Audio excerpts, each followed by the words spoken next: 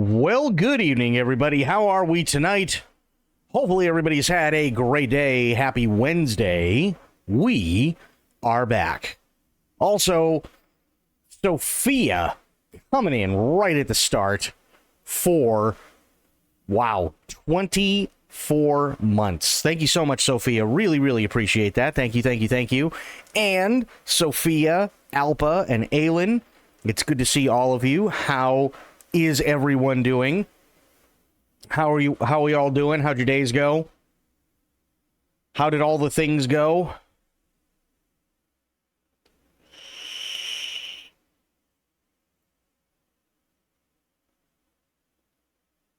Don't ask, please. Fair. Totally fair. Totally fair. What was I gonna do? Oh, yeah.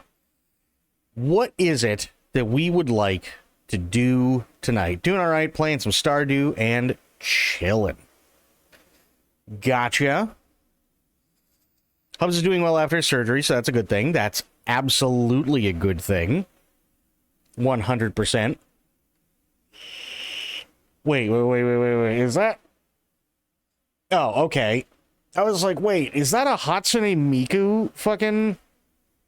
But it's not. Yeah, so what do we want to do tonight? Got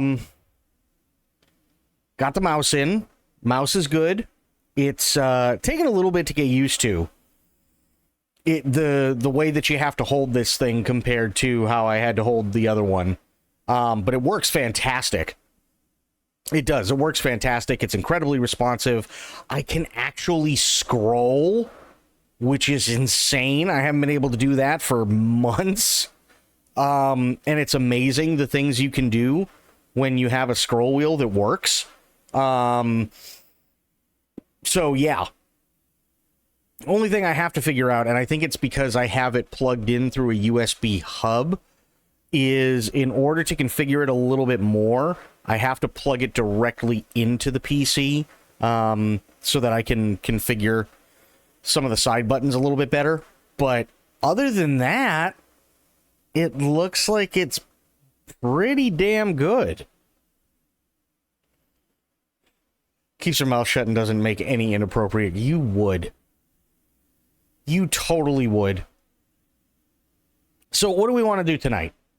Little update for me. Back is still doing its thing. I don't know what it's doing, but it's doing its thing. Had my TENS unit on. I have to wait a little bit before I can put another heat patch on. But it's better. It's just not where it should be quite yet. But it's up to you guys. What do you want to see? More Witcher? More Dune? Dune I don't necessarily have to worry about all that much right now. I've got like 700 and something hours before I really have to worry. Sober, what's going on? How you doing, buddy? So yeah, I mean, I could do more Dune or I could do more Witcher. What is it that you would all like to see tonight? Originally, honestly, I was still actually kind of caught in between doing both, because I do love both. Made spinach soup today. Ooh. So what would you guys like to see tonight? It is up to you. What would you like to see? No, we're not doing Witcher in Dune. No.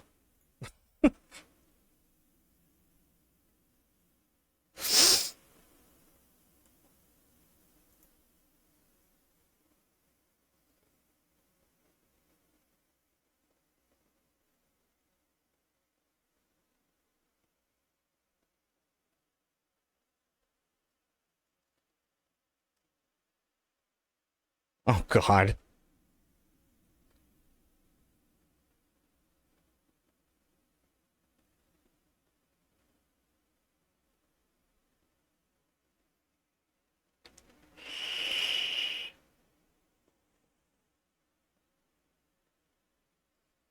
So yeah, what would we like to see tonight?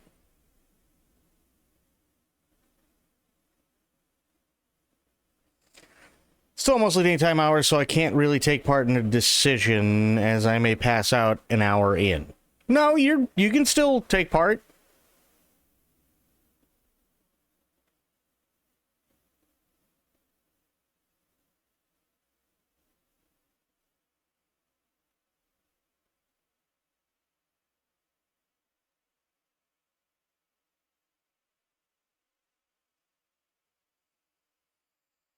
Soon so you can test the mouse. Okay. What's everybody else think?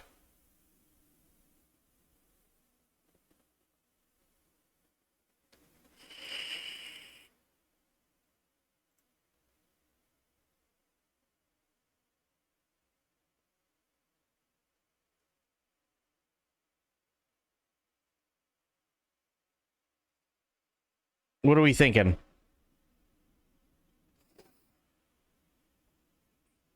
Doing Joe's hungry. Well, we can't do roll for sandwich because he's on break, I believe.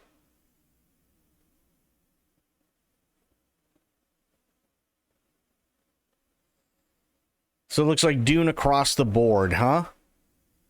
I think we could do Dune. Let me change this here. Hang on. Also, they do have a test.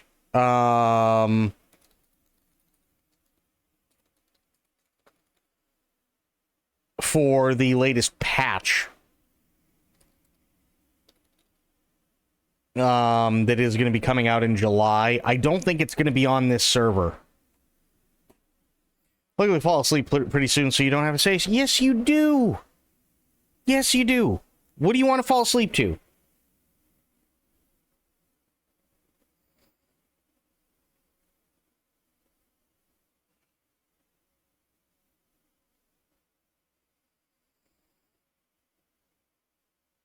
That drum sand, oh god. I'm not so much worried about the drum sand, I'm worried about the quicksand, if I'm being honest. Quicksand sucks. Actually, it was really funny, so there were a couple of people in the Discord that I was talking to. The sound of wine cooling in the refrigerator, oh god. So, talking to a couple of people in the Discord for this server, and I told them about my experience of getting eaten by Shai Hulud. And I felt really, really, really bad. And I had to laugh because there's a guy, some of you may know him. His name is Righty. He is also in the server, which, by the way, is fucking awesome. Righty was on Wild RP with us for a while. I don't know if he still is, but Righty was testing out his new ornithopter at one point and accidentally jumped out and watched the thing glide away as he fell into open sand to be eaten by Shai Hulud.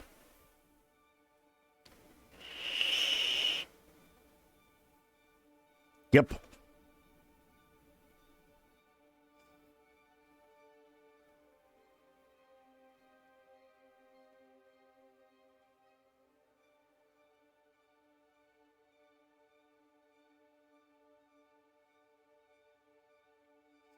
Yep, that's exactly what he did. He fat-fingered it. That's exactly what happened.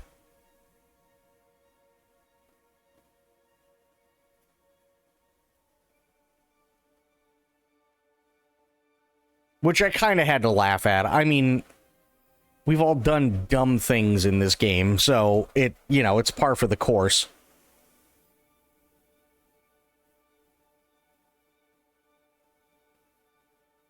And I swear that fat fingering thing has been a thing since Grand Theft Auto 4.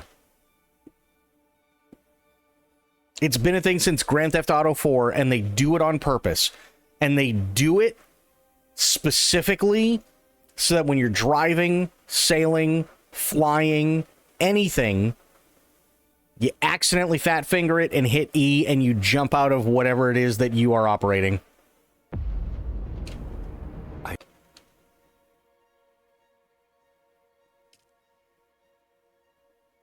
Guarantee that's why they do it.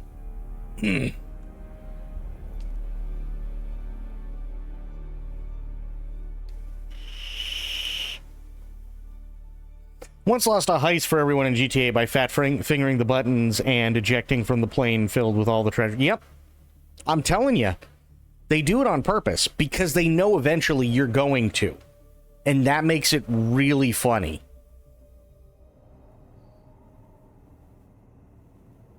Okay, we'll give it a minute. It's doing a thing. There we go. There we go. Also, I did find out a little bit of information. So when you see me having lag, that is not a me problem. That is a problem with everybody trying to constantly stay connected to the server during peak hours. So there's nothing that I can do about that. That's a Nitrado thing. And Nitrado just has to work on it. That's really all there is to it. There's nothing I can do about it. Other people have been having that issue too.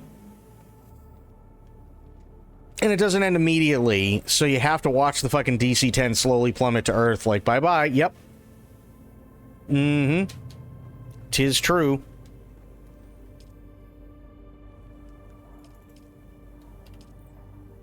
Oh, shit, I still have a lot more blood. I should probably put in another cistern then, right? I'm thinking. I can't. Oh, I need more copper. Of course I need more fucking copper. Okay. Oh, and this is the cool thing, right? Watch this. So, with this mouse, this is me switching through everything with my mouse. Which is really fucking cool. I think 6 is on a different thing.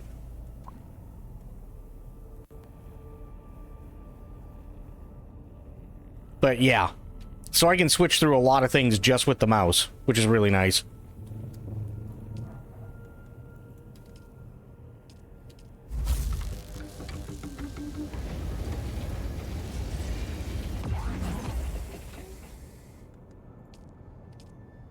Okay.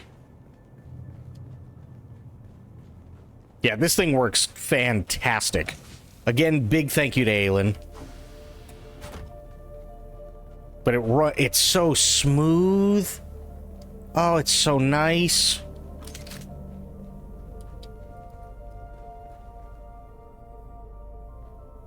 Oh yeah, and my cramp. I have to show you my cramp in a second. For those who weren't here the other day. Would you like to see my cramp?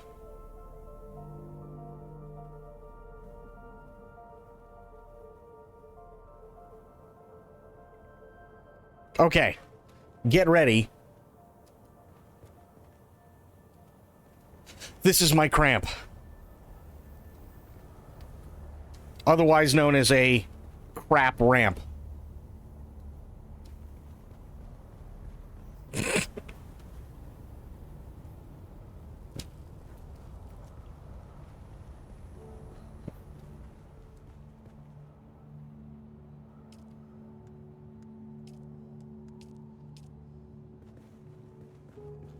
Wheelchair accessible if you have insurance for fall damage. It seems unfinished. Well, so here's kind of the thing. The issue with the cramp is that I built things a little, how do you say, close to the border of the area that I have. So I can't actually put anything right here until I get the stalkers that will allow me to, like, expand a little bit. But the problem is those cost 15,000 Solaris. So I got all excited because I was like, oh my god, now I have a garage, you know, I got a garage door, I got a ramp, this is going to be awesome. And to be fair, it will still work, which is fantastic, but only one side. Well, technically, if you're going down, both sides. But if you're going up, It's really only one side. So it's my cramp.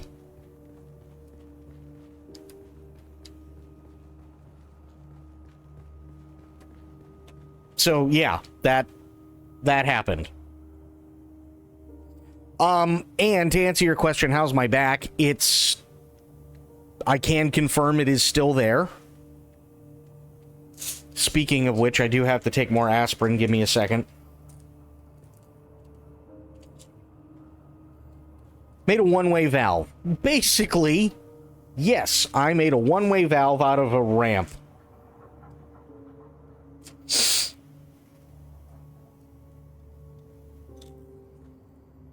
Oh god. Oh, Jesus Christ. Ooh, I'm really glad I looked at that. That would have been an interesting fucking stream. Holy shit, I grabbed the wrong bottle.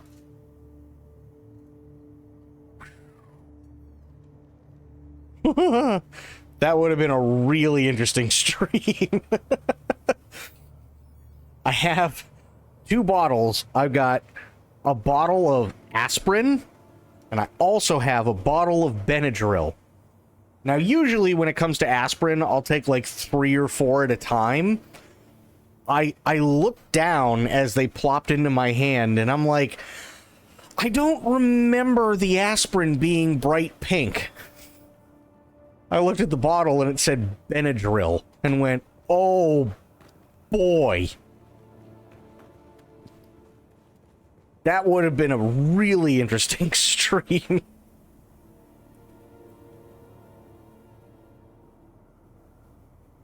Oh, okay.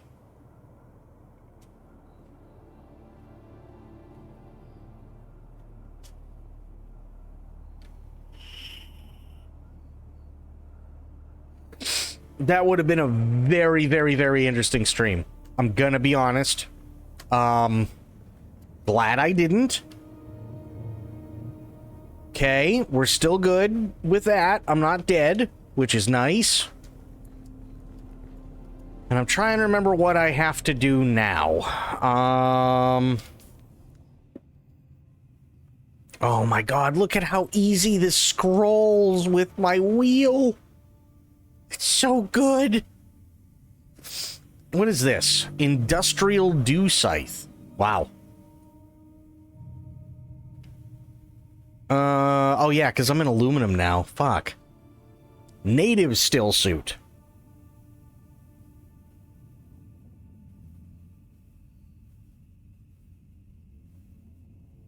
That would be fun, but I need 20 on that one, huh? Oh yeah, here's the medium cistern, which I should probably try to get. What are you? Blood extractor mark. That literally just, that is a torture device.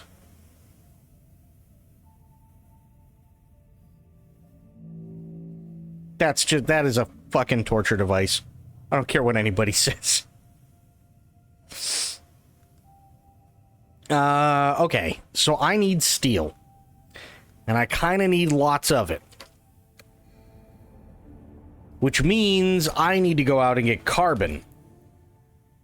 Which means one of two things. Either A, I do what I did before, which is go north, avoid the quicksand, which we all know is very bad, get carbon around here, or I go this way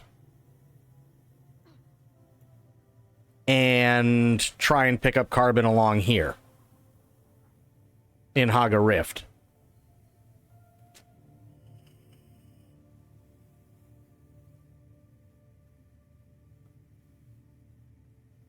Gonna be honest, not the most confident in either situation, although I have had better luck doing it in Haga Rift.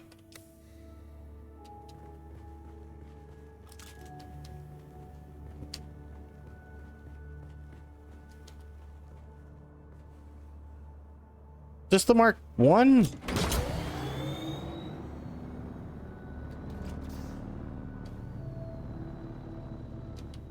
Yeah, that's the Mark 1.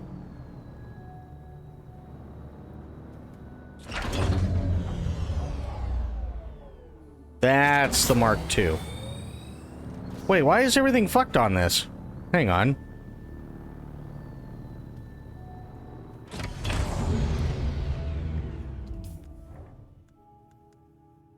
Why is everything so fucked on it? Give me a second.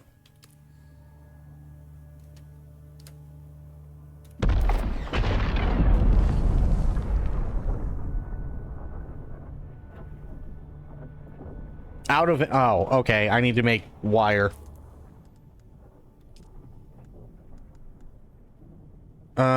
What do I need for welding wire? Salvaged metal. Okay, so I'll go get some salvaged metal first. Not a big deal. Okay, good. It will let me close it now.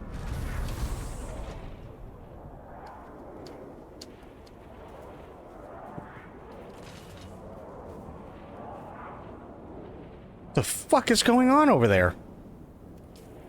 That sounds really bad.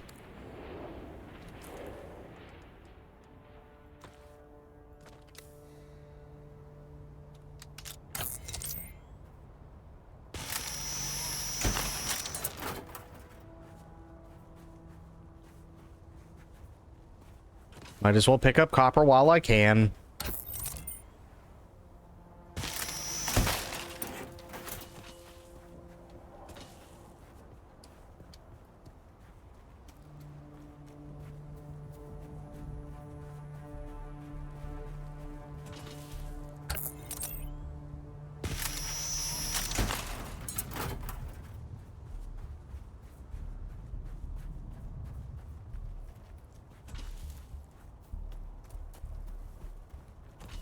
There we go.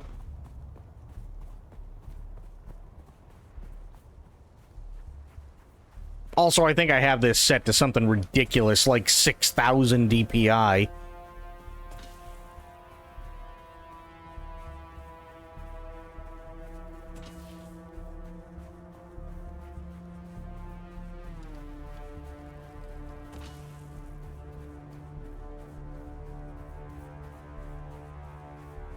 Might as well grab more of this while I'm out here.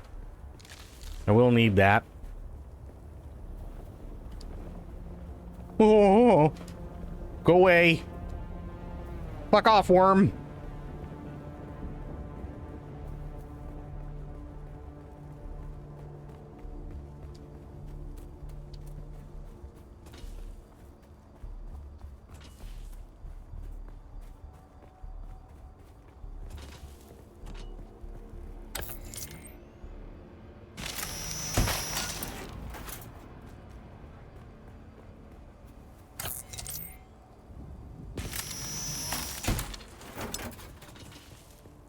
Although I will say the server stability stuff seems to be working really nice right now. Haven't had many hiccups as of yet.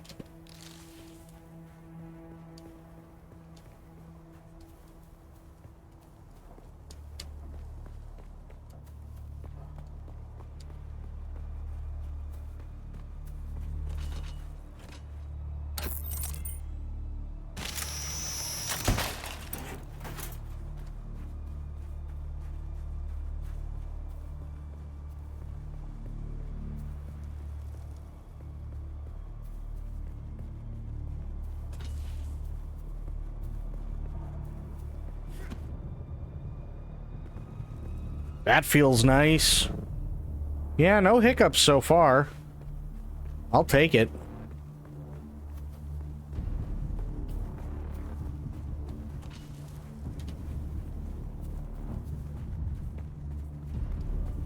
Oh, there's a sandstorm coming in.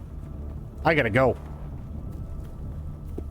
I was like, why the fuck am I hearing this? That's why, because there's a sandstorm coming directly at me. Yeah, it's 2,200 meters away.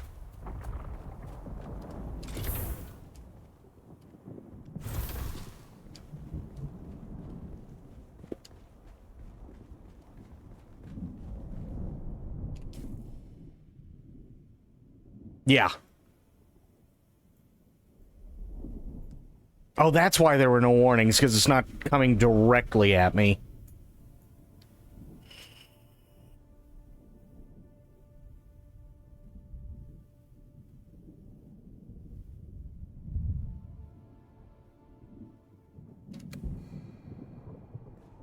But still, I don't want to deal with it.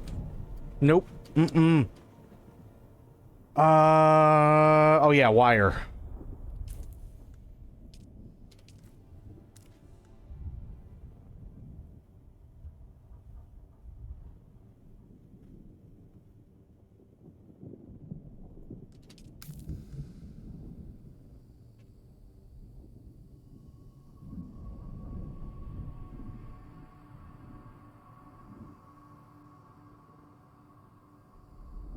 Ooh, thank you for the hydrate, Alpha.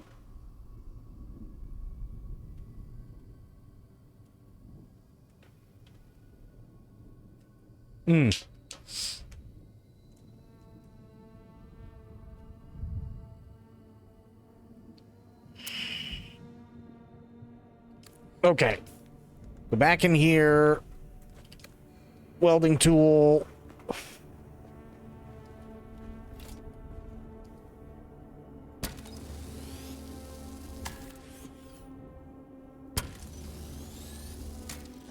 Okay. Nice.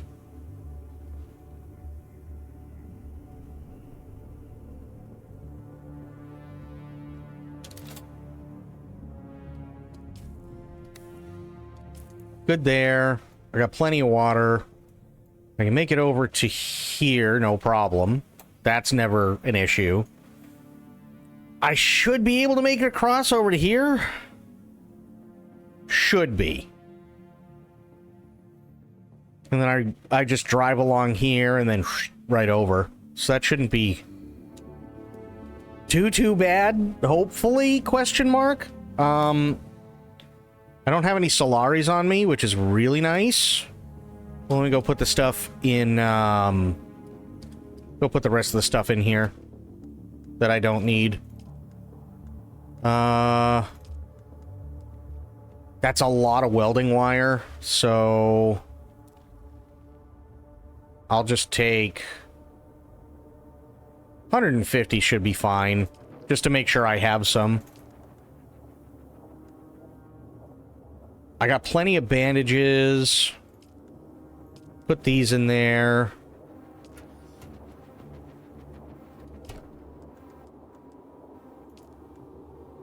Holy shit. Okay. Put the rest in here. Got a fuel cell. I'm gonna... Actually, yeah. I'm gonna destroy this. I don't need this anymore. Yes. I got bandages. I got heal kit. Actually, wait. There.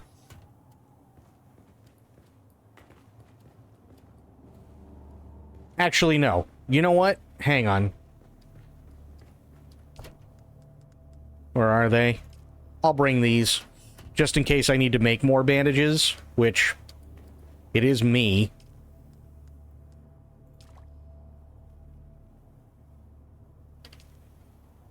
There. Drink. Drink.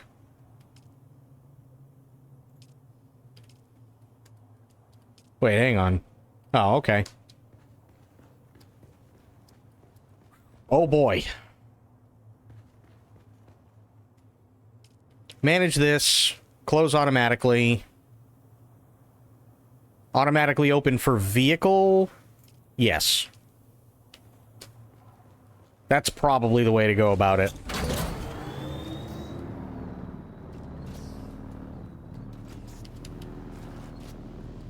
Yay, my cramp works. Okay, let's make sure this closes. I do want to make sure of that. Nice.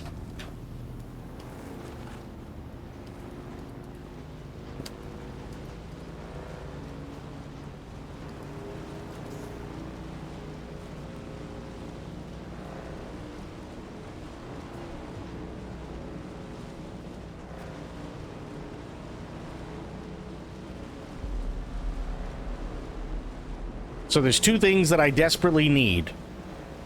Copper and carbon.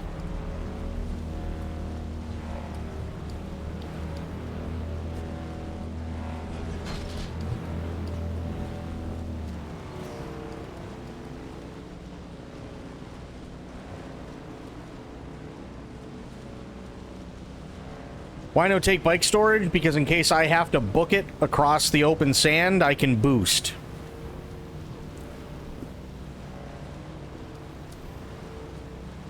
Because a full cargo isn't good to anybody if I'm dead. Or it's eaten by a worm.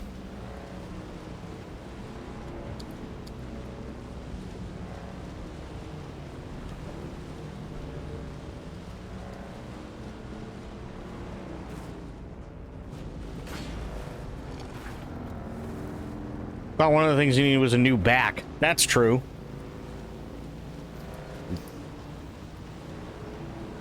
Wait, can you? That I did not know.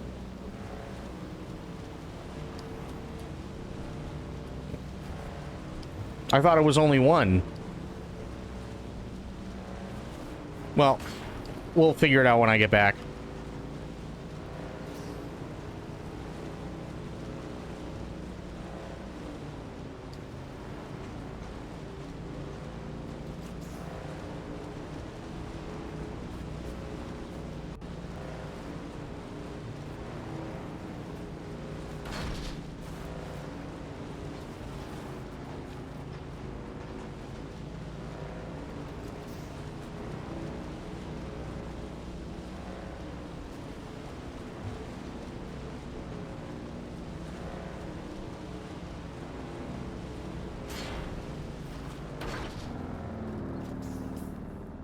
Stop here really quick. I might have overshot that by a teeny tiny bit. Fuck. Yeah. Alright.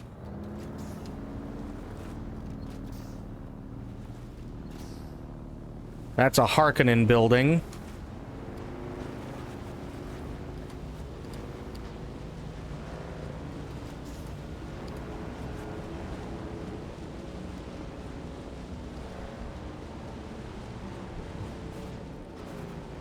Or is it? I don't know. No, that's Atreides.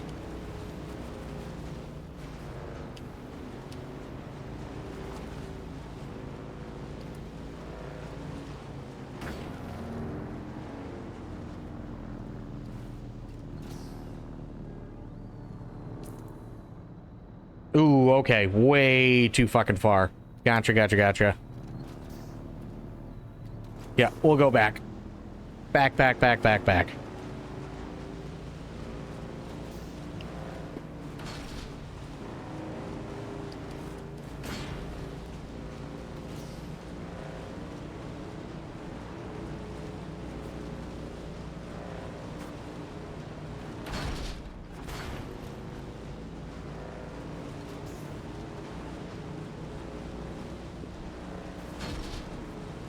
It sucks because now that, like, I've been eaten, I'm a little bit more paranoid. Gonna be honest. Wee bit more paranoid.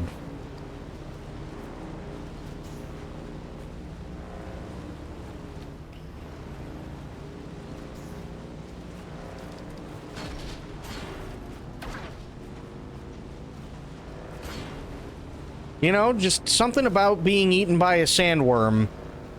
Kind of, you know. That's what I was looking for.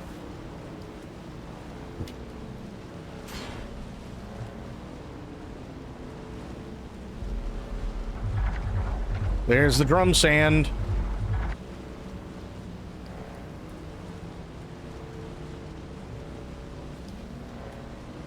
I don't need to go in here. So I'll just go around. It's also getting night, which is bad.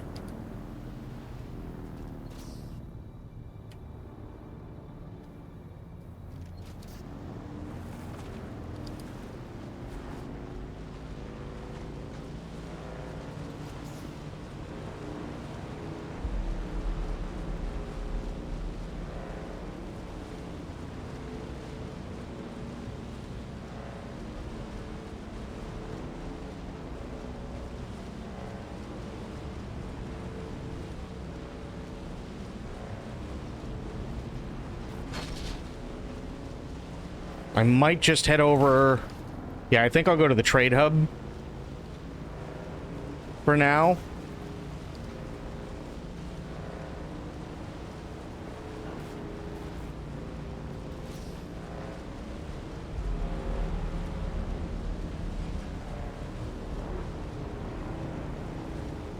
Oh, didn't like that. That looked awful. Didn't like that at all.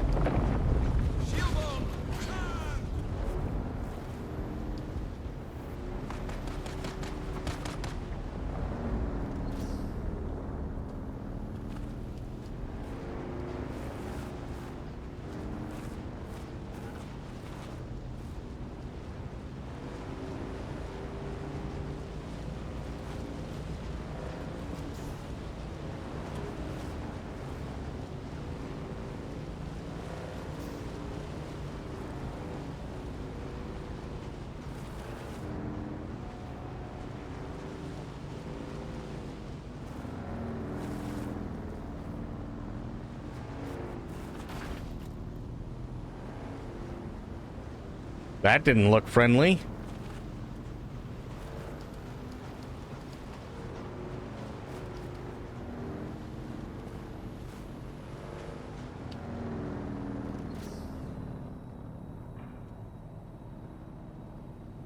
Okay. Manage. Nobody else has the keys. Nice.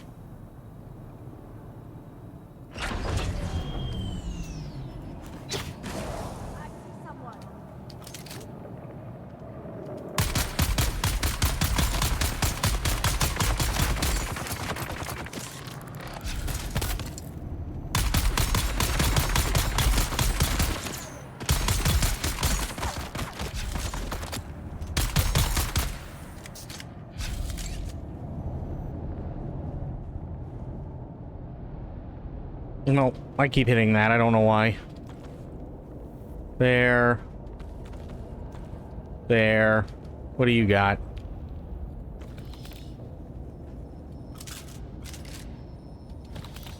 Good stuff in there.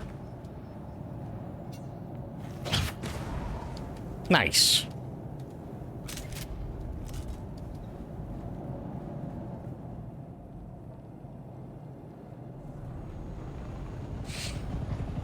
Oh, there's the Thopter. Hello? Thank you.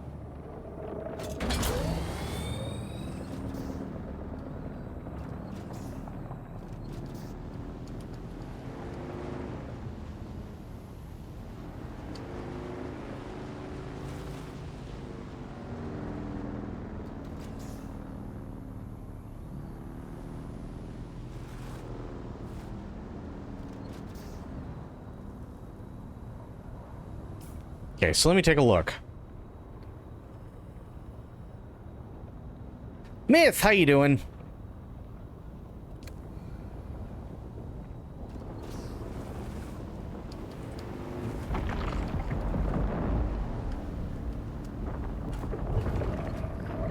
Whoa.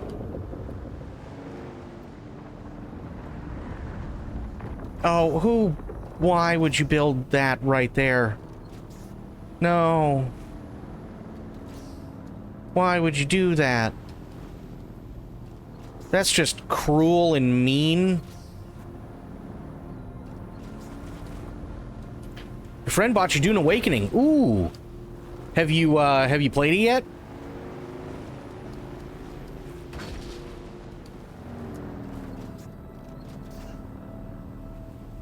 Not yet? I think you're gonna have fun with it.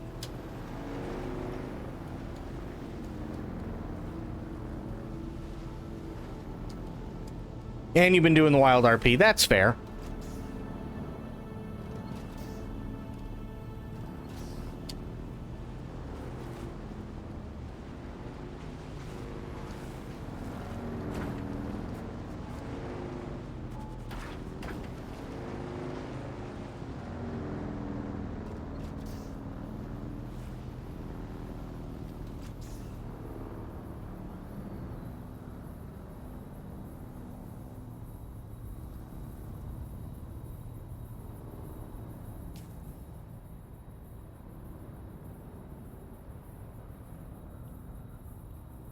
Okay, so I gotta get across here to Haga.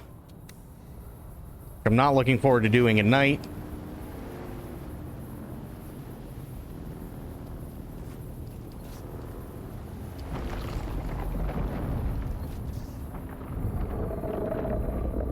And that's exactly why.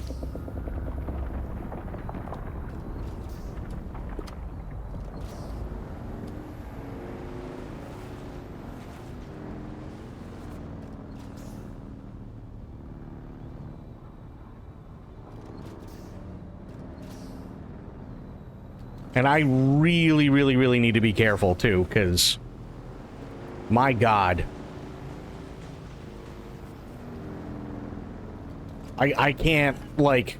I got really, really, really lucky this last time, because they gave me a bike, which is fantastic. But I can absolutely fucking tell you that, yeah, I can't afford to keep doing that. Not even in the slightest.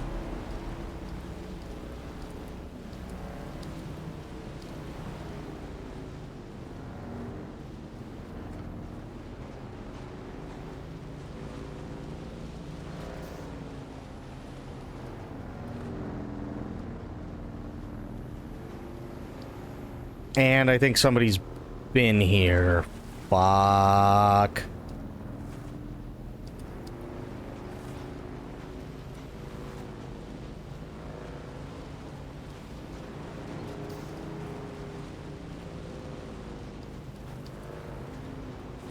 I need...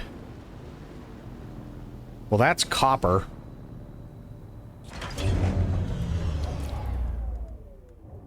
Copper's a good start.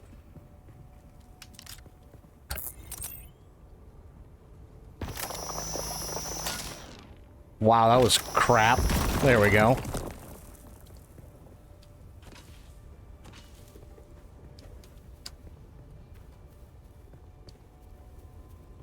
And this is granite.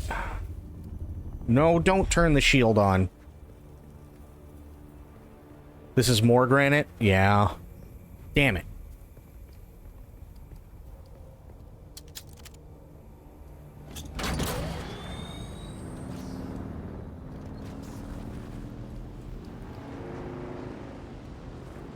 I really, really, really do now. Brand new mouse, I need to get used to all of the things.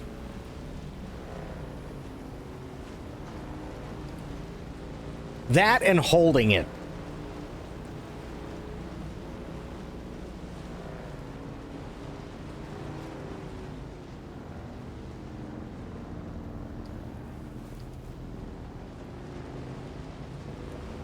No, I'm not. Oh, God.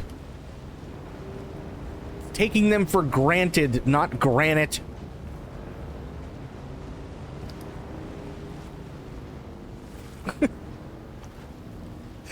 Taking them for granted. I hated that.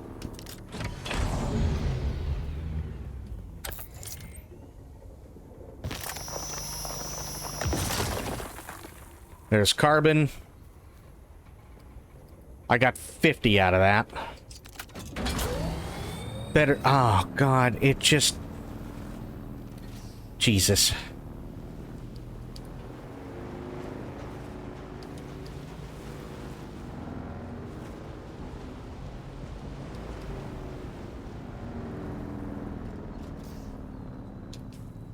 Let me look. I haven't been over here, but there's kind of... I mean, there is the Imperial testing station, and there is intel out there.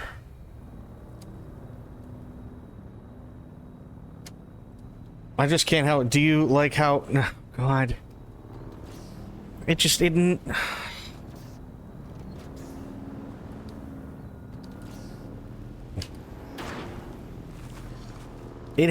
There's nothing I can say that's going to make this any better.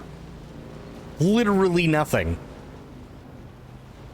It doesn't matter what I say, it's gonna come out horrible.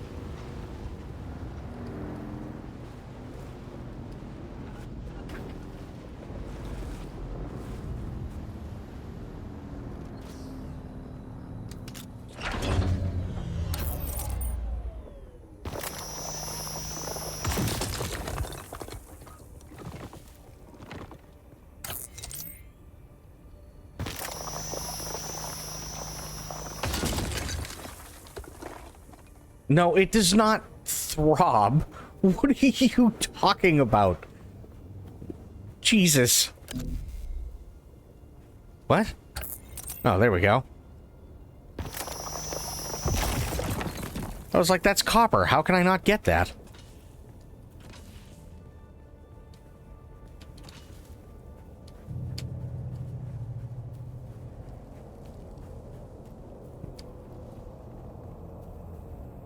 Oh, shit.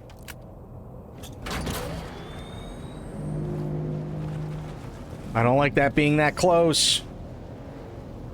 Don't you dare turn this way. It's turning this way. It's turning this way. I gotta go. It's turning this way. I gotta go. Turning this way. I gotta go.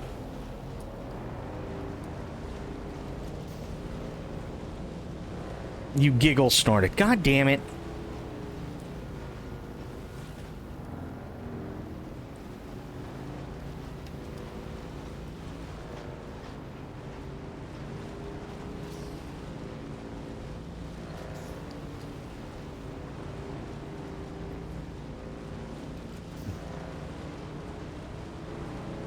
No, okay. You stop that right now.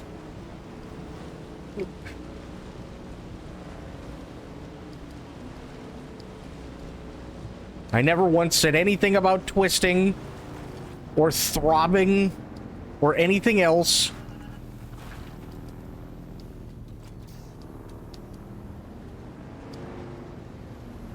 Held back for as long as I could, but you just made it so God. Yeah,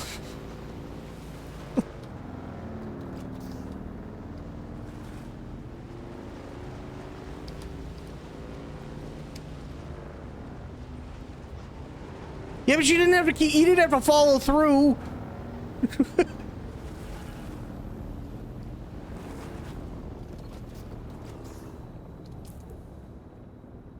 Okay, how's everything looking? I got 154 and 140, well, 150 for copper and carbon.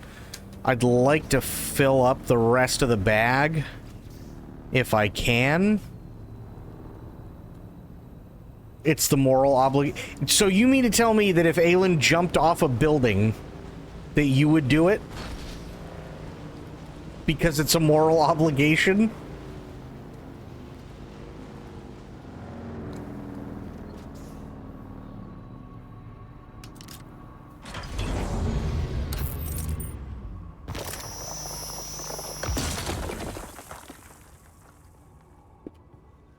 I would egg on others to... You absolutely would. God damn it.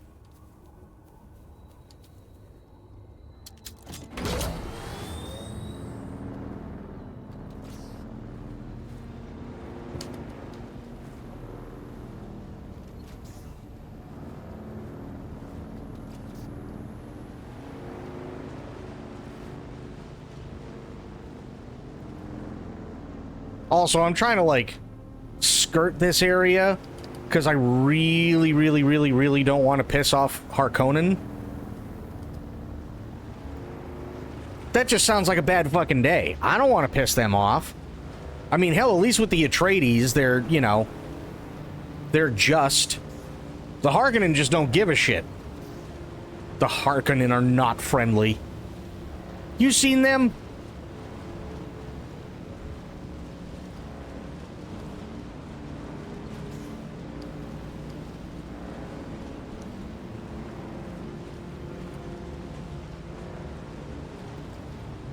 They want to recruit me? No, they don't.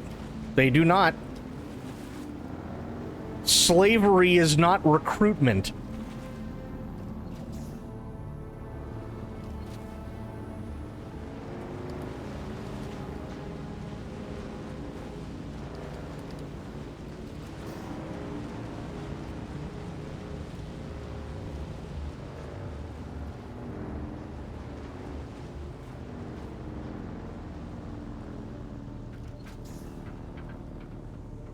Jesus Christ, they just have everything on this in this area. That's insanity.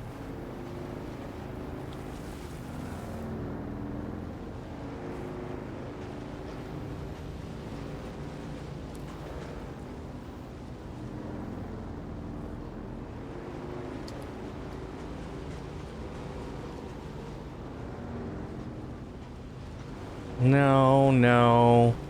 Don't want to go through there. Really don't want to go through there.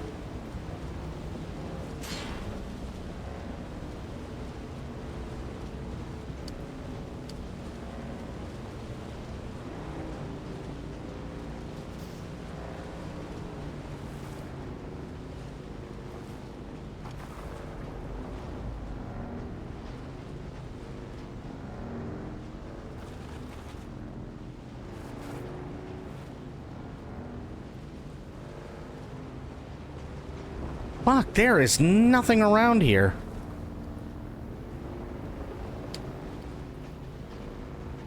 As much as I hate to say it, especially with how the Harkonnens, like, built their shit up, I think it actually might be more profitable to go north into, that other place where I got stuck in fucking quicksand. As much as I hate that area. I think it might be worth doing that. Because there is a whole lot of nothing here anymore.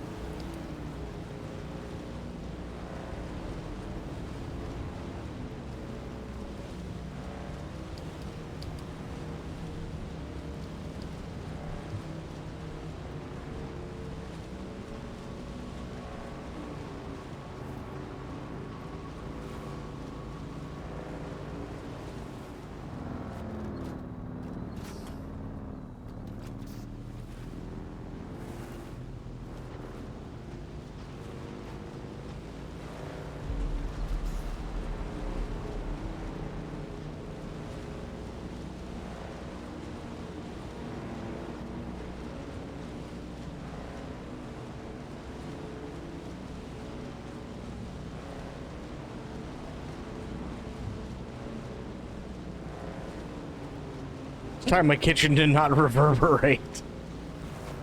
Fair. What was that about sanity? Because I have none. I mean, also fair.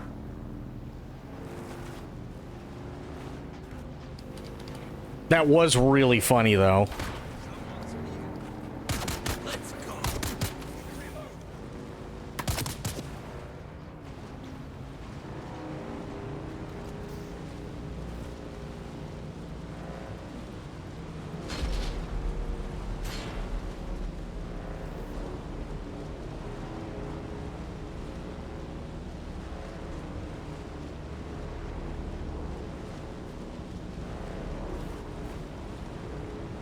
Yeah, I really hate to say it, but I think it might actually be worth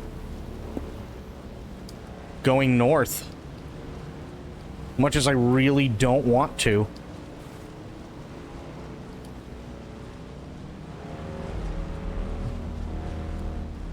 No.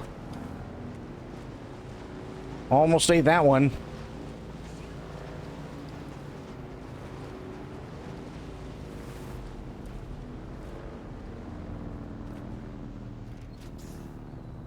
I don't think this is carbon. I think that's iron, isn't it? Yeah, that's iron. But I will take this copper. Maybe. There we go.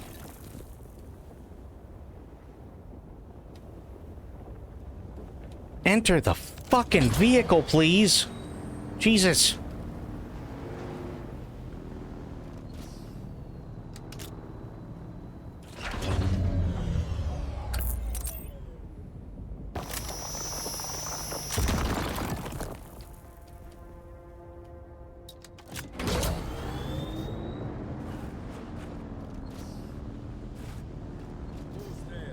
No one.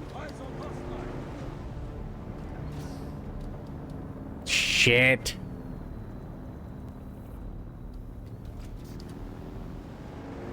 All right. Playing with fire here.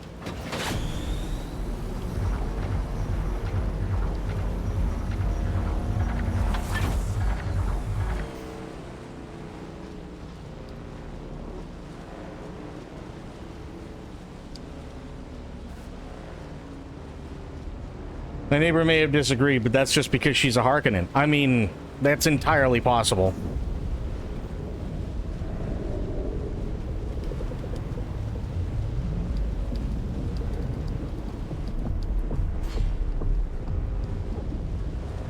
There are Harkonnen spies everywhere.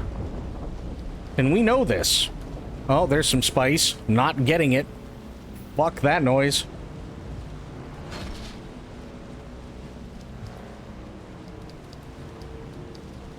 Flower sand.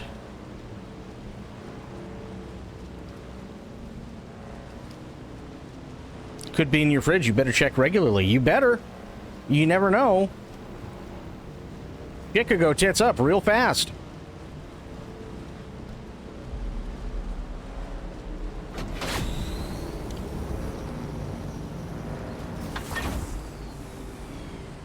I know the last thing I want is a Harkonnen in my fridge. That's just a bad day.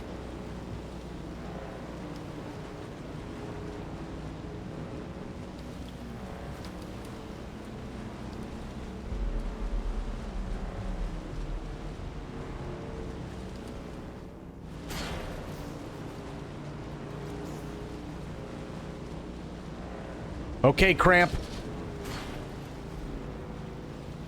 Time to do your job.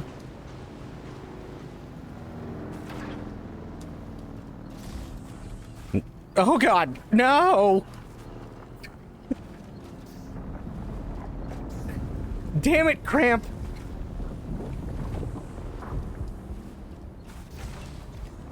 That was a... that was a very...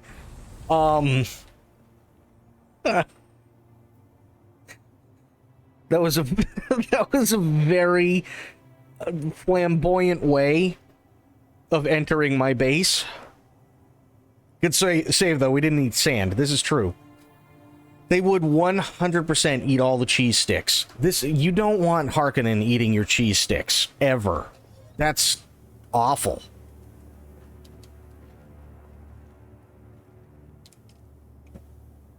Isn't it really good?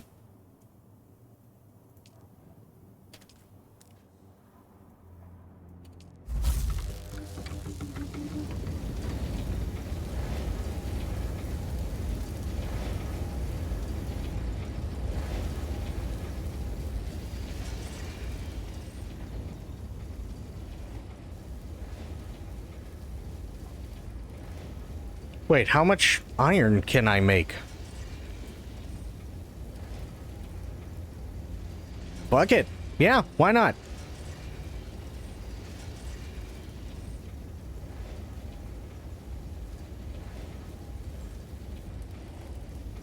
Oh yeah, absolutely sober. 100%.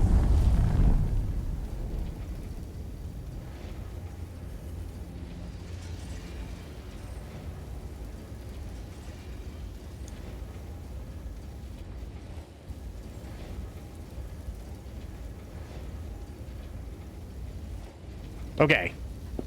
So we've got steel, iron, and copper being made. Deposit more blood. There we go.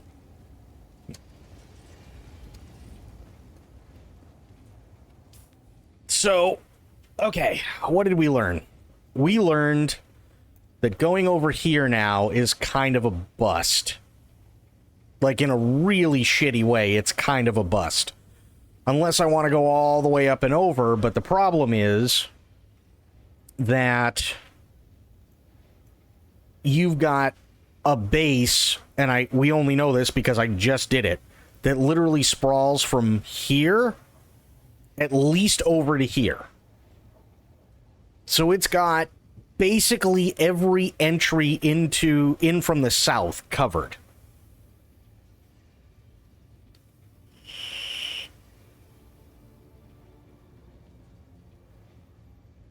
Which, not good.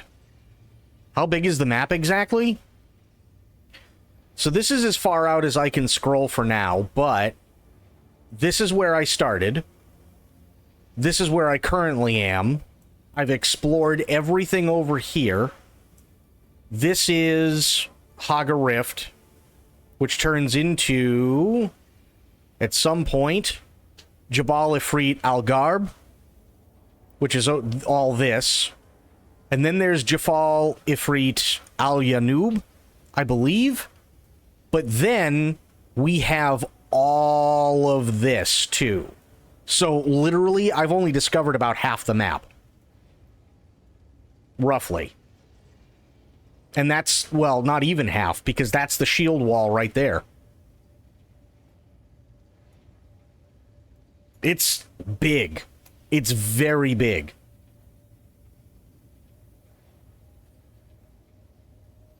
So the shield wall is basically what separates all the PvE stuff from the deep desert, which is all PvP. So it goes out quite a ways. It really does.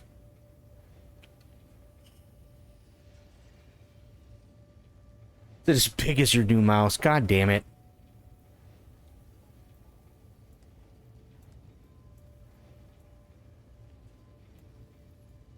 It's a lot of worms. Yeah. Sadly. So, okay. We know that basically over here, the southern entrance is cut off. We know that. We also know that there's quite a bit of carbon over here, but getting there can really suck. Also, mostly due to the fact that if you're not careful, you're just going to end up in quicksand, which also thoroughly sucks.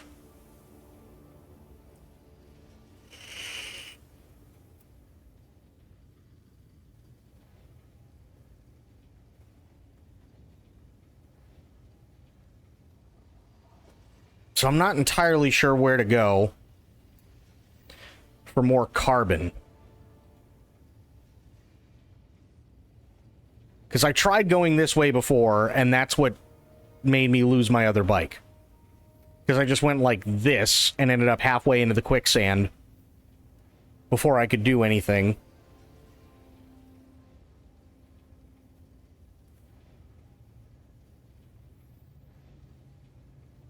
Oh, balls.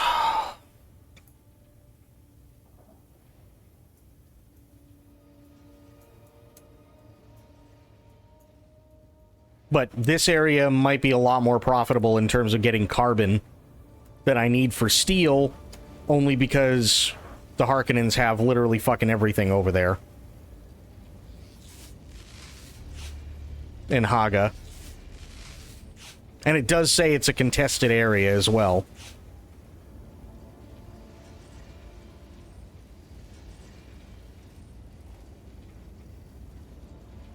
Damn it, damn it, damn it.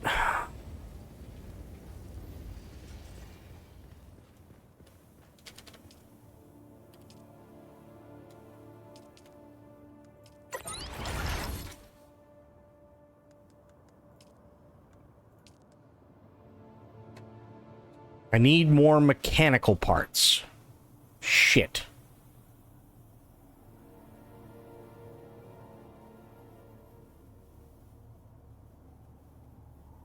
Definitely need more mechanical parts before I can get my sniper rifle back, which is a bummer.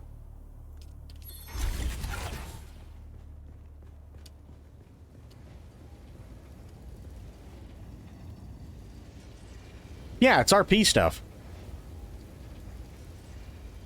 I don't care either way, but yeah, it's RP. Plus, it's a contested area, which... bad.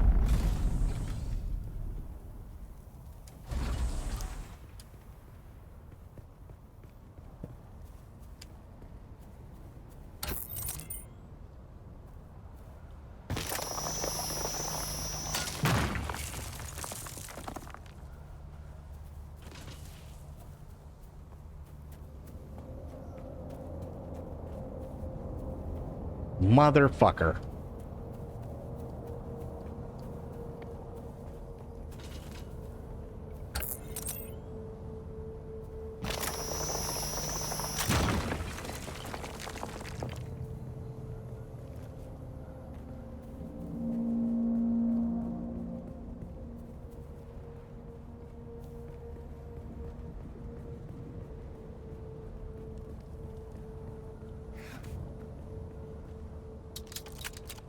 Faction NPCs. Is that an NPC base, though? I don't know. Because that's grown a lot.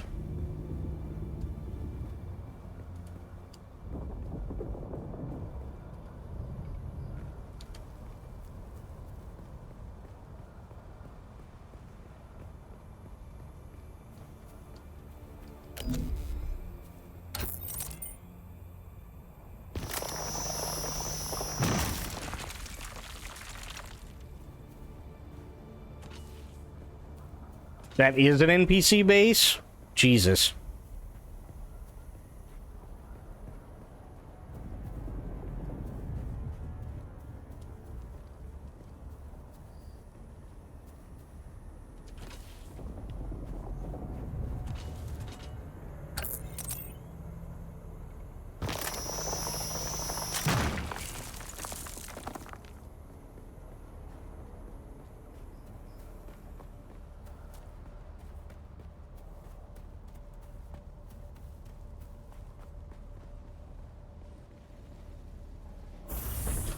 There we go.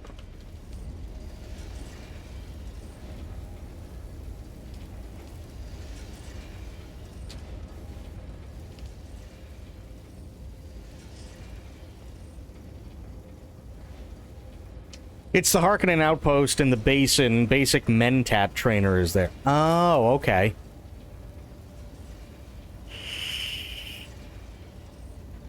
Good to know. Oh, wait a minute. Wait. Hang on. Let me, I have a storage thing for the bike. At least I'm pretty sure I do. Somewhere.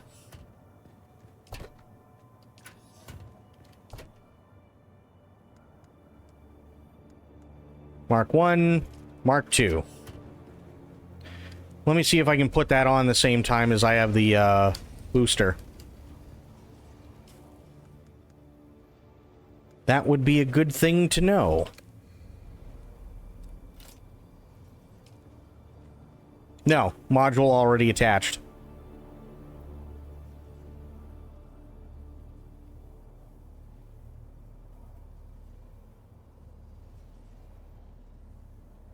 So it's either one or the other.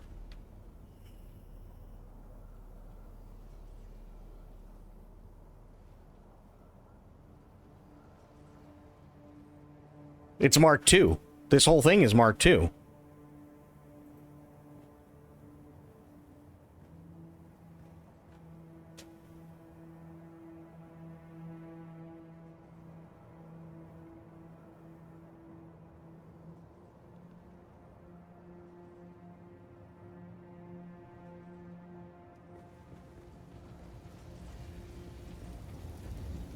Yeah, I didn't think I'd be able to.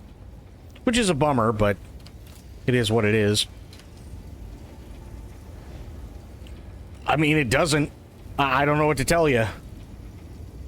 I wish I did, but yeah, I got nothing.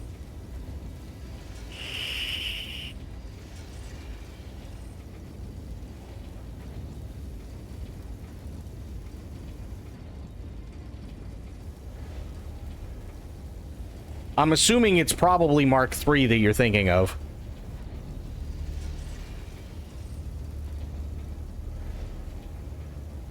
Which I have researched. Let me see what I would need for that. Oh, it's probably in the vehicle thing. Hang on. Guaranteed it's in the vehicle thing. Where is... Sector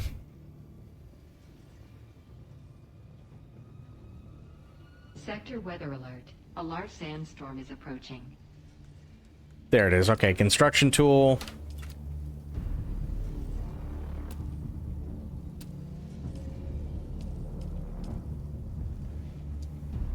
I might as well just put it over here.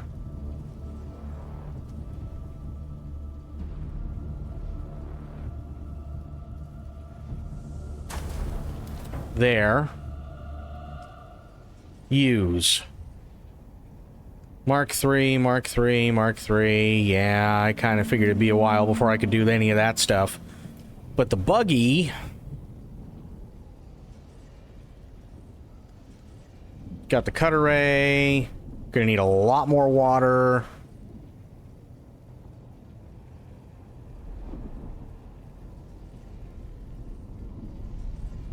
Cobalt paste is gonna suck. Sector weather alert.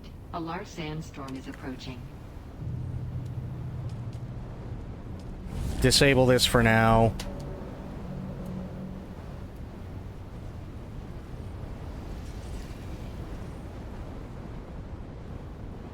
That's garment. That's weapons. I might as well try and make the survival if I can. Which I cannot. At least not yet.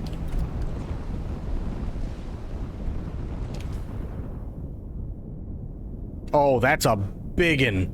Holy shit. That's a sandstorm.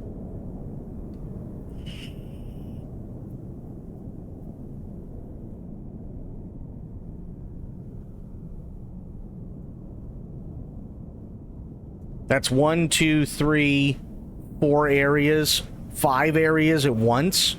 Holy shit. That's a bad mamma jamma.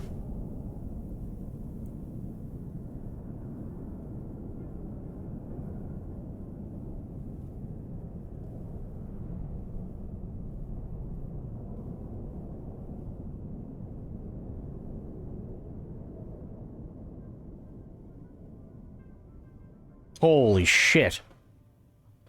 Okay. Go back down here. Plasteel microfluorofiber and mechanical parts, which really sucks. Because I don't want to go into a PvP area. It's a Darude level sandstorm. Yes.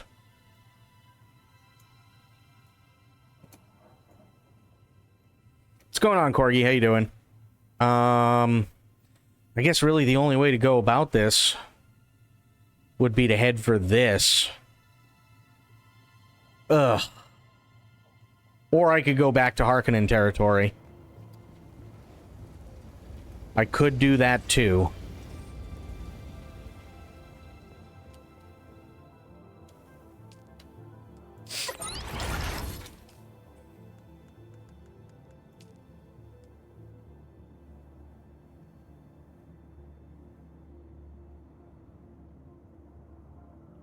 All good, nice. Been a great day, good. 10, 26, 37, 47. Shit.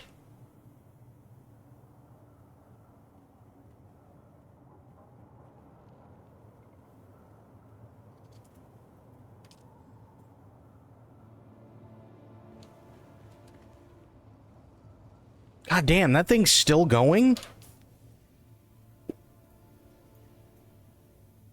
Oh, okay, it's clear now. Wait, was this one PvP as well? The Wreck of the Alcyon?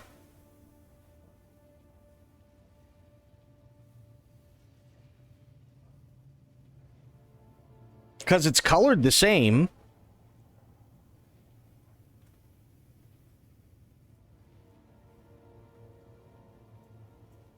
So how are we supposed to tell that this is not that this is PvP?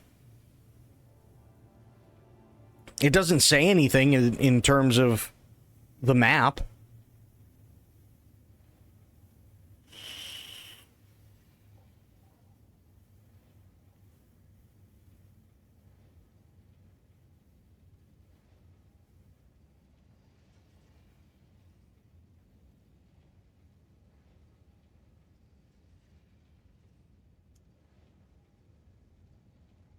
Yeah, that's weird.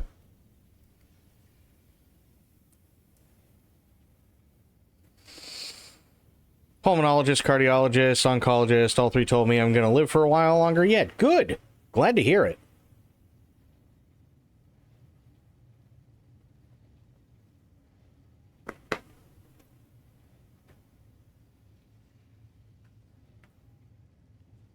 That is definitely a great day.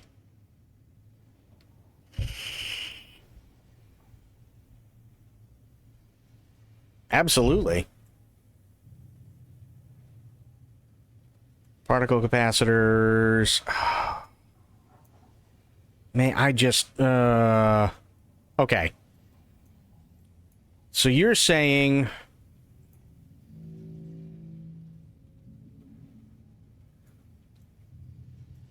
that Rift Watch is an NPC thing? Correct?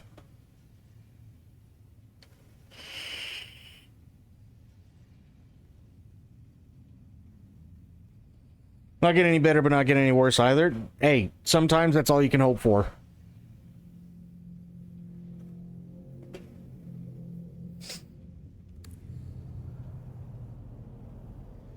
It even has a mission board. Okay.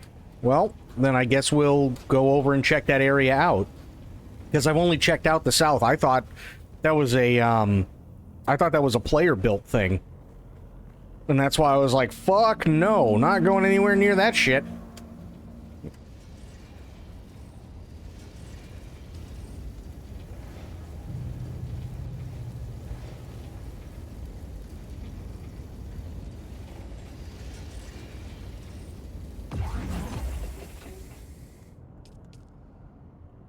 Okay, put these in storage.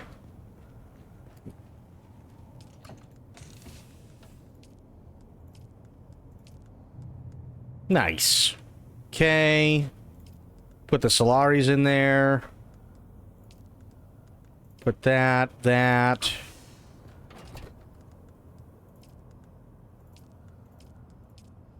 Nice.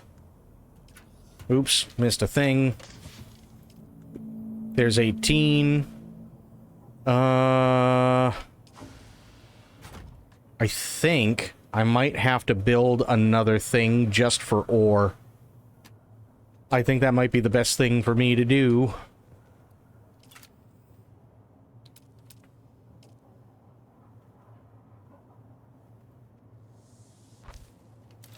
There we go.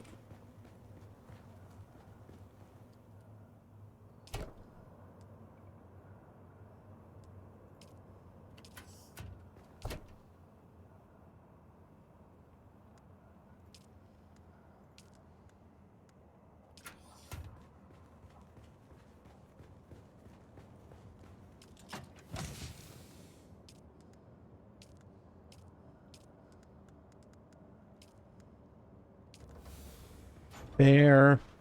Excuse me. This is just all filled with parts. Holy shit.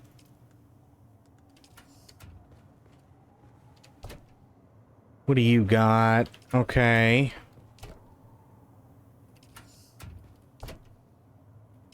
You're good. And you're good. Okay. Interesting. So...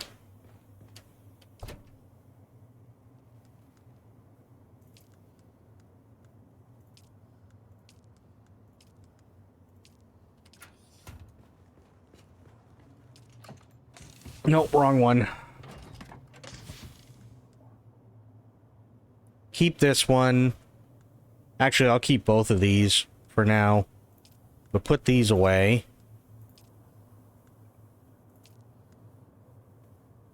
That's fine.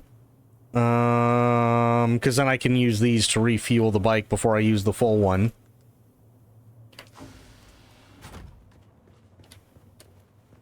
Because those are almost toast anyway.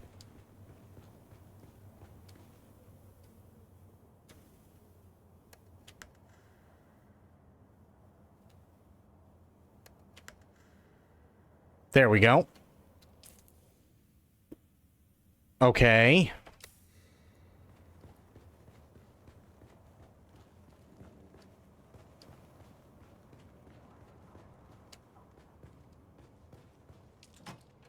What do I have in here? Right. Good. So then this is all parts. Oh, except for these. I'll take these out. Put those in their own thing. which I can do this.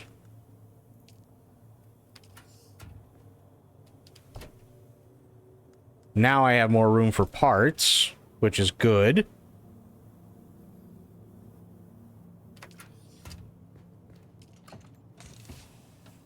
Okay.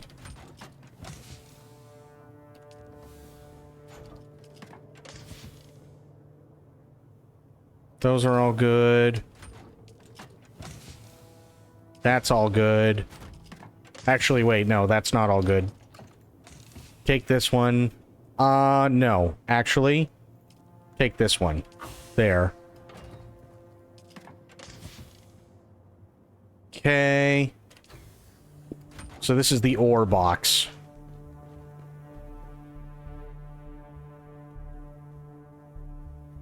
Check Landsrod if they have full PvP, full loot PvP on. How do I check that?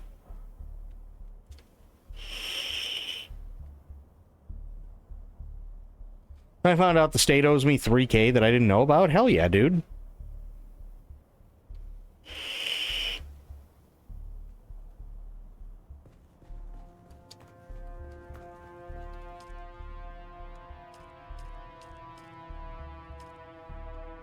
Hit N, go to Landsrod.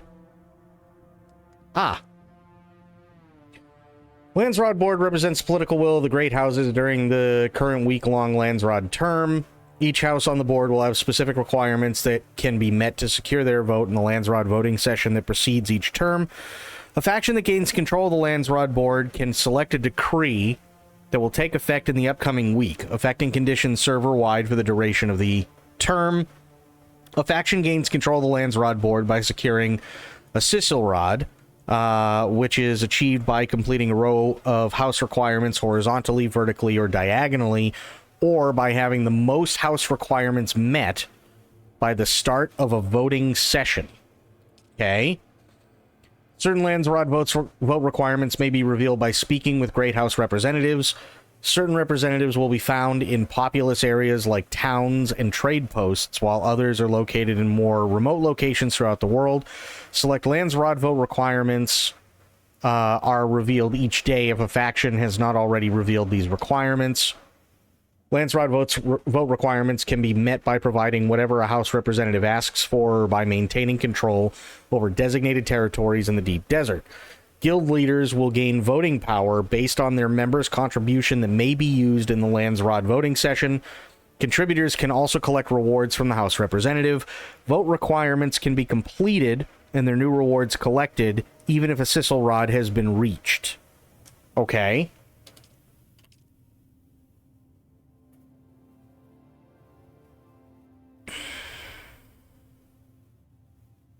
Personal and guild faction alignment required. Gotcha.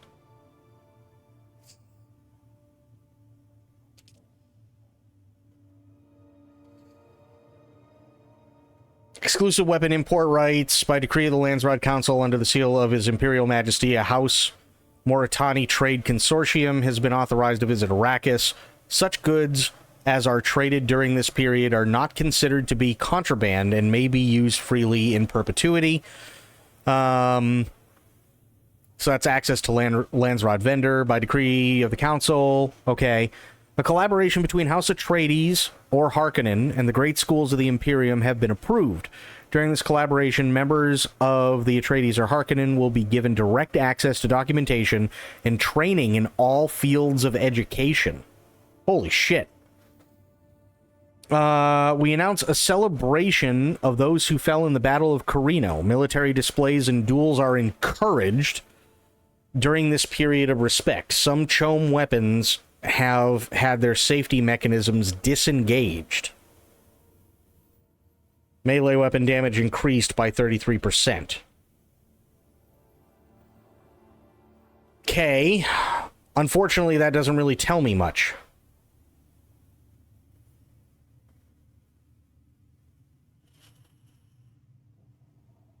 In terms of what I'm looking for, anyway.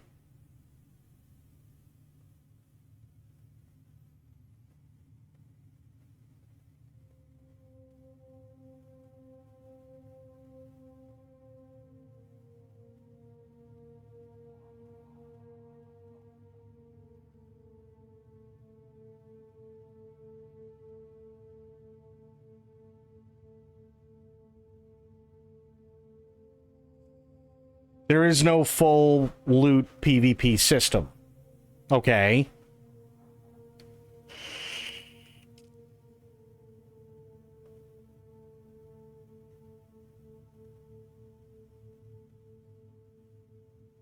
Scrap bike destroyed. Oh, that might be the one that I had before.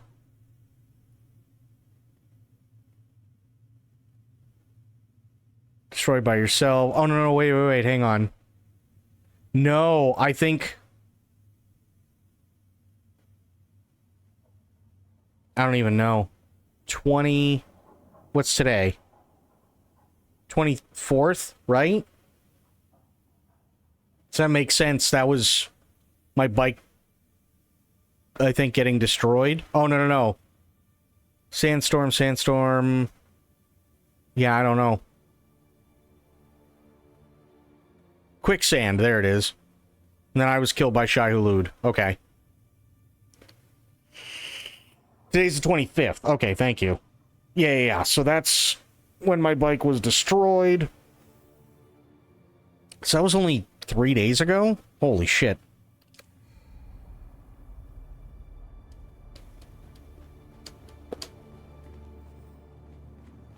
Okay. So let me just double check, make sure I don't have anything extra that I need. I don't think I do.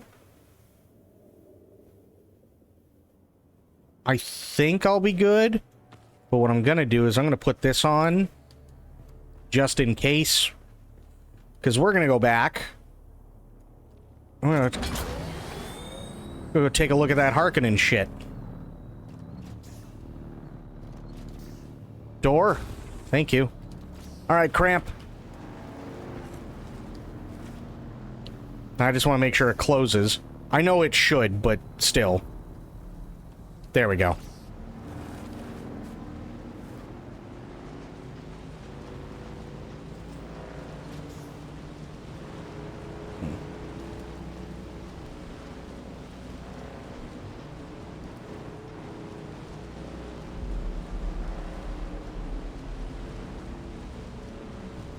Yeah, it is. I gotta make a new one. It'll last. It'll last for now, though. It was at 50%, so... It's not completely shot to shit yet, but it's not the best thing in the world either.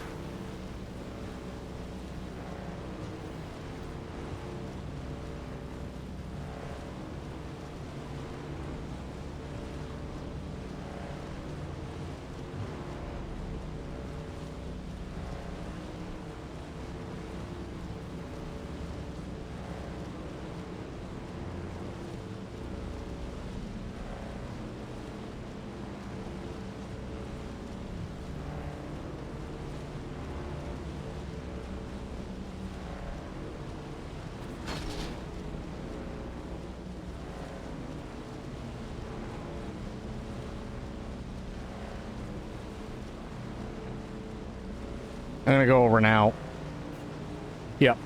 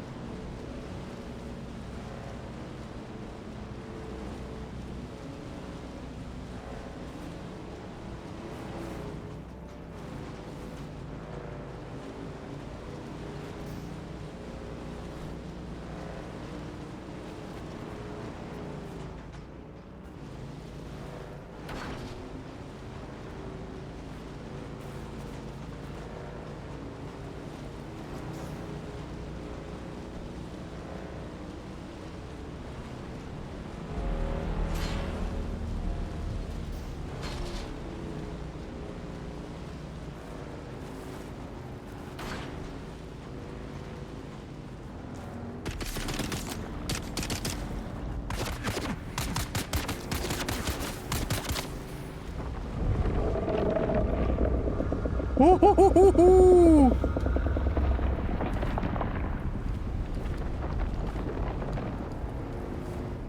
That's a big one.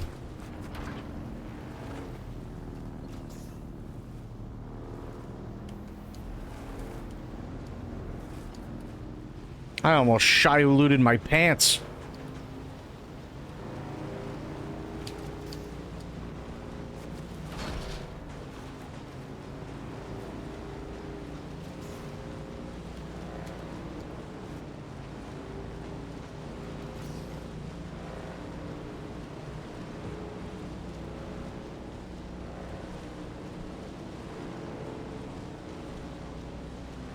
Just go.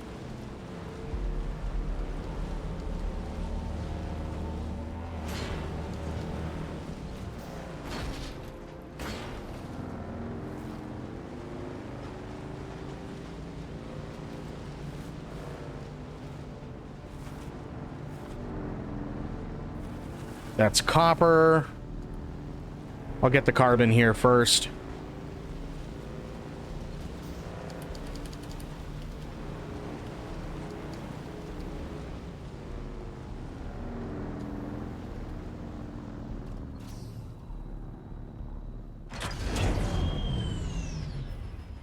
Here, let me check this. It'll let me. Yeah. Engine.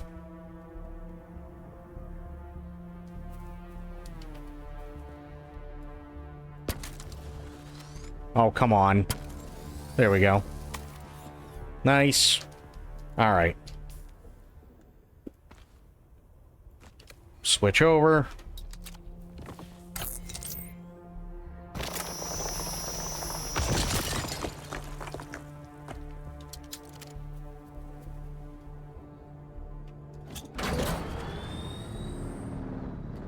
So I can literally just drive right up through this?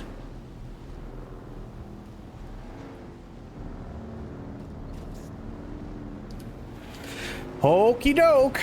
Let's do it. Fuck it. Why not? It looks really fucking intimidating. I'm gonna be honest.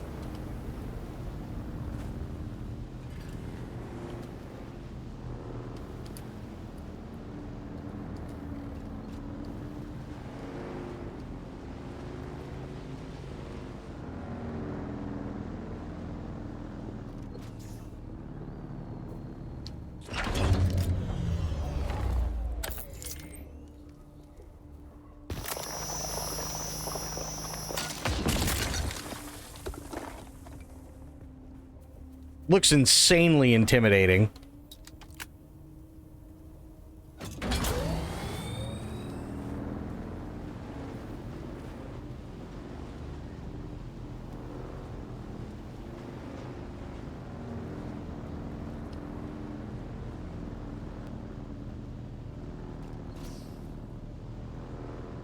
Jesus.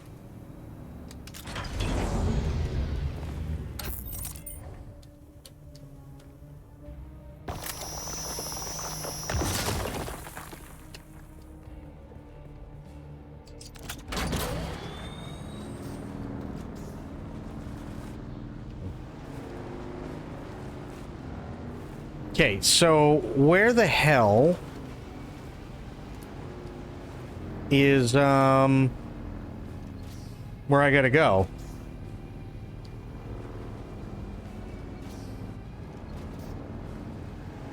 Yeah, I'm just trying to figure out where the hell I have to go to find the thing.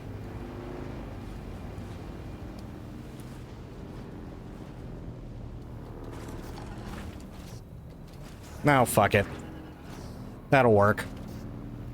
Wasn't exactly what I was hoping for, but I'll take it.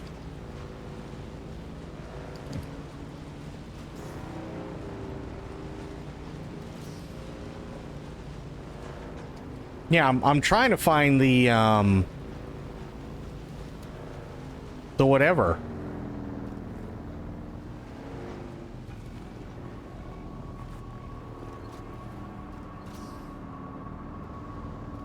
Or are they just kind of all over the place? quartermaster. Okay. So it does kind of look like they're just all over the place. Am I sheltered? No. Do you have something for the Baron? Tribute or something else? Ah. I'm assuming all this closes, right?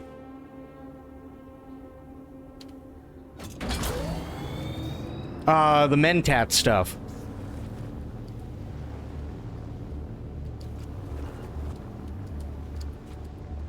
Because I can't do anything more skill-wise until I learn a new thing.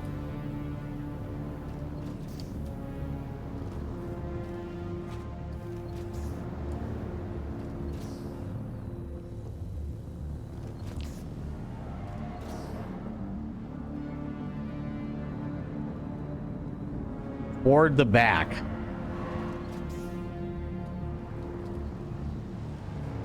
This place is fucking huge. But I don't understand what you mean by toward the back.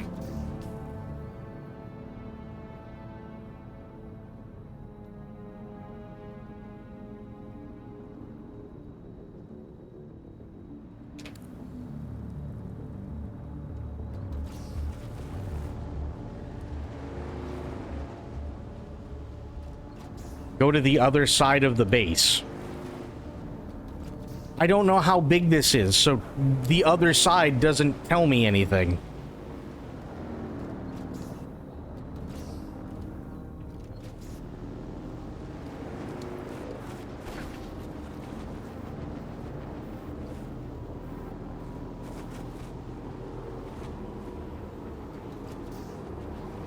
Like back where the quartermaster was?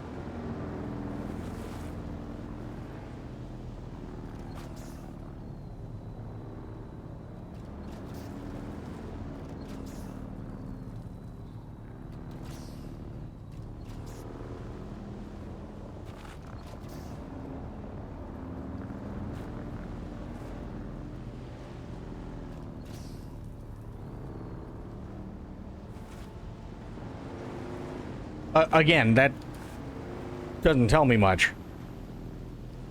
What am I going up through here? Is that what you mean?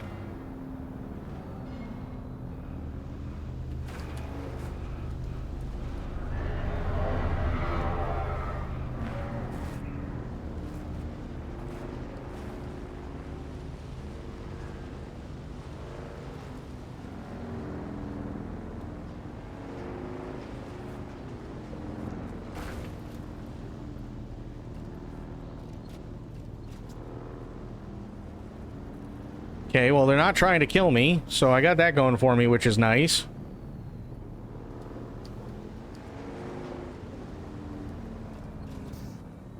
Keep going, or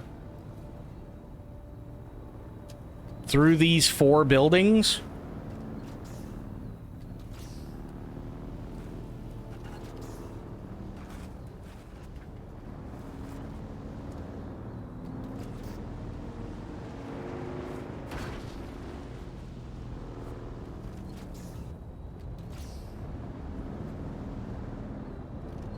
Alright, let me get over this way.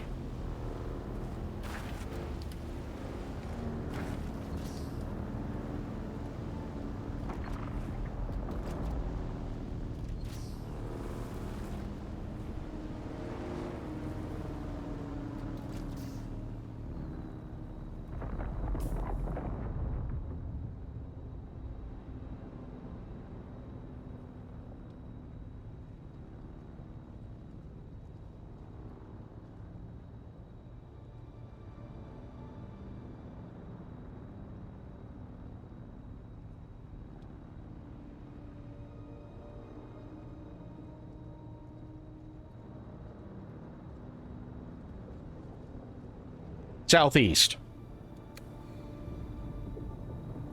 Okay, so only way to go southeast right now is go through here. Whoa! Okay, apparently they don't want me to ride my bike. Good to know.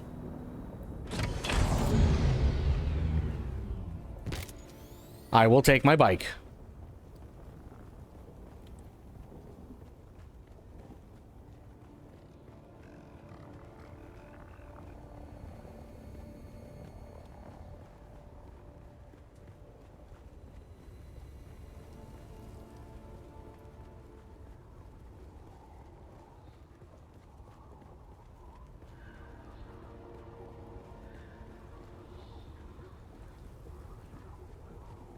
This is so fucking creepy. What are you? You're just... Okay, you're just a soldier. Don't fuck with them. That would be dumb.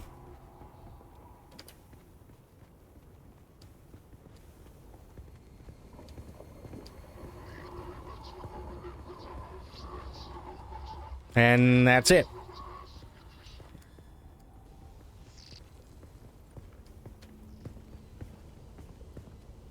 I have run out of building.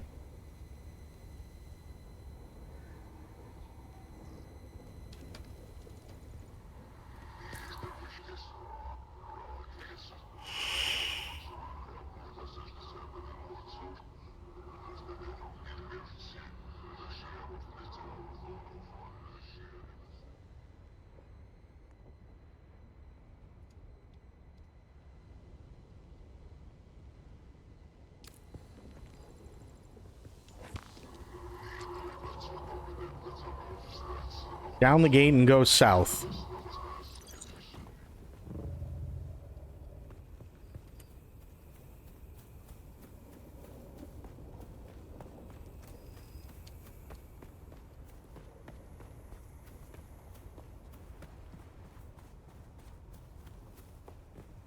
Southwest.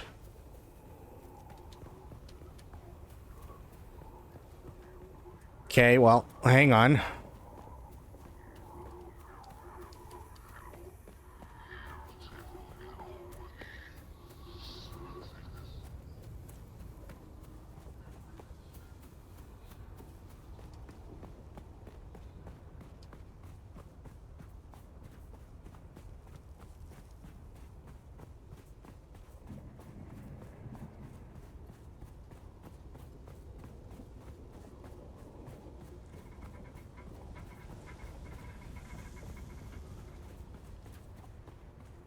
In here?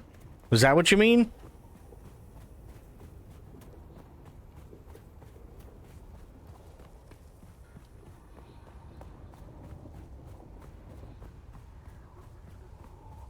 Okay. Yeah, this area I can remember then. I know where this is if I'm coming at it from the south.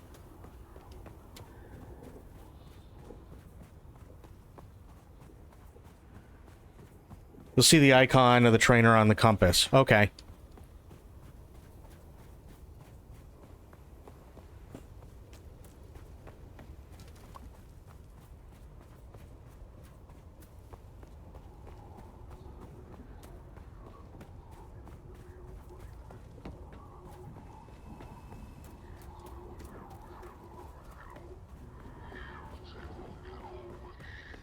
Holy Christ.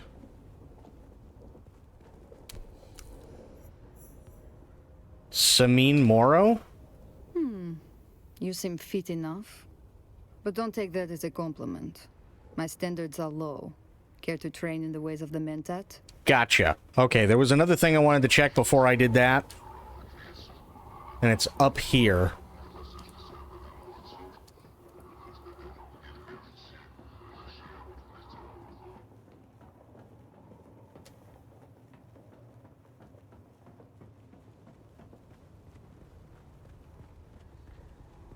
There's another thing over here, and I just want to... I don't remember what the signs are.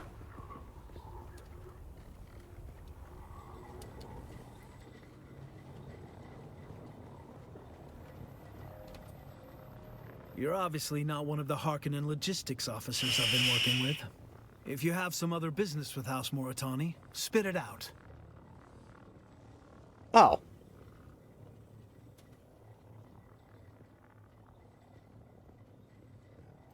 I'm Captain Lupino Ord, here in this desert wasteland to stand for the interests of House Moritani on Landsrad business. It is my duty to advise my superiors about events and conditions on Arrakis that may affect the interests of our house, and those of our allies. If you're not an ally of House Moritani, then you are most likely an enemy. Oh, thanks. The martial prowess of House Moritani is known and feared throughout the Imperium, as is our industrial munitions capacity. More lives have been claimed by weaponry of Moritani manufacture than any other. A statistic we quote proudly. You must do well. In fact, the Raptum 4 platform was battle-tested right here on the Imperium Legion.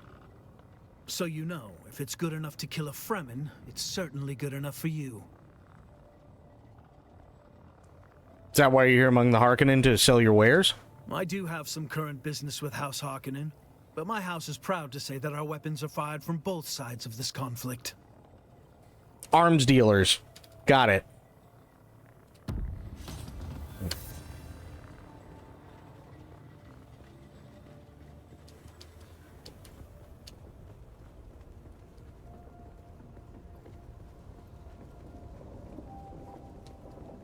So they're literally a house of arms dealers.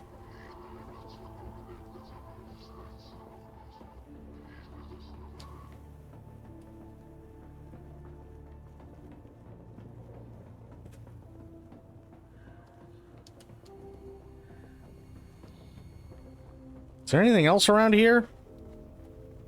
Who's this guy? No. You're not on my list. Well, yeah, because I'm not Harkonnen. That makes sense. Back again. Before I can teach you, I must know that you are capable. I have tasks for you that are exceedingly simple, yet necessary. If you want to learn the craft of the assassin, you will need to start with the basics. We will begin with poisons. Bring me some plant fibers and iron ore. I'll combine these with some of my own materials to create a lethal toxin. Once that is done, you will practice administering it. There are Kirab camps near Mirzaba that will serve that purpose. No one is going to miss those bandits. And I get 6,500 Solaris? Fuck yeah. I need 100 plant fiber, huh?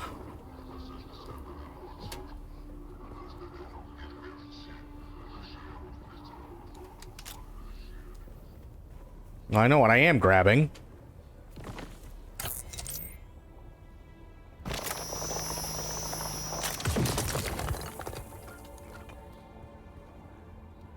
Because I kind of need all that.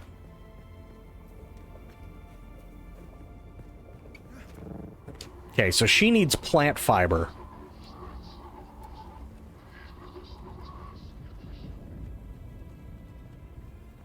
I'm just trying to be cautious, only because I'm waiting for another sandstorm to pop up.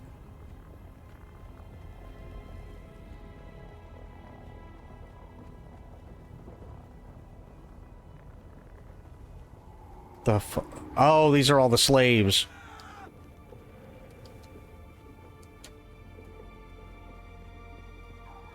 And I'm not entirely sure how well protected this whole thing is, you know?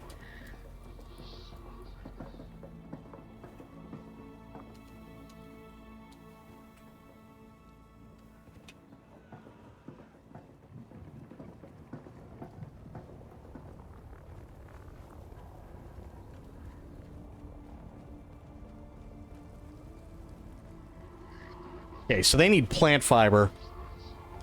See symbol above your water, yes.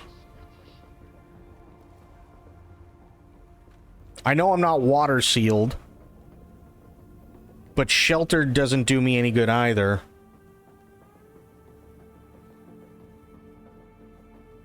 Yeah, see, that hasn't changed at all.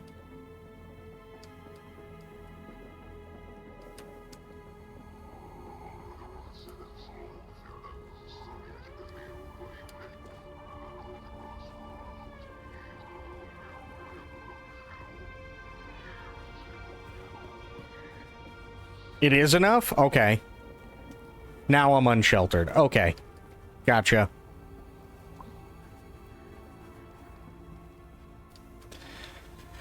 Plant fiber, plant fiber, plant fiber. That shouldn't be too bad.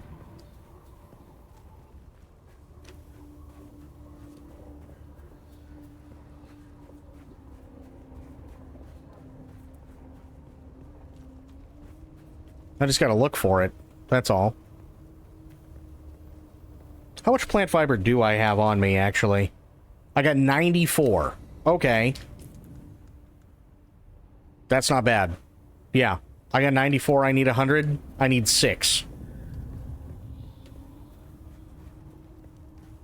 That's not bad at all.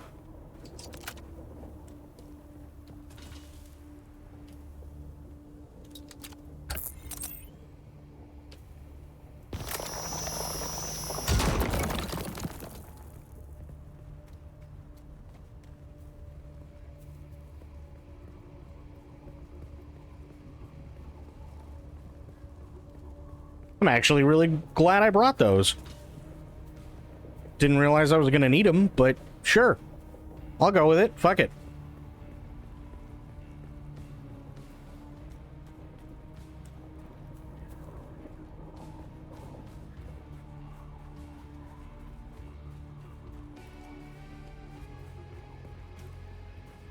$30 iron ore. Yeah, that's true.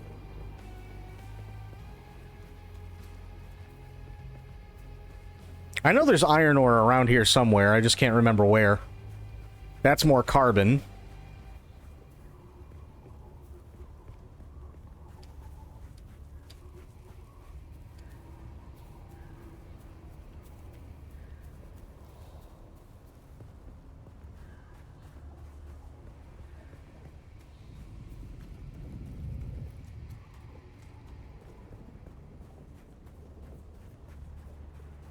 Oh, I see the plant fibers.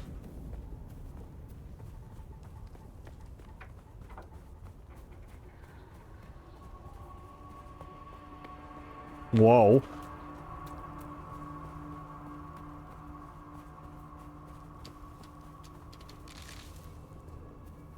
There's 6. We're good. Good for plant fiber. Now I just gotta get iron ore.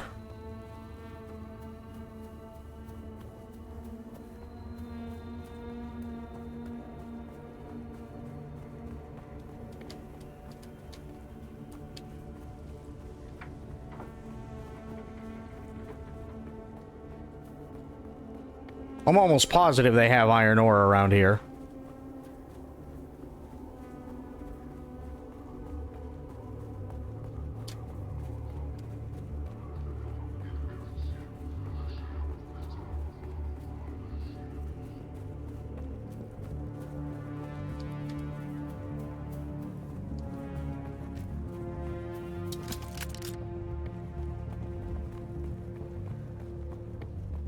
The hell is that?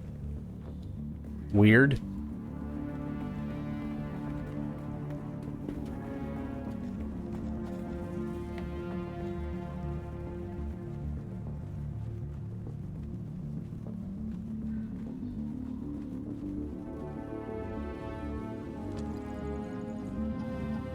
It's kind of funny how, like, some things are... Oh, okay, now I'm enclosed. That's cool.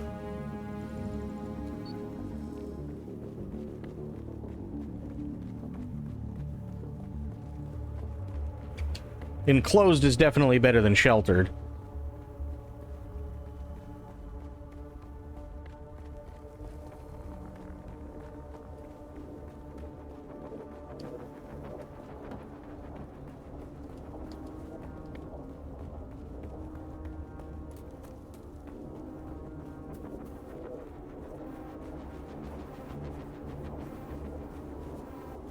The hell is that?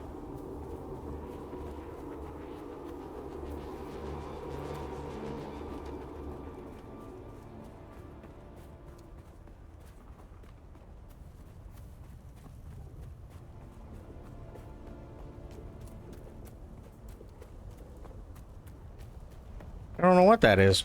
Huh. You are carbon, it looks like, right? Yeah.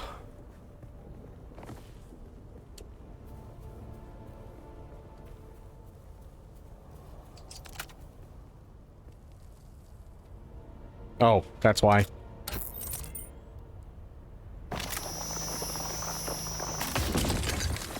There we go.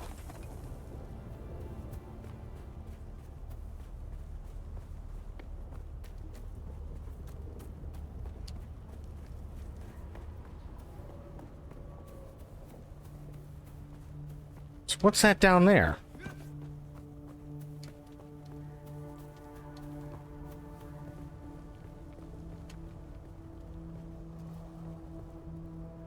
What is that?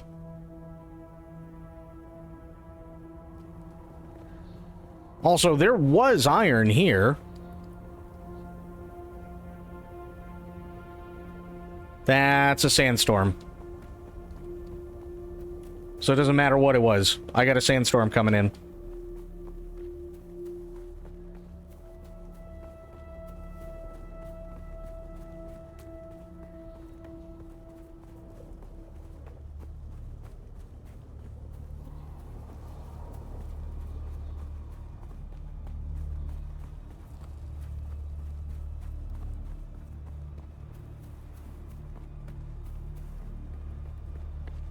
That's why I was being so cautious, because I'm like, I know there's one.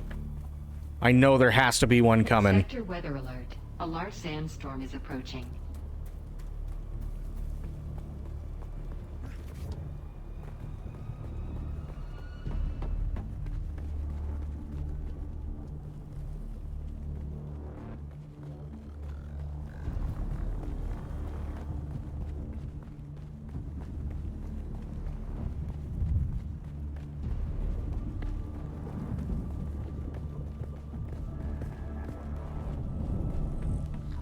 There we go.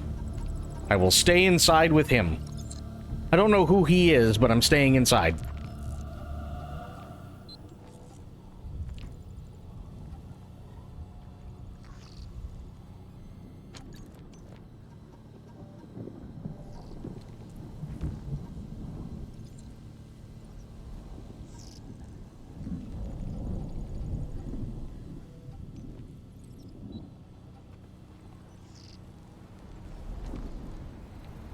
Here it comes. A large sandstorm is approaching.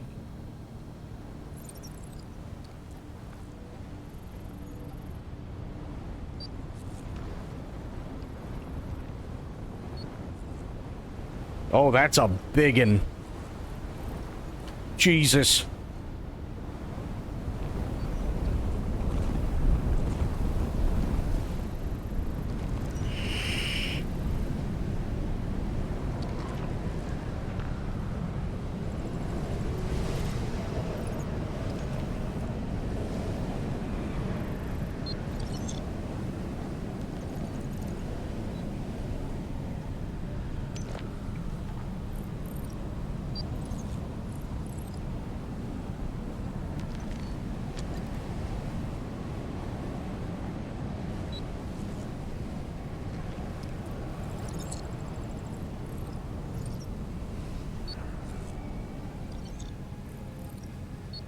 Nice.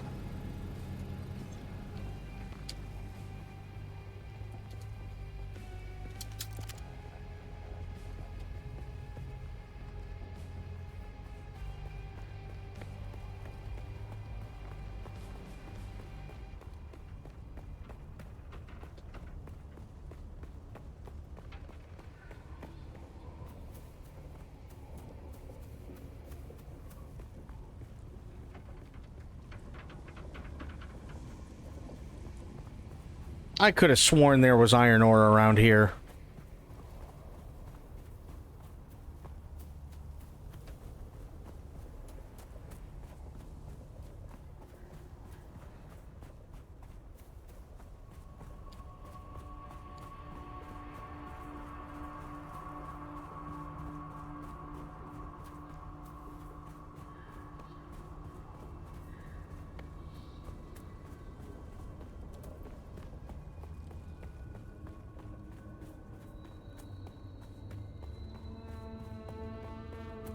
Well, I can drop off the plant fiber.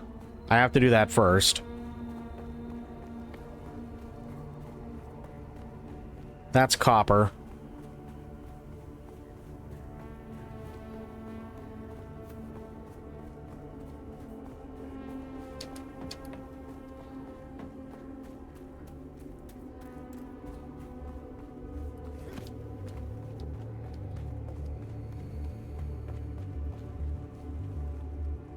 Back again.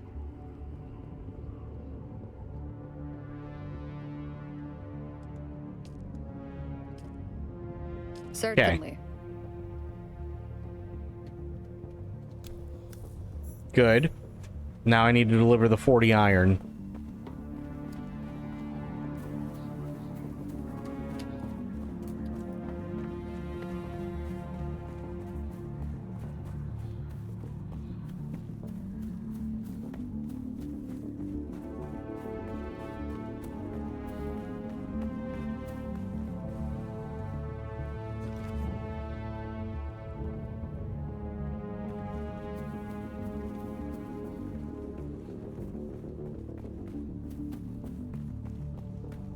That's carbon.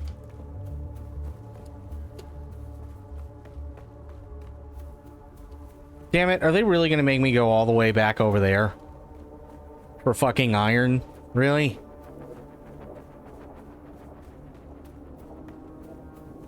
I think they are. That's granite. Yeah, I think they are. Shit.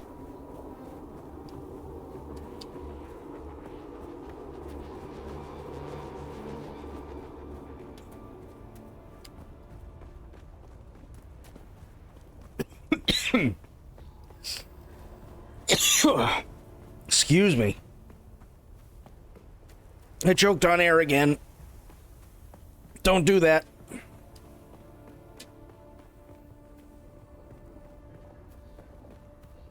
I believe the answer you're looking for is yes. Thank you.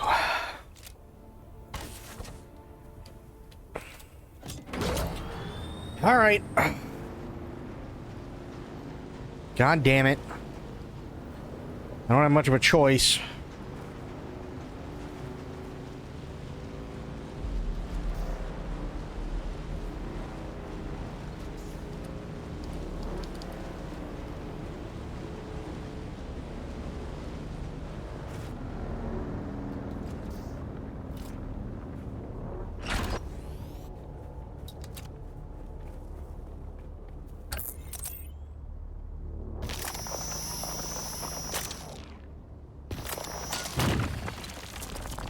There's your iron ore. God damn it.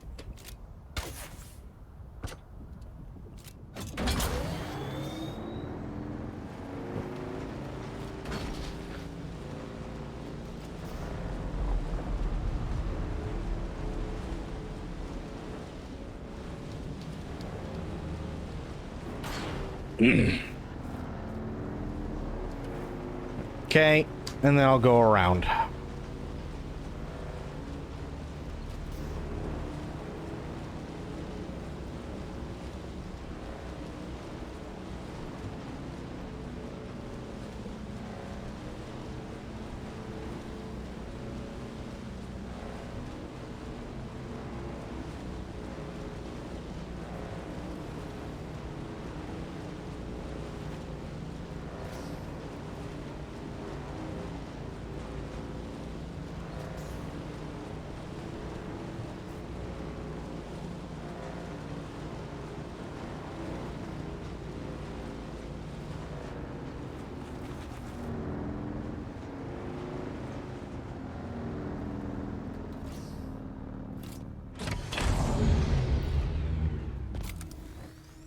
There we go.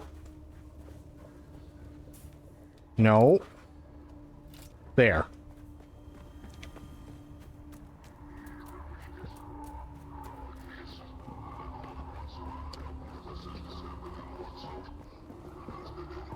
Back again. Here. You know what to do next.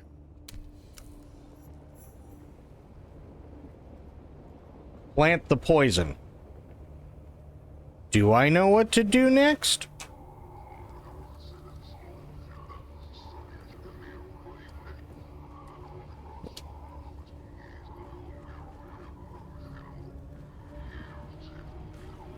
Oh, shit.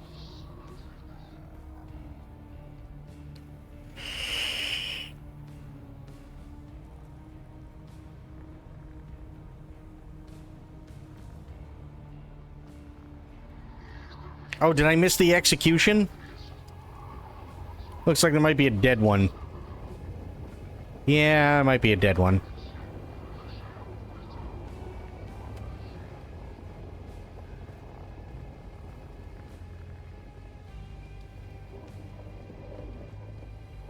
Wait. Hang on.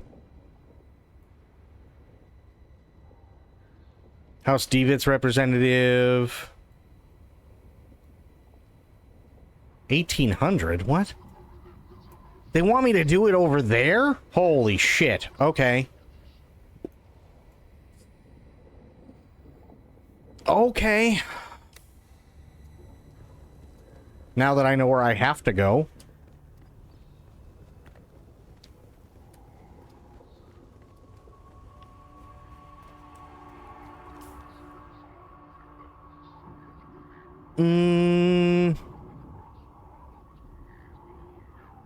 Must be just one of those quest items that doesn't show up. It's the only thing I can think of.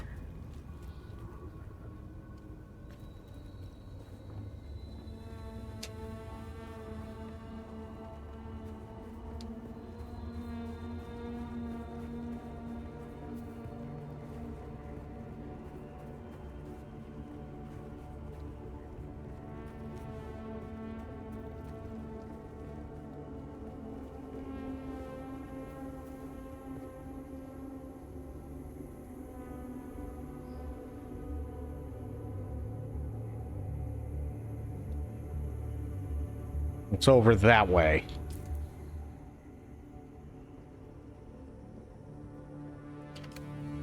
Yeah.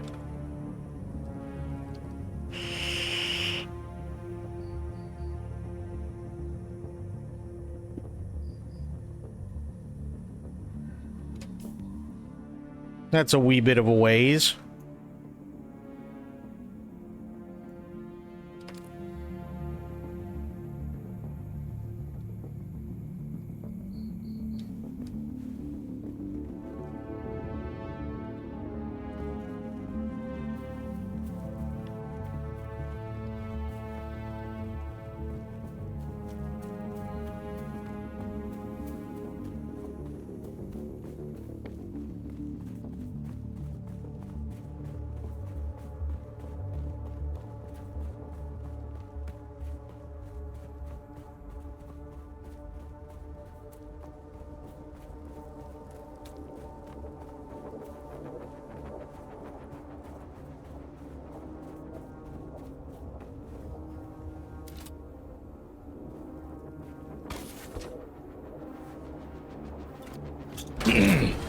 Okay.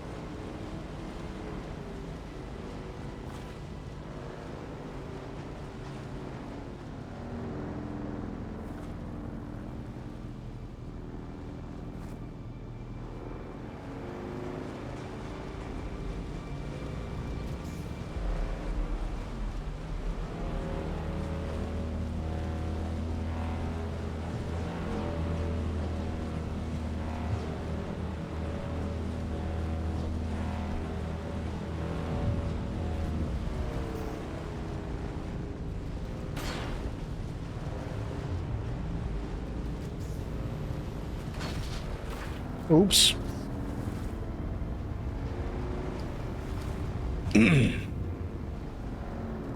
Okay. There.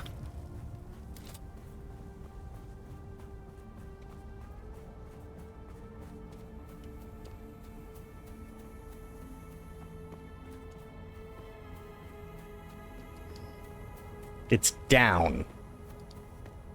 Okay. Hmm.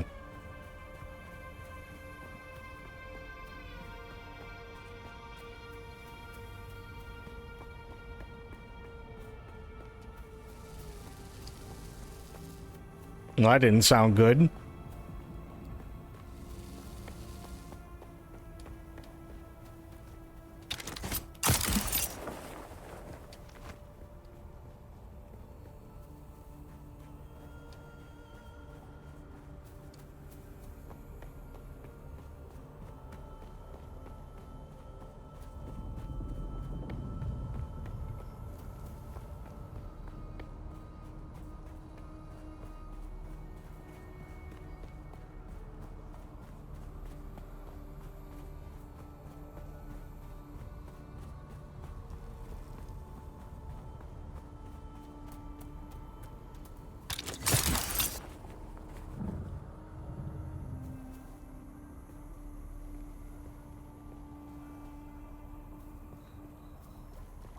It's down from here? Well, how the hell do I get... Okay. I'm not entirely sure where they want me to go for that, though.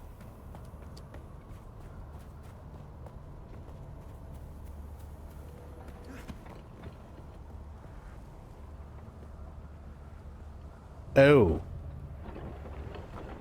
Oh, I see.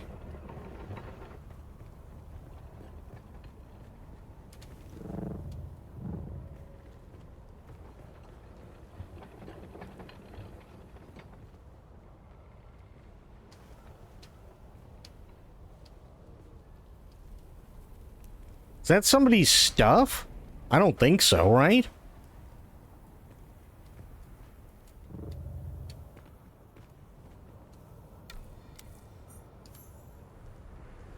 Sucalucis. Okay. Well, they definitely want me to go down there.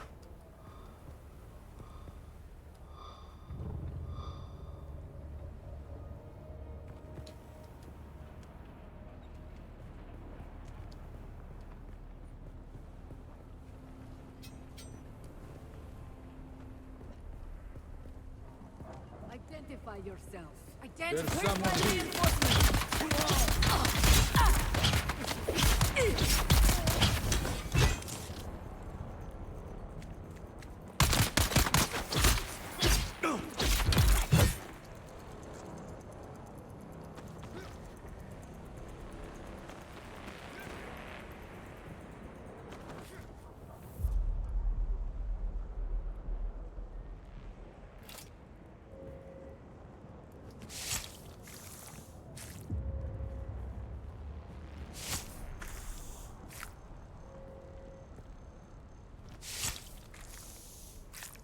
Okay.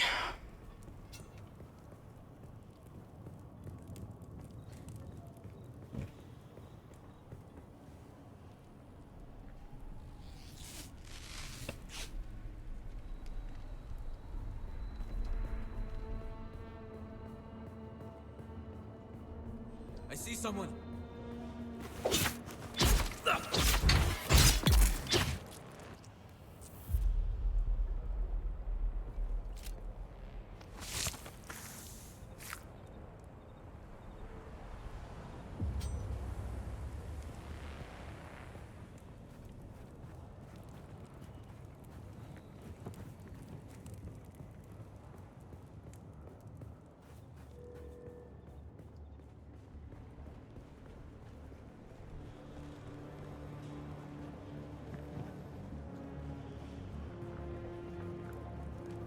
I mean, I gotta be getting close, right?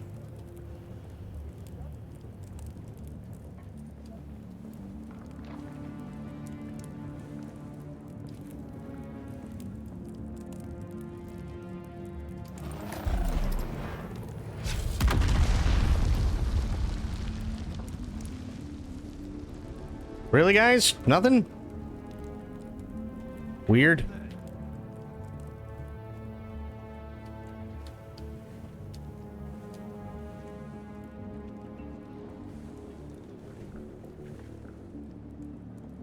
Ooh, thank you for the hydrate. I'll do that here in a moment.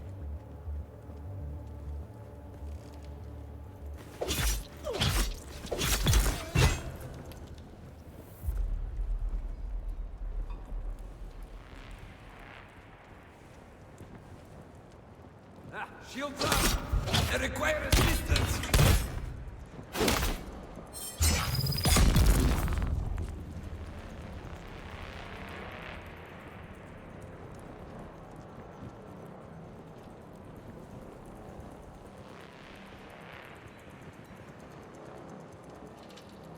The water is mine!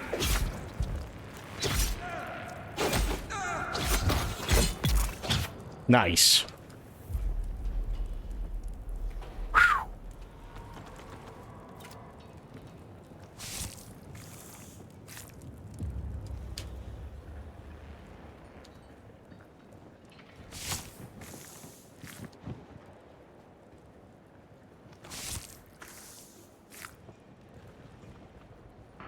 That's where I have to go.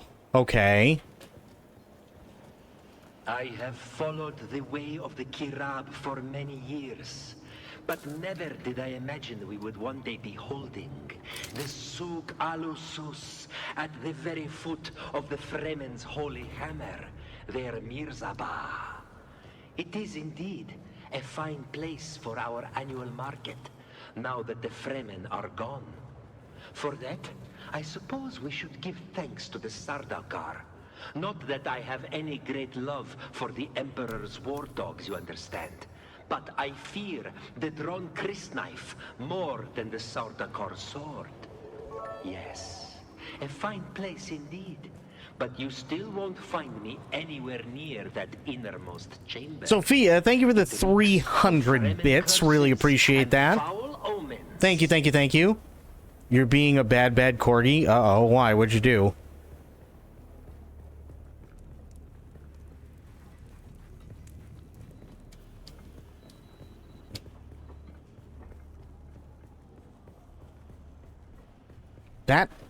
Wow, that actually went a lot better than I thought it would. Just give me a second to get out of here, and then I'll make sure that I hydrate.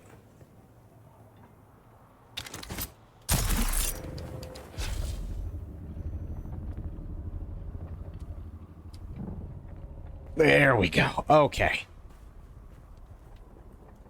Playing Death Stranding 2? Nice. How you liking it?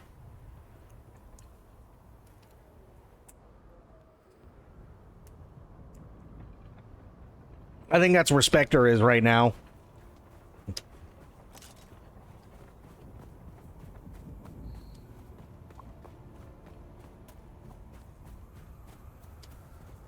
You're not really liking it?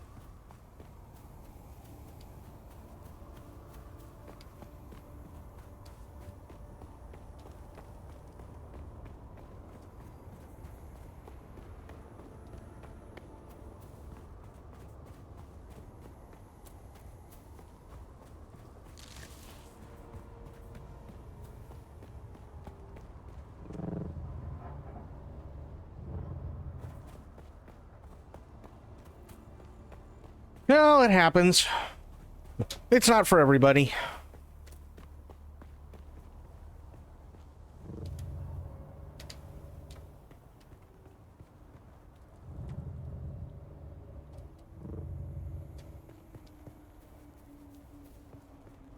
Drew, what's going on, buddy?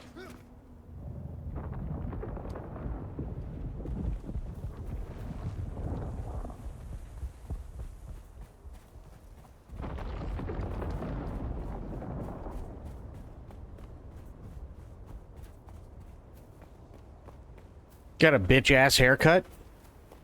Okay.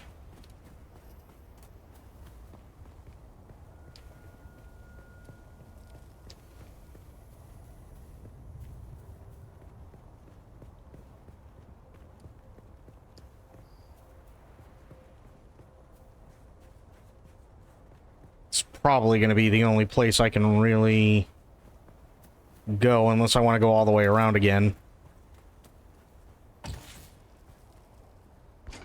There we go. 9-inch hair all over to getting a #1 buzz cut. I bet you feel a hell of a lot lighter.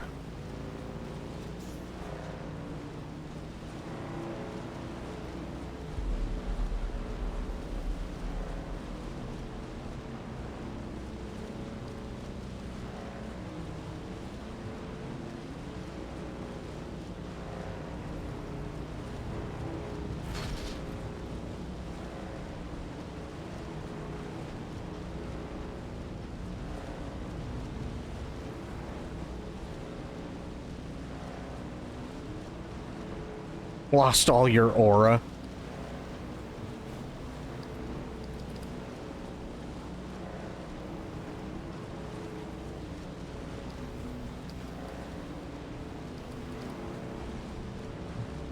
Okay, should be good.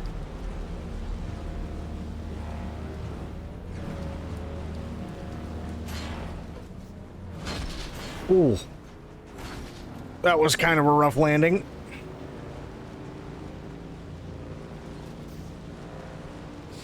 I mean, why'd you shave it all off?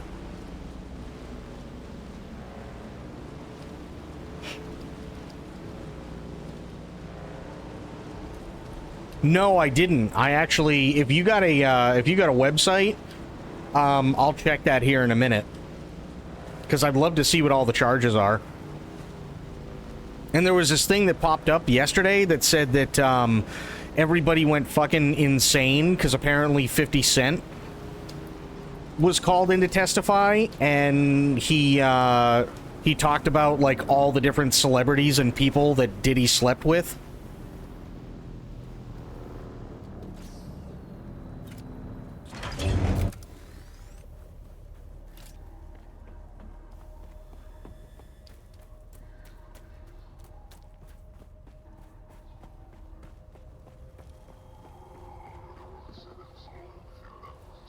Back again.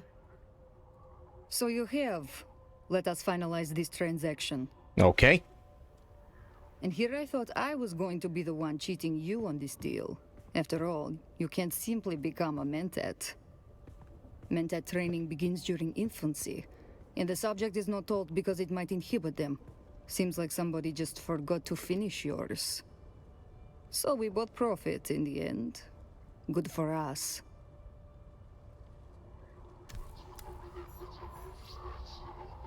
6,500 Solaris, and I got the Mentat skill tree and a level up. Nice.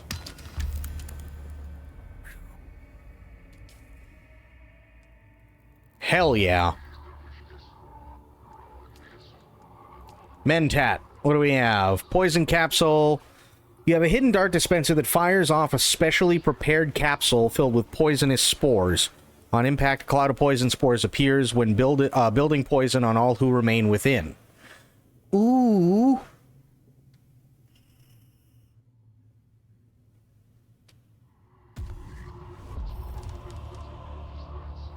Dispenser buoy dart projector that uses motion detection to cover a field of fire. Trigger a second time to activate. Half-height Holtzman shield that provides cover during combat for you and your allies. It will also slow enemies who attempt to pass through it, giving you time to take them down. That's actually really nice.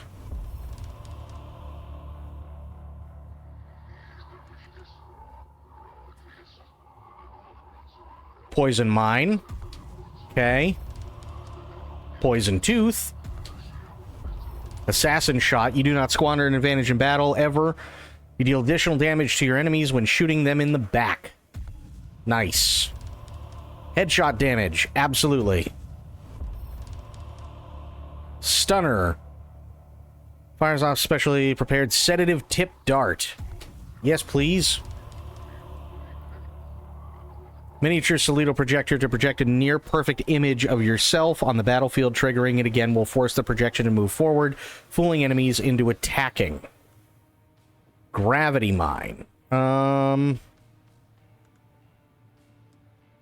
do this one.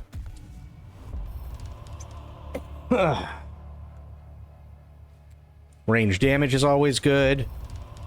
Marksman. Garment Keeper. Rifle damage.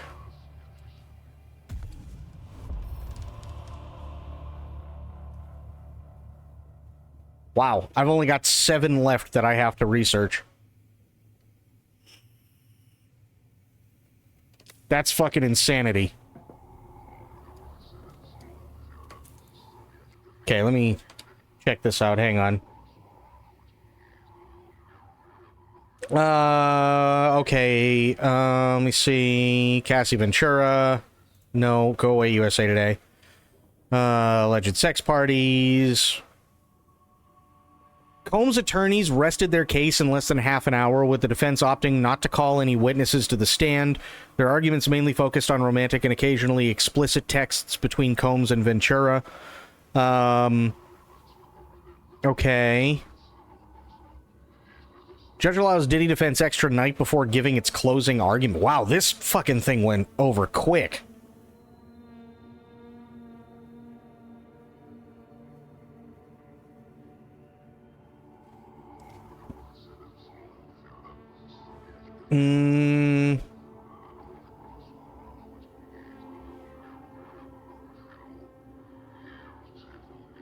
Prosecution told jury that sex trafficking can happen without completed commercial sex act. I agree.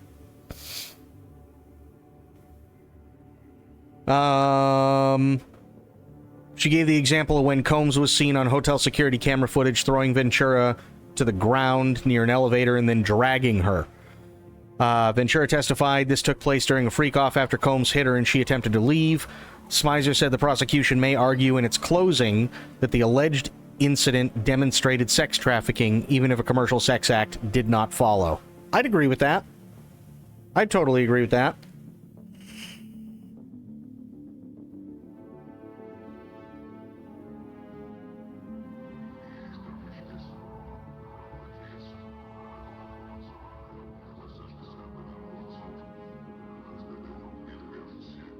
They're not really showing me a whole lot in terms of, like, what the charges are. Hang on.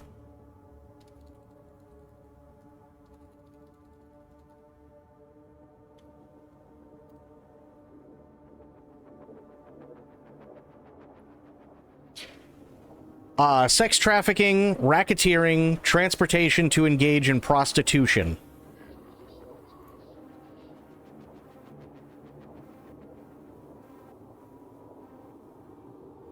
He has pleaded not guilty to all charges. The charges are being handled in federal court in Manhattan. Trial is expected to continue with closing arguments on June 26th, which is tomorrow. So, let me see here. Recently, the prosecutors also recently indicated they would be dropping charges related to the attempted kidnapping, arson, and aiding sex trafficking in an effort to streamline the jury decisions. Or instructions, rather.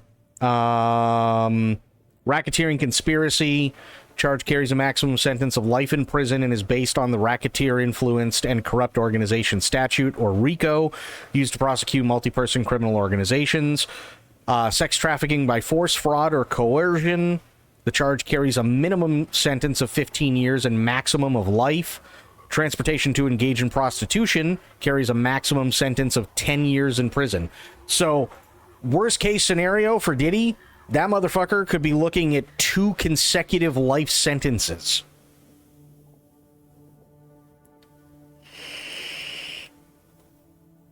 Which is insane.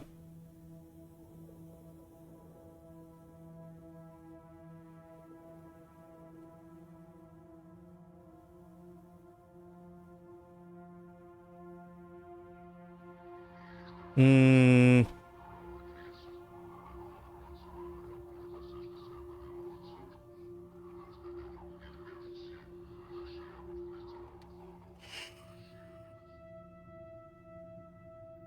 $50 feud.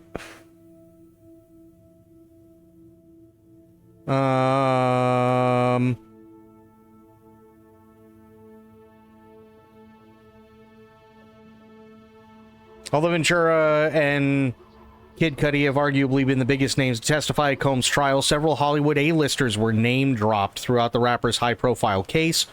Some of these stars include Rihanna, Beyonce, Britney Spears, Usher, Jimmy Iovine, and Michael B. Jordan. Wow.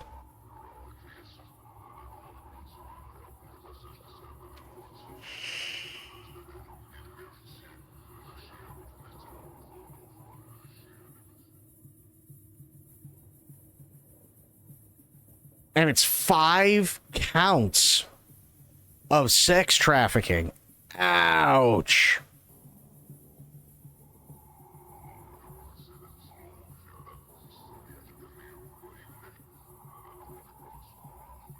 Yeah, he's fucked. He's absolutely fucked. Like I said, worst case scenario, and there goes my ping again, and I don't know why. But worst case scenario, he's literally looking at 2 consecutive life sentences.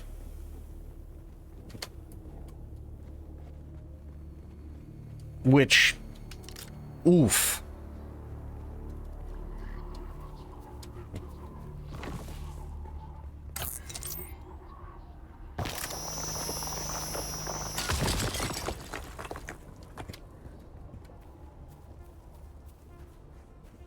Surprised he hasn't been Epsteined yet? He can't. He knows too much. I guarantee he knows too much.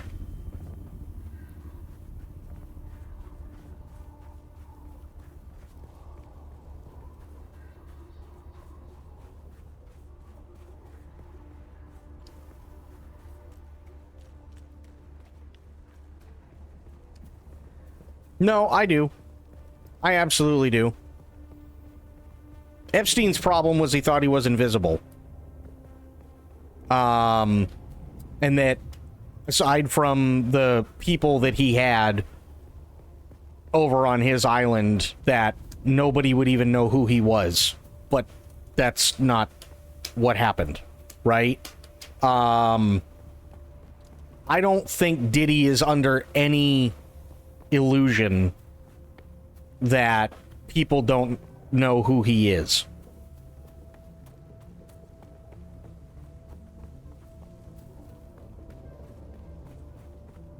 So I guarantee he's got shit on a lot of people.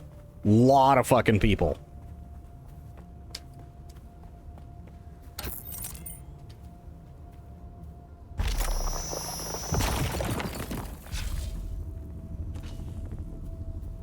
And I knew Beyonce was going to come up. I knew she was going to.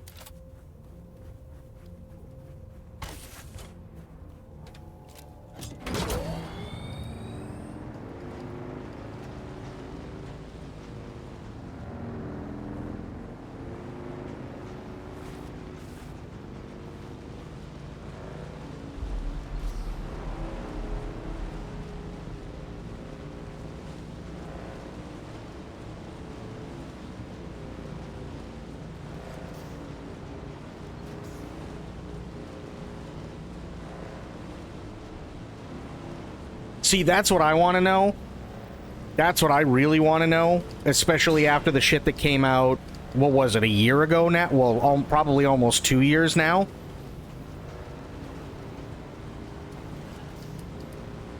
That's the shit I want to know. Like, I want him to go to jail for the rest of his life, absolutely. But I really, really, really want to know what his involvement was with Tupac and Biggie. Because we know it's a hell of a lot more than what he's saying. We know it is.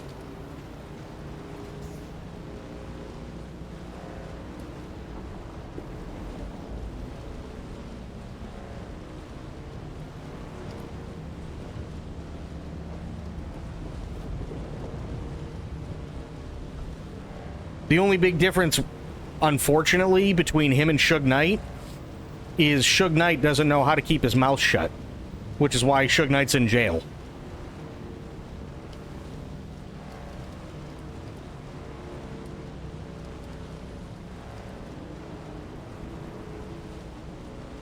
No. You don't understand. There's no proof. There's zero proof. There's what people say, and there's what you can prove. Right now, you got a couple of people that are basically in their twilight years, who are already convicted felons for other multiple crimes, who have said that Diddy was the one who put $1 million contract out for Tupac, and that's it. There's zero evidence to show that that actually happened. There's nothing. So right now, all you got is a lot of people talking shit. Now, I don't doubt them. I don't doubt them whatsoever, but you have to be able to prove it. That's the big thing.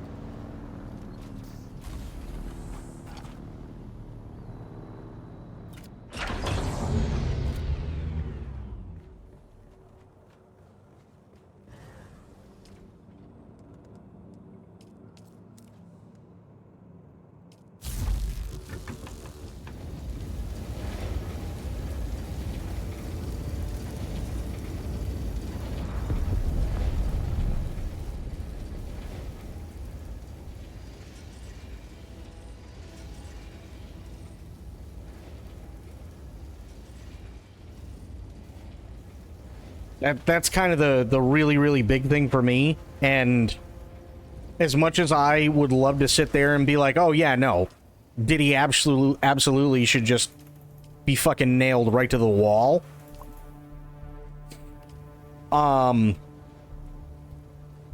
That's not due process, and that's not justice either.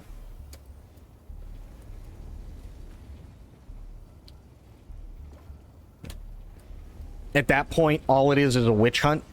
And I feel like people really, really need to go back, and they need to... Because you got to remember, this isn't just about Tupac and Biggie, right? Sure, those are probably the two most high-profile incidents that he is directly involved in. And I believe he's directly involved with all of them. But then you have Aaliyah, not her death, but him being one of the people that was confided in terms of Aaliyah's age when she was being fucked by R. Kelly. Same thing with Beyonce's age, and a lot of other people. You got Jay-Z doing a lot of really sketchy shit over the years. Who's been named? People want to know exactly what he and Diddy have been up to that entire time and all the shit that they got into. So, but the problem is, even if Diddy gets on the stand, the prosecution, which I know he won't, but even if Diddy gets on the stand, the prosecution still has to prove beyond a shadow of a doubt that he literally did everything that everybody thinks he did.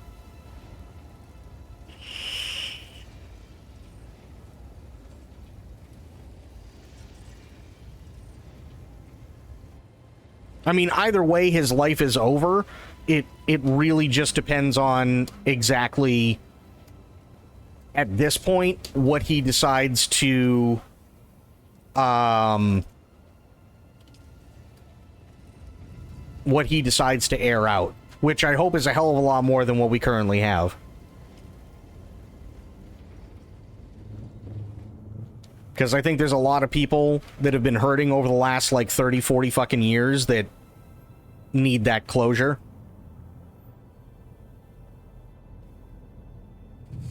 Problem is, people are looking at it like he shot Tupac himself or was directly involved in the shooting, but he wasn't, and even the person being charged with killing Tupac, Keefe D, has said that in court of law, Diddy's involvement in the matter, but it's a lack of evidence that prevents Diddy from being charged. That's exactly what I mean. It's lack of evidence. If they can't prove it, there's only one person who can, and that's Diddy, right? Problem is that right now, there's no reason for Diddy to say shit. His life is already done. So, you know, that's kind of the issue. Plus, they're not even trying to get him right now when it comes to that stuff.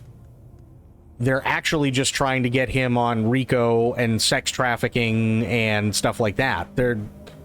Nobody's caring about the Tupac and Biggie stuff, which is a massive bummer, but that's the sad truth of it.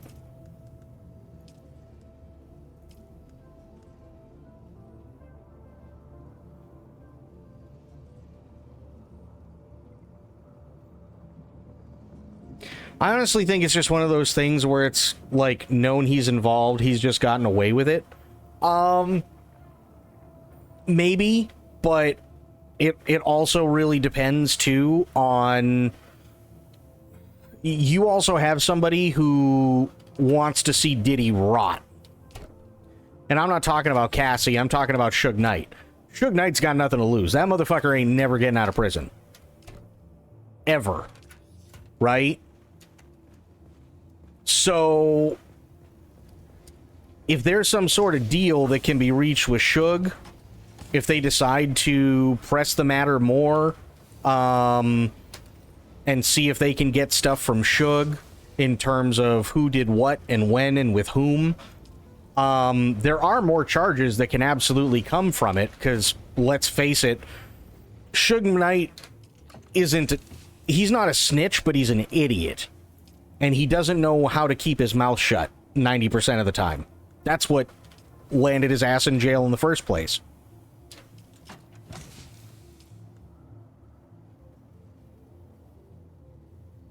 He was a scary dude during his run. 100%. He was very scary.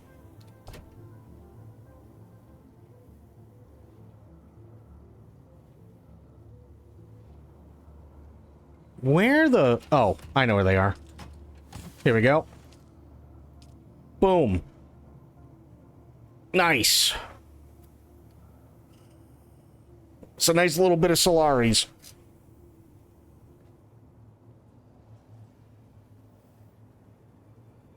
But that's exactly what I mean, too, right? Like, Suge Knight was scary as fuck. Absolutely he was. But Suge Knight really, really, really loves it when the spotlight's on him. And if he's got to say something to make sure that the spotlight continues to stay on him, Sandstorm is approaching. That's exactly what he'll do. And he's done it many, many times before. Oh, this is the wrong fucking thing, that's why.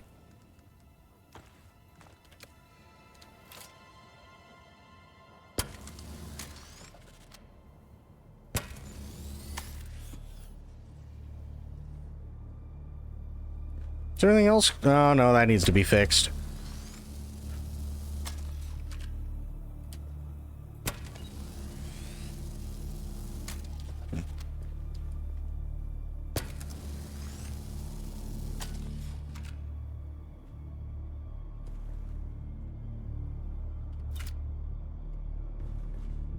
He's no stranger to being accused of killing famous rappers either. It's theorized he killed Eazy too, and some involvement in Tupac's murder, but I don't think he had any in Tupac's murder personally due to how much Tupac made him. No, he could, because you have to remember, Tupac literally turned around and said, "Fuck Bad Boy," and went to death row with Suge. After you had the confusion, or possibly the conspiracy of making it look like Diddy and his boys tried to kill Tupac. So, once they split, it doesn't matter how much fucking money he made, because then Tupac went out of his way to talk about how he was fucking Biggie's wife and all this other shit, and Biggie would fire back and so on. And I mean, 100%. Diddy would absolutely be involved with that shit.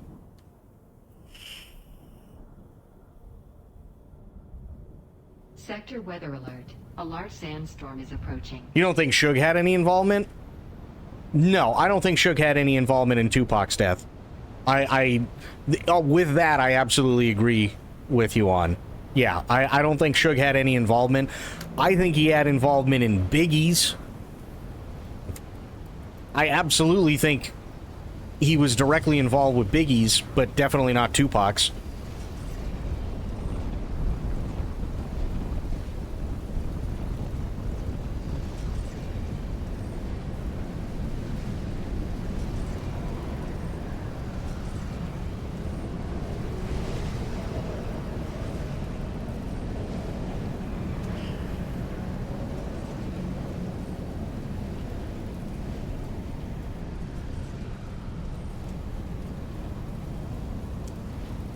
Well, here's where the conspiracy theory shit comes in, and I don't know if I buy it. So I'm just putting it out there. But this is what people think when it comes to that. I don't buy this. But people think that because Tupac had already been shot and had the shit kicked out of him previously, more than once, people think that for whatever reason that Suge would have the motive to kill Tupac under the guise of him getting shot as well, so that when Tupac is sitting there saying, I'm gonna die, they're gonna kill me, and, you know, I'm dying, and all that other shit, that nobody would question Suge, because here's Suge bleeding at the same time. So, literally, you know, there'd be no evidence to the contrary. Because now he's a victim too. I don't buy it, but that is the theory that a lot of people have, which I think is kind of dumb.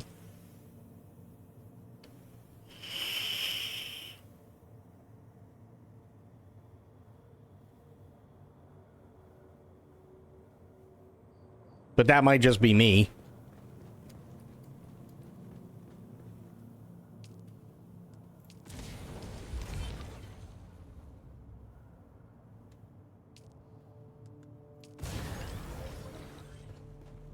What do I have on? Oh, this. Turn that off. And this one's on too. There we go. We'll turn this one on first. See. No, no. I still don't have the mechanical parts that are needed. Fuck.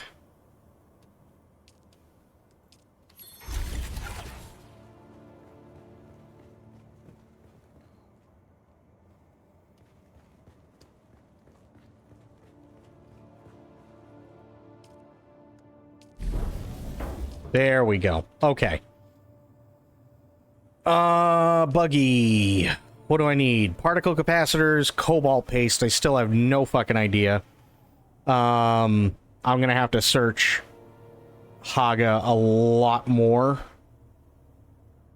That's for sure. Water's not a problem. Steel is not a problem. Steel I can get. But let me see here. So we need rear for the buggy. That's easy, but I don't have cobalt paste. Chassis, hull, engine, PSU, +4 treads.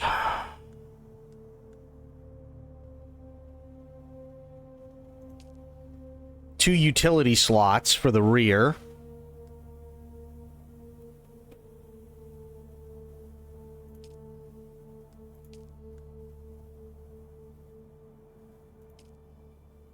Jesus.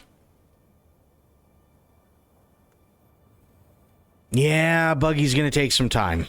That's for sure.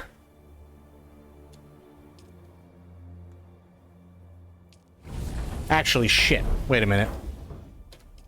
Let me see something. I still need a cobalt paste for the Mark III, so... Fuck.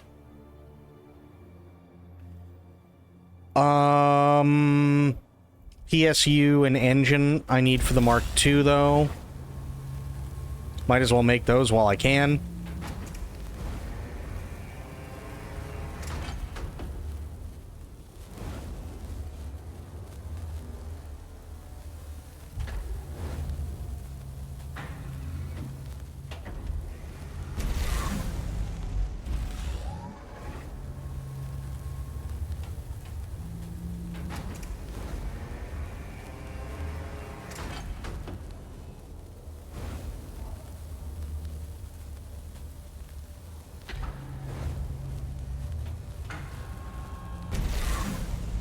What really sucks about this whole thing, too, saw people going crazy over how fast the DS2 loading screens are. Oh, I don't doubt it.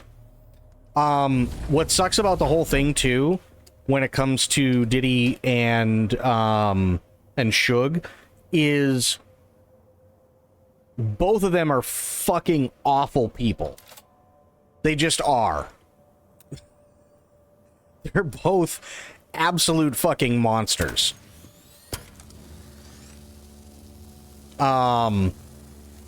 It's just that for some reason, Diddy keeps getting away with it.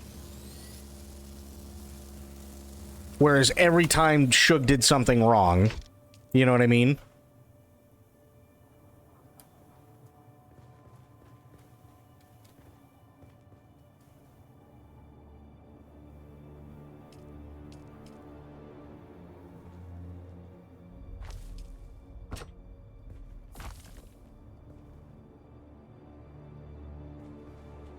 Why am I not able to get this PSU in there?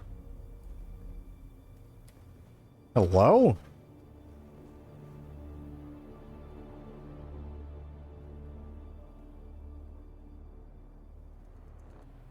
Sad thing is, I feel to get to that level in basically any industry, you almost have to be a piece of shit. Well, the music industry is really, really fucked. Anyway, why can I not...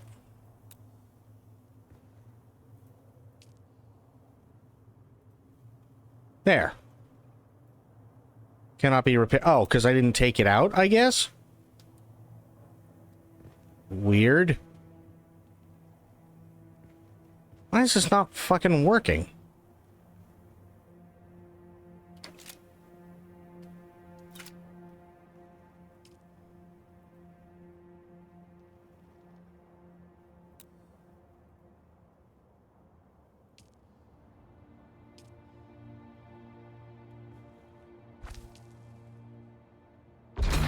There. Finally. Holy shit. Customize. Swatches.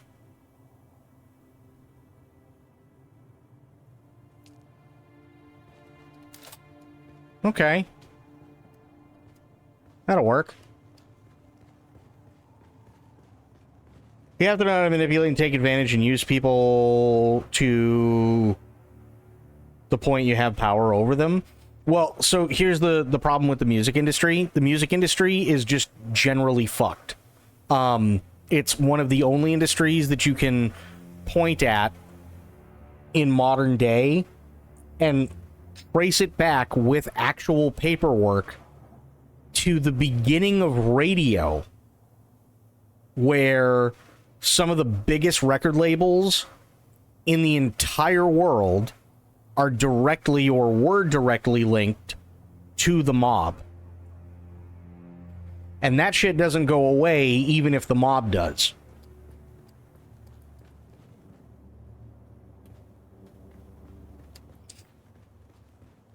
Did I turn this off? Yes, I did. Not to mention, if you look at Diddy's life, Diddy's father was quite literally somebody who would run cocaine and heroin and stuff like that for Frank Lucas. So the apple doesn't fall far from the tree.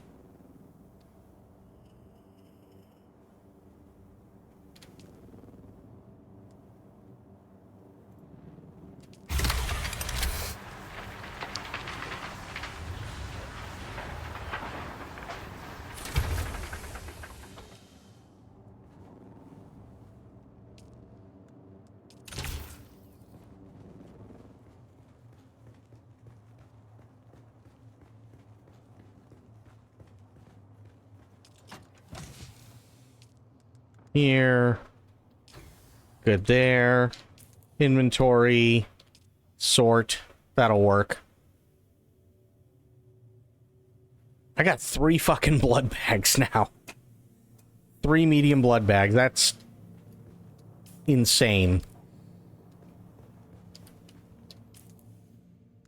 Research. What can I research? I've got 25. Heal kit, house drill shot. Ooh, okay. Burrow darts stick to them and penetrate them after a short time, dealing damage to the protected target. But I need aluminum for that, and I have not done anything with aluminum. Medium or refinery, though. Ooh.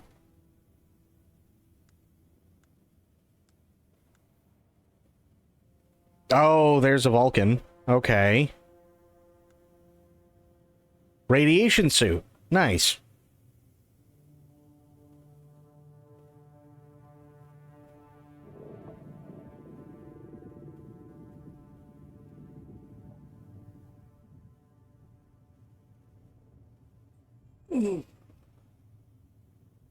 Yeah, but it has nothing to do with blowing up. As dumb as that may sound, it has nothing to do with blowing up. It has everything to do with making money, right? So you can blow up on TikTok and that's all well and fine, and you can do that independently, but sooner or later you're going to want to start actually being able to make money. And if you want to make money, you got to know the right people, and the only way that you can really know the right people, even by today's standards, is going through a record label, which is going to take everything from you anyway, and then you have to end up going on tour. Right? Or you do stuff that some have done in the past, which is start to live stream their shit or start to do stuff on YouTube, and that works to an extent, but you have to work a hell of a lot harder for a hell of a lot longer to get to the same point.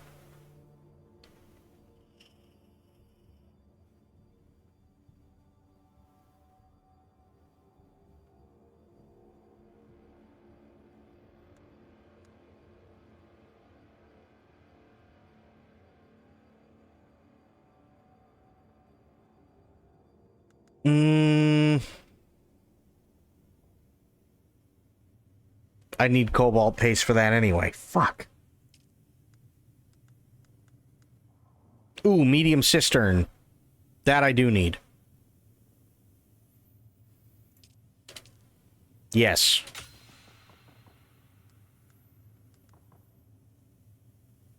A deciliter, John. That's 20. Fuck. I'll have to hold off on the deciliter, John.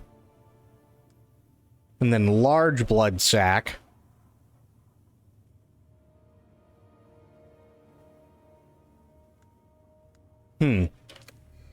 Oh, you want to hear something fucked up? And this has also, like, nothing to do with anything that we've been talking about, but I found this out last night. I already knew part of it, but I found the rest of it out last night while I was watching, believe it or not, Milton T. Pike 1's VOD, one of his VODs. So, in Canada, it is almost impossible to find milk in a jug. Instead, you almost always get it in a bag.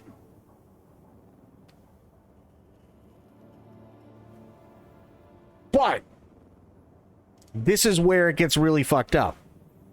So it's not like, oh, I want a gallon of milk. They just have a 1 gallon bag, or like a 2 or 3 liter gallon, you know, 2 to 3 liter bag, right? Sure, they have that, but let's say you want 3 liters of milk.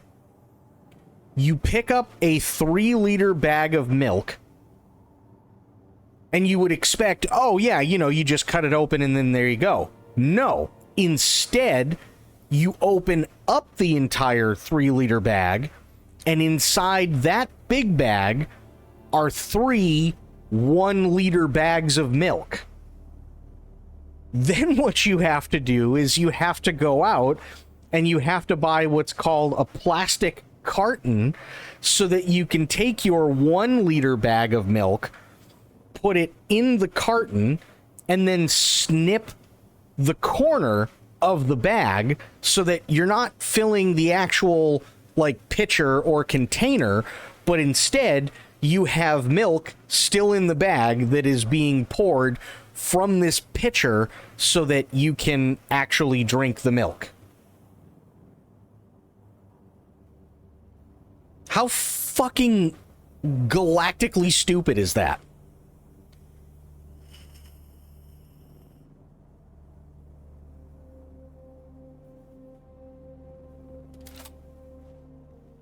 How absolutely dumb does that sound?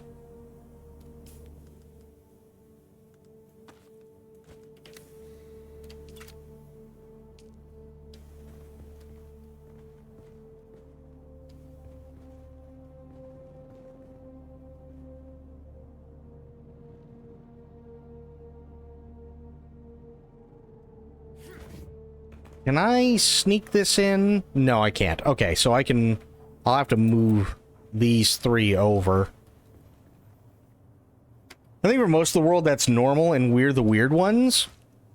Are we the weird ones, though, if we literally just go, why go through all that trouble if all you have to do is put it in a jug?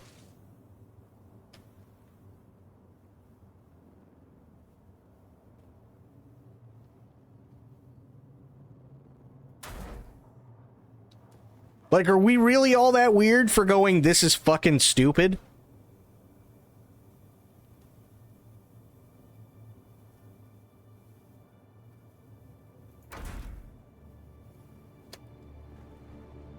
You know what I mean? Like...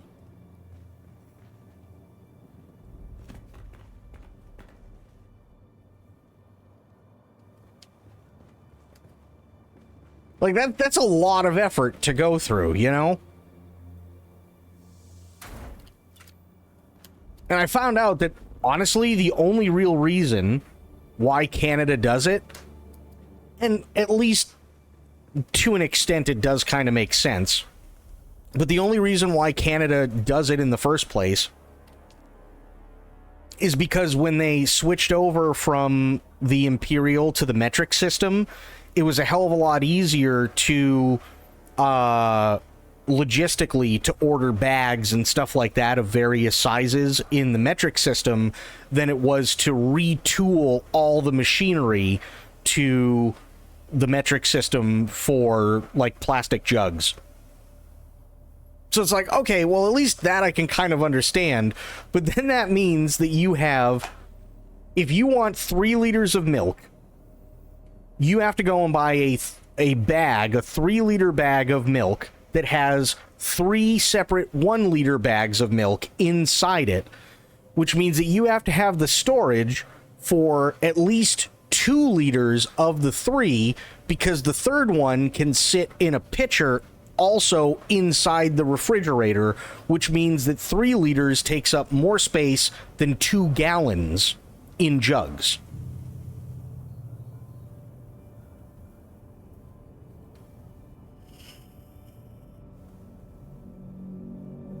How ridiculous is that?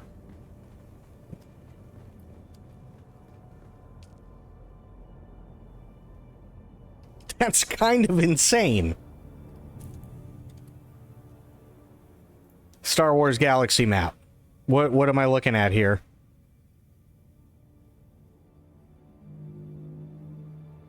I mean, I've seen this before. I just didn't know if there was anything else.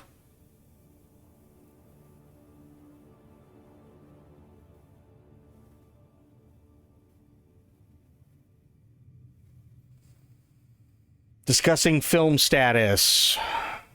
Close that out. Denis Villeneuve has made a statement about directing the next James Bond film. Some of my earliest movie-going memories are connected to 007. I grew up watching James Bond films with my father ever since Dr. No with Sean Connery. I'm a diehard Bond fan. To me, he's sacred territory. I intend to honor the tradition and open the path for many new missions to come. Massive responsibility, but also incredibly exciting for me and a huge honor, which I think is fantastic. Denis Villeneuve, for those who don't know, he's done Sicario, he did Arrival, he did Blade Runner 2049, he's done Dune Part 1 and Part 2, and he's currently doing Part 3. Now he's being tapped for 007. That's huge.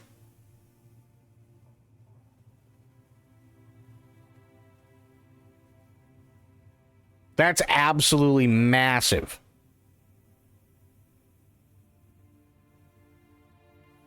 Let me see. I just want to see what this... Denny is the director, you donkey. I know. I'm still making the point. Why not cast Idris and Danny DeVito? One does the stunts, one does the dates. What? No. James Bond isn't based on race. Let's be creative, please. The character is literally a white guy. Honestly, I don't think it has anything to do with race. Especially considering, and I understand the guy wants Idris Elba, but again, Idris doesn't want anything to do with it. He really, really doesn't want anything to do with it after people started giving him shit because he's black.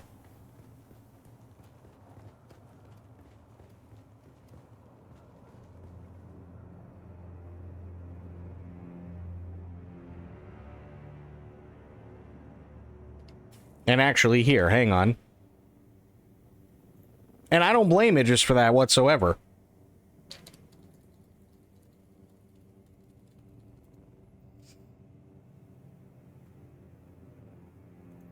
Idris Elba, and this is the AI overview, so, but you can get it on Variety. And I do have the Variety story up. There we go. Idris Elba has publicly stated he does not want to play James Bond. He expressed that playing the iconic role is not a career goal and that it wouldn't satisfy his personal ambitions. While the idea of him playing Bond has been a long-standing topic of discussion, Elba has indicated he's moved past the speculation and doesn't see it as a role he wants. He has also mentioned being turned off by the racial discourse surrounding the possibility. There you go. So he just doesn't want it. And to be honest, I can't say I blame him. I think he'd be fantastic, but I can't say I blame him.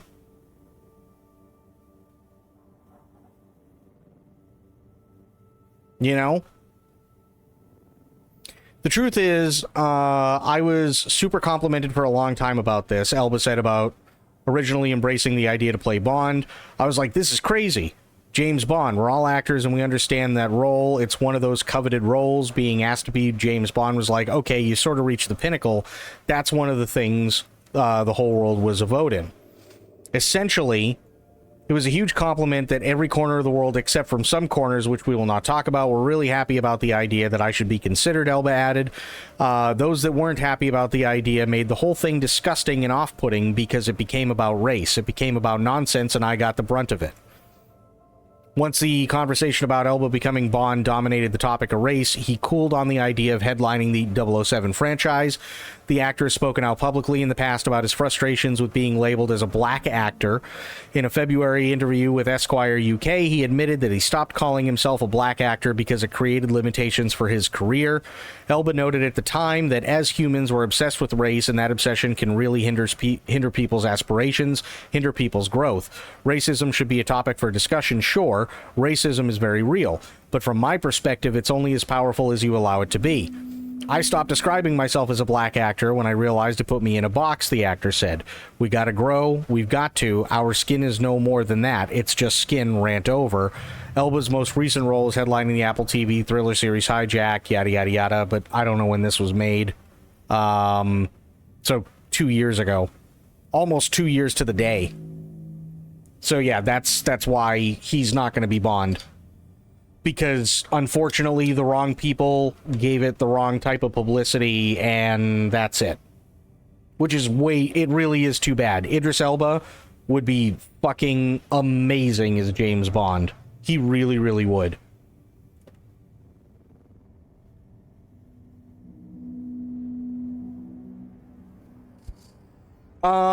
Yeah, I wouldn't want any of those three to be James Bond, honestly.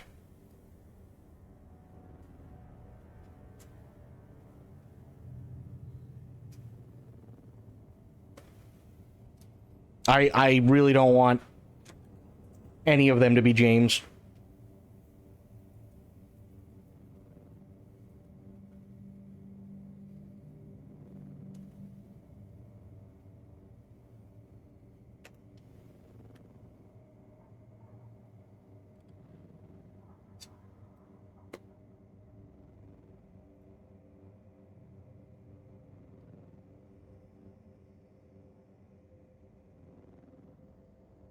Well, Idris Elba, unless he's changed his mind in the last 2 years, I don't see it.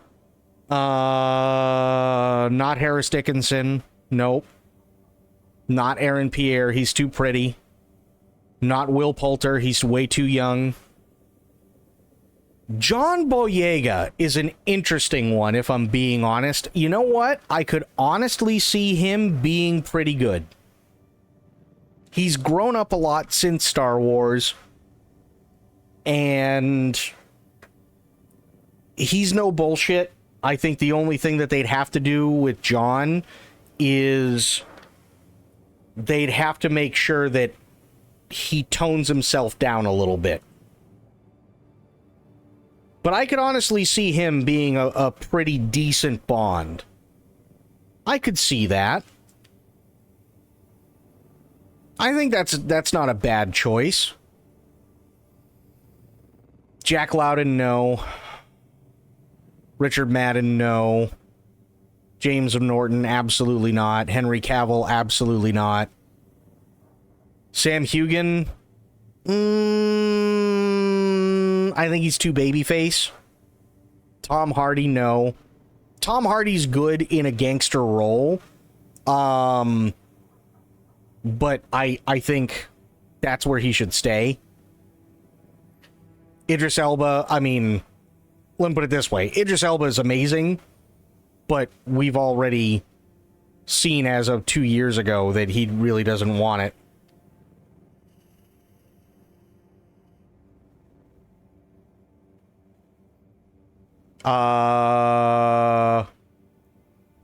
Reggie-Jean Page, Jonathan Bailey have both received mentions, as well as Dev Patel. I don't know who that is. Or Taron Egerton. No idea.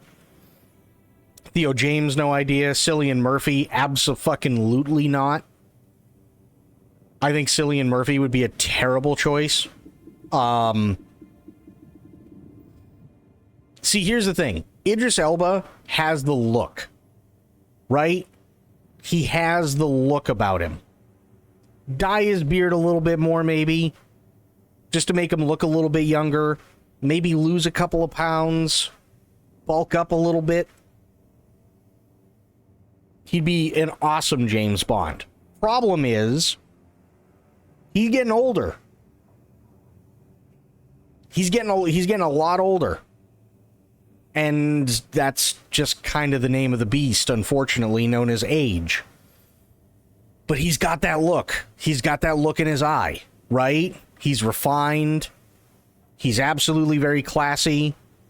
But he's got no problem getting his hands dirty. Right? Very handsome looking guy. Nothing wrong with that. Right? I think he'd be a fantastic Bond. Tom Hardy, fuck no. Tom Hardy makes a great gangster.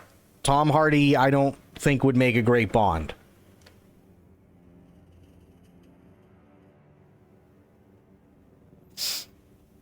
Henry Cavill, absolutely not. James Norton, absolutely not. Richard Madden, absolutely not. Jack Lowden, absolutely not. John Boyega, I think, would be a really, really interesting choice. Only because as I said before, he's matured more as an actor, he's matured more as a person, and so on. And if they were going to have the first Black James Bond, I don't see him being a bad choice. But I feel like what would end up happening because of John's past with Disney, because those are his most notable roles, is unfortunately they try and turn him more extravagant Marvel style action versus the kind of action that you get with James Bond. Tom Hardy would be an excellent Bond villain. That I absolutely agree with, Myth. 100%. Like, I can totally see him being a phenomenal Bond villain. That I could totally see. He's got the look. He's got the attitude. One of his first big roles was Shinzon in Star Trek Nemesis. Dude just has the look. He's also Irish. Who is? Because Bond isn't Irish. Bond's Scottish.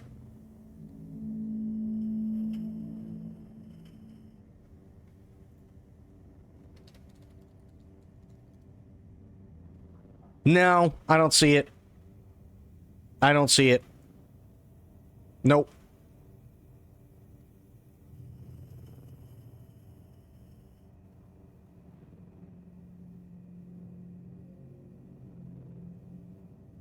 I don't see it whatsoever.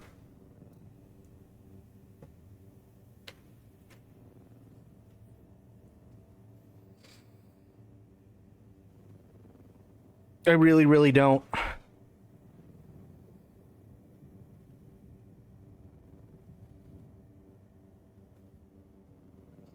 You have your moments of brilliance. No, I mean, it's a really, really good call, Myth. It is a really good call, for sure. Isn't that the guy doing the new Bond for the video game? Well, you have... First Light.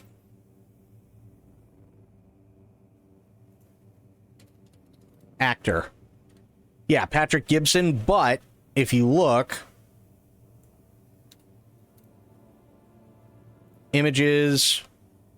He definitely looks a lot different in First Light. Like, as the actual character, he looks a hell of a lot different than the actual actor. Like, you got his facial stuff, and that's great. But my God, there is a stark difference, body-wise, between James Bond in the video game and Patrick Gibson.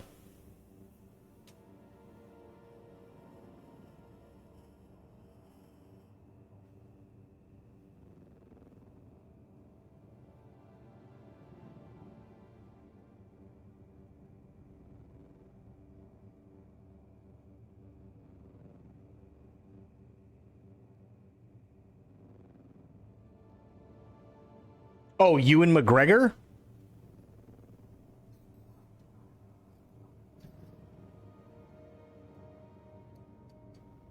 I mean, maybe there's a little bit of Ewan McGregor. Like when Ewan McGregor was younger. I could see that, sure.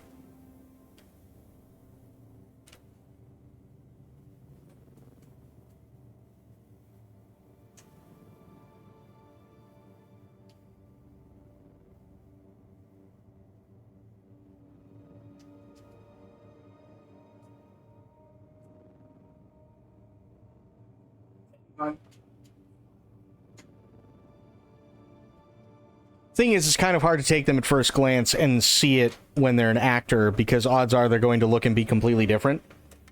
I agree, however,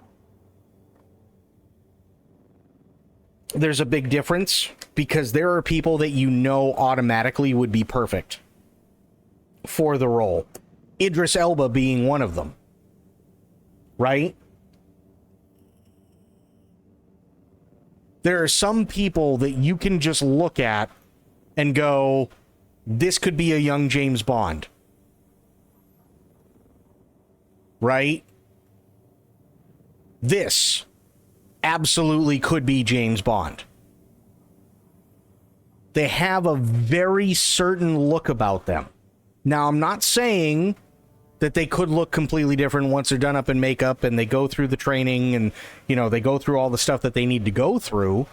Sure.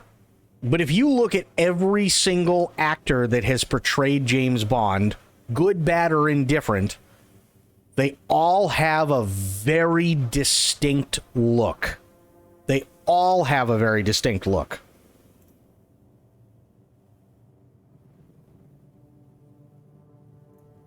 What's the first place? Harris Dickinson, I guess, is supposedly in the running. But I think that's bullshit. I could see him playing Q, like a young Q, I could see, but definitely not James Bond. Aaron Pierre is way too pretty. Will Poulter, way too babyface. John Boyega, I could see being a younger James Bond, sure. Jack Lowden, Not so much. He's Scottish. He's got that going for him. But I don't see it. I really don't see it. Richard Madden? No. Where have I seen him? Oh, Game of Thrones. Yeah, he played Robb Stark. Imagine Robb Stark being James Bond. Sorry, I don't see it. James Norton? Absolutely not.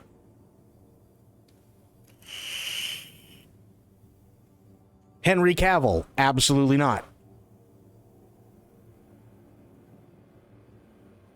Sam Hugan? Way too babyface. Tom Hardy? Perfect villain for Bond, but not Bond. Idris Elba? Absolutely.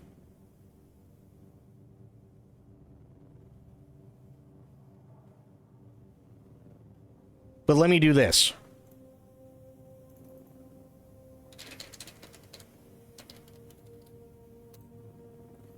James Bond actors.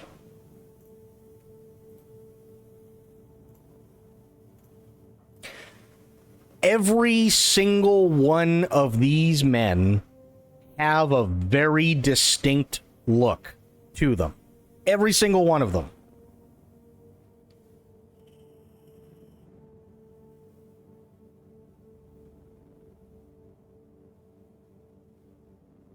You see what I mean? There's a very distinct look. Like, even George Lazenby, whom I don't really like at all as James Bond, has a very distinct look.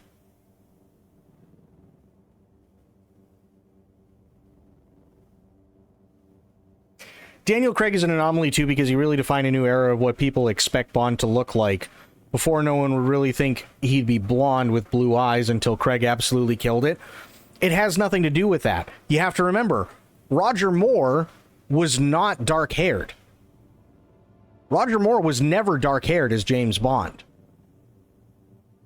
But you have Sean Connery, you have Timothy Dalton, you have Pierce Brosnan, you have James Lazenby. They were, all of them, every single one of them, were dark-haired, right? Roger Moore was never dark-haired. So it's not the first time we've had a James Bond that was not dark-haired.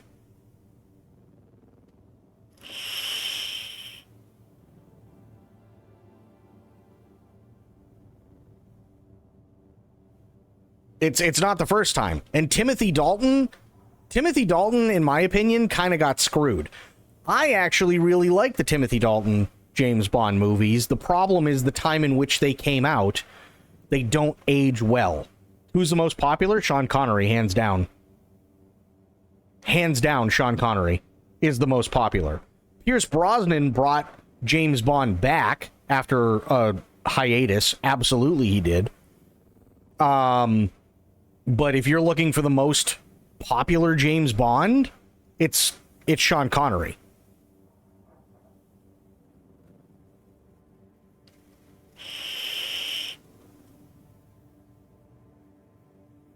Because you've got Sean Connery, who did, I want to say 6. He did 6 films. Then you've got Roger Moore, who I think did another 6 or 7.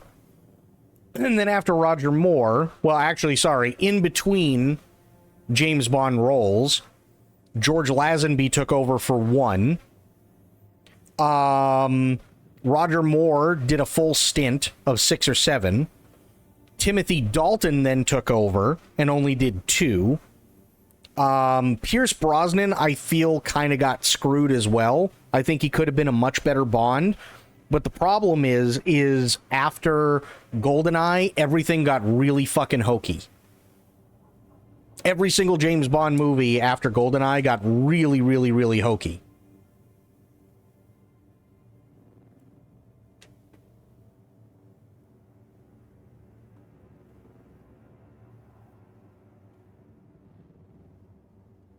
He got, like, his movies got insanely hokey. What do I mean? Okay. If you watch the movie GoldenEye, I'm not talking about the video games, I'm not talking about any of the tie-ins or comic book shit that may be out there, or anything like that.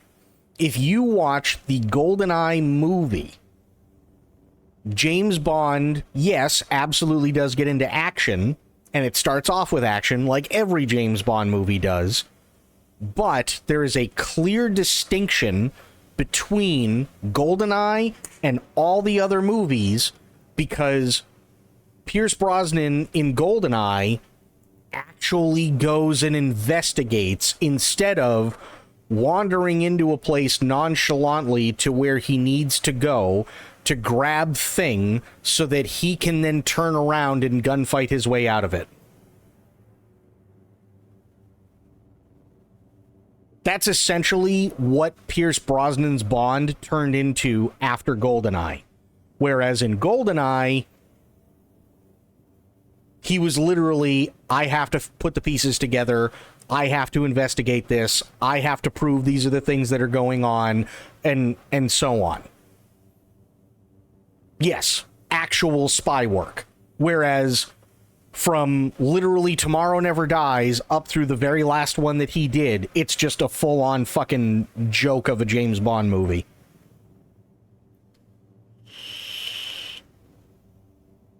Because literally all it became was, here's action sequence, here's him, you know, with gorgeous woman cutting to black, and it's assumed that they fuck. And then that's it.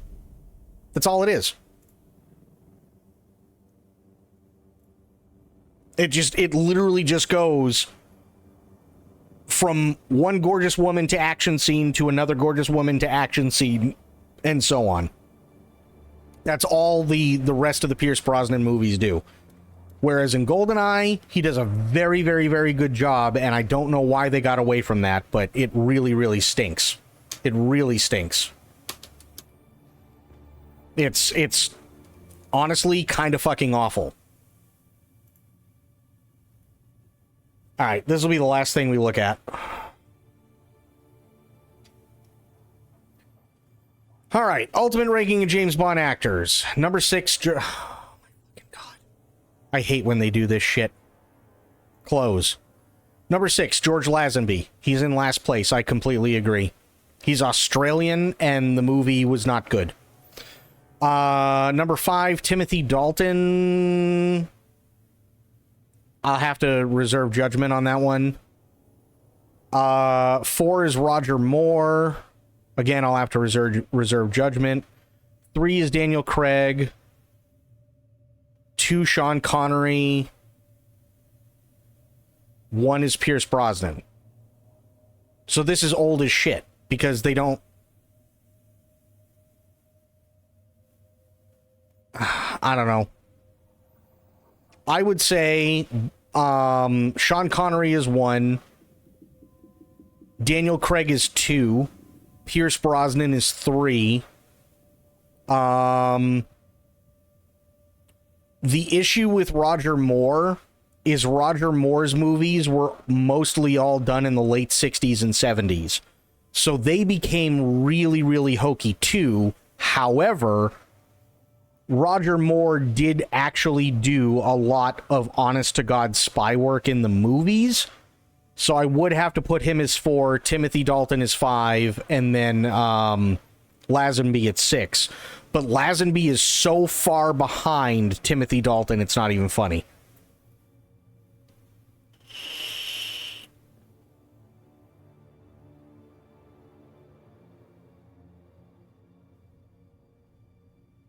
So yeah, easy. Sean Connery, Daniel Craig, Pierce Brosnan. Those are 1, 2, and 3. Easy.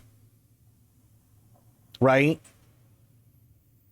Roger Moore, definitely 4. Timothy Dalton, definitely 5. Although I think Timothy Dalton got screwed, but I still have to put him at 5.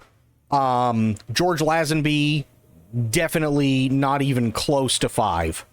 He's absolutely number 6. Like, seriously, if you never watched all of the James Bond movies, go back and watch the 2 Timothy Dalton James Bond movies. They are actually really good. They are really, really good. But he got pigeonholed because, unfortunately, both of those James Bond movies are so fucking 80s, it's not even funny. It's not even funny how 1980s those movies are.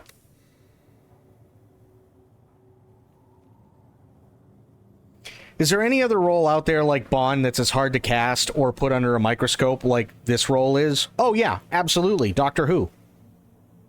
Look at how badly they fucked up with Doctor Who. Right? Typically, Doctor Who, for the longest time, was some older gentleman who, at the very least, might run across a set and then stand there and be a talking head for a while. And then you had Michael Eccleston. I think I'm pronouncing his name right. Eccleston, that's what it was. You had Eccleston, who was there for one season, got shafted. But he was not a bad doctor at all. And then you had arguably the best doctor, David Tennant. Then you had another heavy hitter with Matt Smith. And then you had, I can never remember the older guy's name. Christopher, yeah, thank you. But I can never remember the older guy's name, the one with the white hair. Supposedly he did really good, but I stopped watching after Matt Smith. Peter Capaldi did surprisingly really good from what I understand. Then they had what's-her-name, who basically tried to tell everybody to go fuck themselves, and that they were all sexist, and that their opinions didn't matter, and nothing mattered because she had Doctor Who now, and it didn't matter. She was never letting go with it. She was never letting go of it, and then everything really went to shit for her. And now you have this new guy who I've actually seen a couple of episodes from him, and he's really good. But yeah, unfortunately, Doctor Who is definitely a big one that is tough.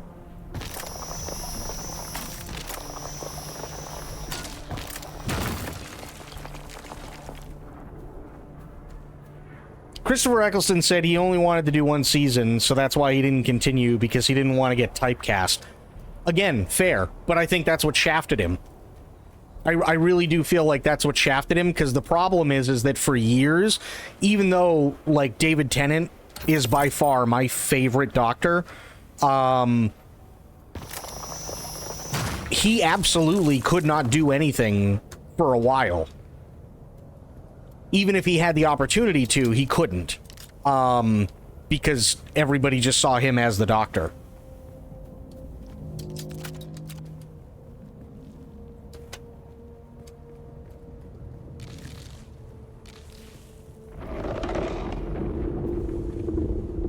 Which really is a massive letdown, but they keep bringing David back as well. Which, to be fair, though, I do feel like David Tennant enjoys being brought back as the Doctor now, but beforehand it was probably really, really difficult for him, unless it was, which, let's face it, it was, unless it was the BBC coming back and going, you know what, we actually, like, really kind of need you, and we have, like, other stuff that we think you'd be awesome in, and come to find out he was.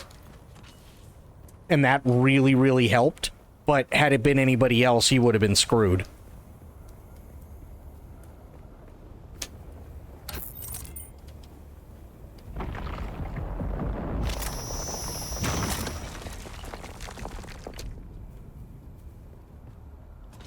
I mean, sadly, typecasting is a very big problem. Look at Richard Dean Anderson.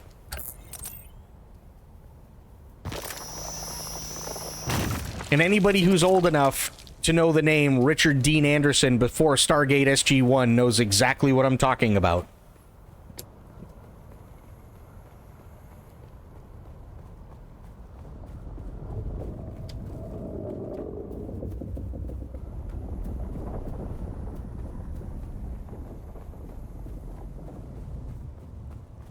For those who don't know, Richard Dean Anderson started off as MacGyver. And he was typecast hard as MacGyver. Like, severely. And that's why he didn't act for a while after MacGyver. And then he went into SG-1, and thankfully SG-1 did really well for him. But then, literally, the only thing that people could see him as was Colonel O'Neill.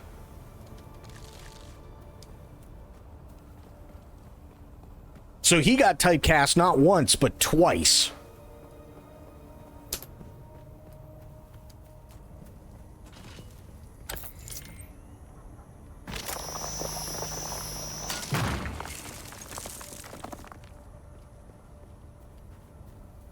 I think actors need to kind of realize that they're made for a specific kind of role. I mean, how many actors do we have that are really diverse in the roles they play that are major actors? But there's a difference, right? The difference is that if it was just, oh, here's a James Bond movie, here's a Doctor Who role, here's a new Stargate role, here's a new Star Trek role, here's this, here's that, and it was always the same cookie cutter stuff again and again and again, I would absolutely agree with you. But let's face it, who'd have thunk that, what was it, 3-4 years ago? Who'd have thunk that you'd have somebody like Timothy Chalamet play arguably one of the most iconic characters in history of fiction and literature and movies?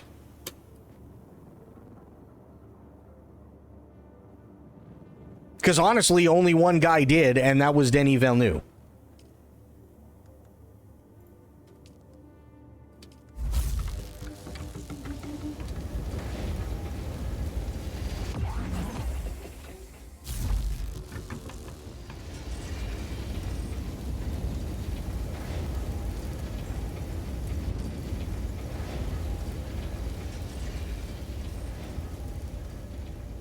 Right? So it's not like you just have just like a static set amount of roles or a static like revolving door of roles or anything like that. If that was the case, I would absolutely agree.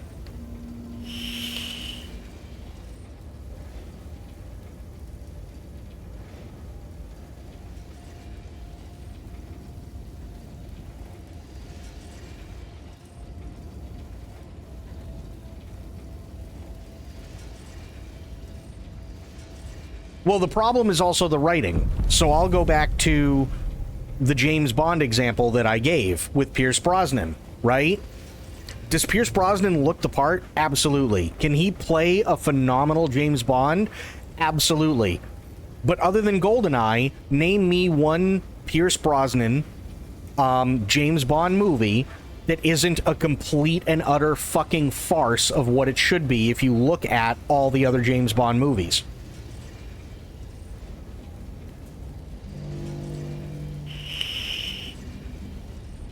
That comes down to the writing, unfortunately. So, you know, you have this new school of people who are like, oh, well, here's Jodie, but we've literally done everything with Peter, Matt, and David. Now what? And you got this brand new crew who doesn't have any fucking idea as to how they should write Doctor Who. Just like they didn't really have any idea as to how they should write James Bond for a while. And they get really pigeonholed. My biggest problem with Jodie Whittaker, I think that was her name, was the fact that literally all she wanted to do was just call everybody sexist.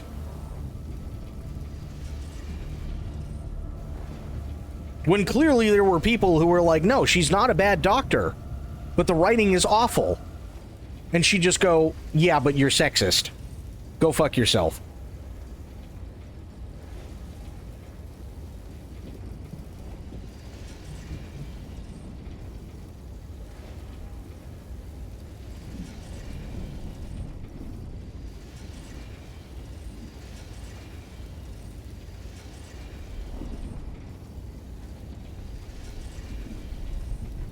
Yeah, and I think that's kind of the problem. A lot of it comes down to the writing as well. Sector weather alert. Perfect A example. sandstorm is approaching. Right? Another perfect example, and this is something that could happen. Let's say for the sake of argument, because we were talking about James Bond, let's say for the sake of argument that somehow they get Idris Elba to come back and play James Bond. But unfortunately, the writing is absolute dog shit. At that point, it won't matter how good Idris Elba is, he will always be the worst fucking James Bond.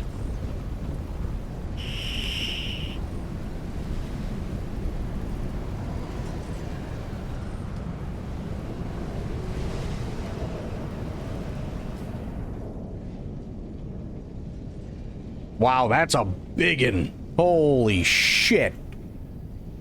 1, 2, 3, 4, 5, 6 sectors simultaneously. Wow.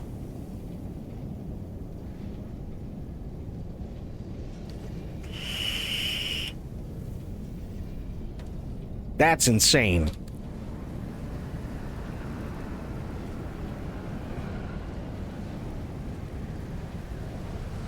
Oh yeah, Jodie, people did not like Jodie because of all the shit that she used to pull.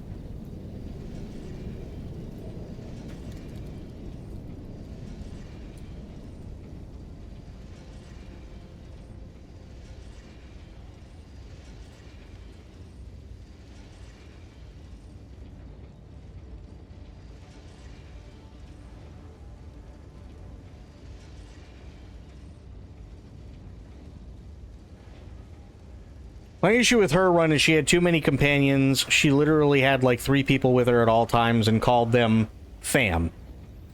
I think what they were trying to do is they were trying to appeal to a younger generation that were calling people fam.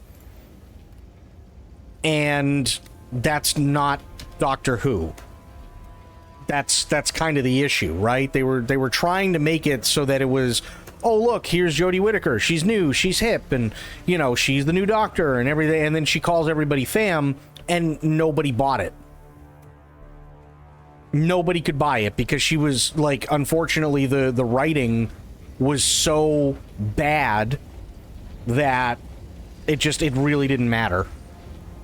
It really didn't matter. All she wanted to do was sit there and call people fam and have 3 people with her at all times and run all over the place, but she didn't actually do much.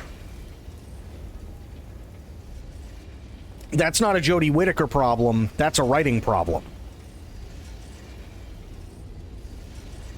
So I completely agree with you on that, but he had no problem stating, well, I'm Doctor Who, get over it.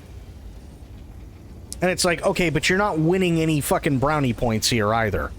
You can't tell all the fans to shut up when they're saying that the writing is crap and that as an actor, you're not actually doing anything as the main character and like all this stuff, right?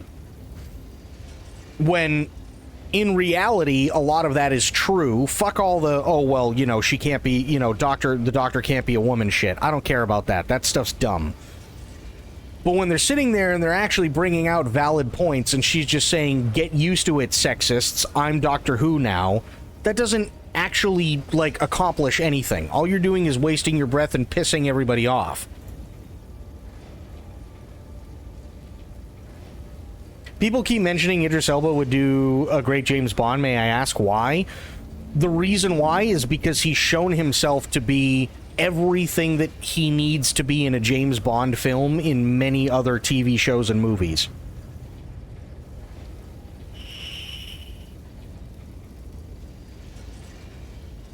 And he has the look. And it's really, really hard to tell you what that look is, but you can clearly tell what the look isn't. Idris Elba absolutely has the look. And he's proven himself time and time and time and time and time again.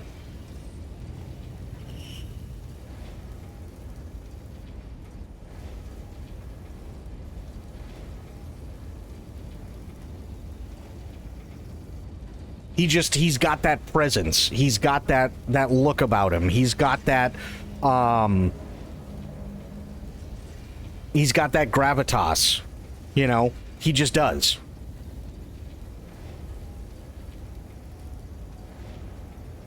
He's been an action hero, right? He's been a spy, not only in movies, but in video games. He's been somebody who lets shit roll off his shoulder, right? And present himself with a certain amount of class,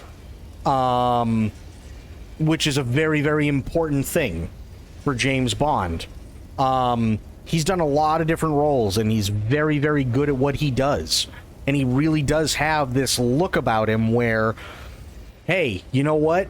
Beard gets shaved down a little bit, maybe a little bit of color. There you go.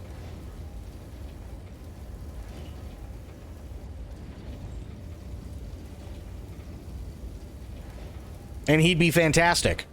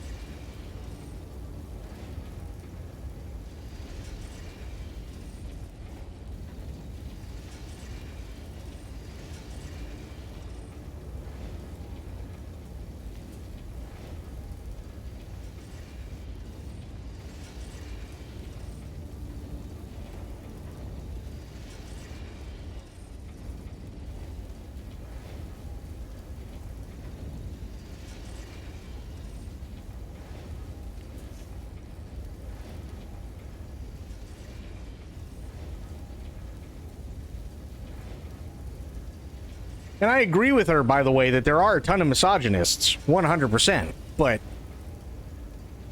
yeah, the writing didn't do her any favors.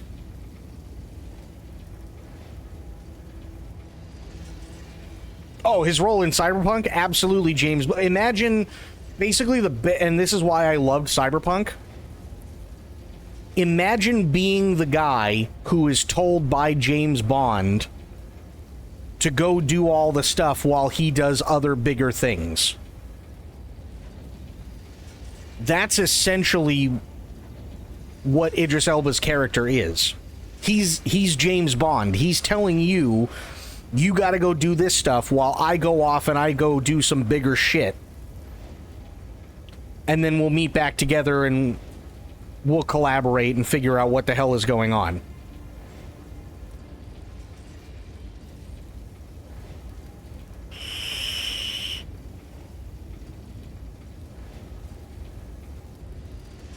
Was very spy, espionage, heavy tone. Absolutely it was. Absolutely.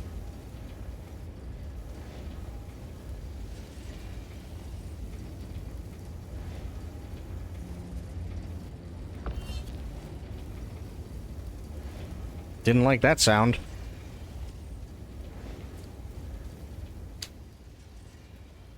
What was that?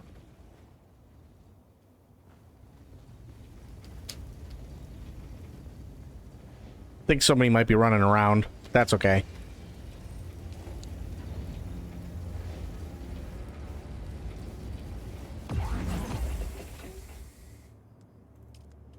Oops. Take that one too. Nice.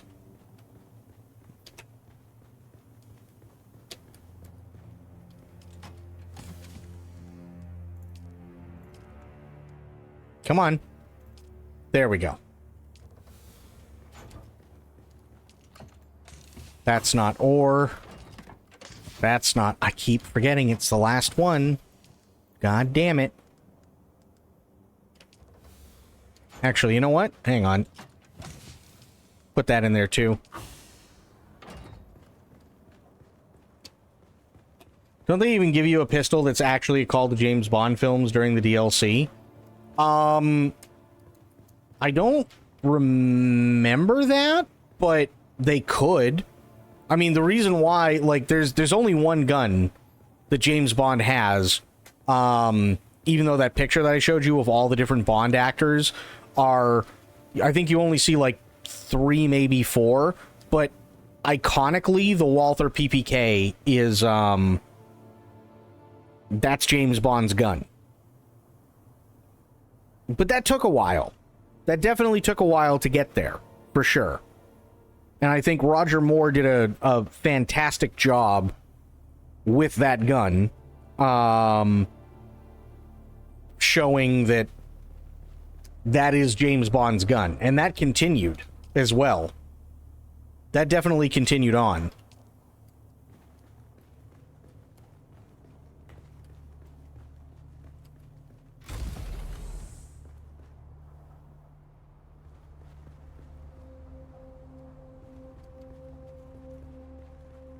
Okay, here. So what else do I need?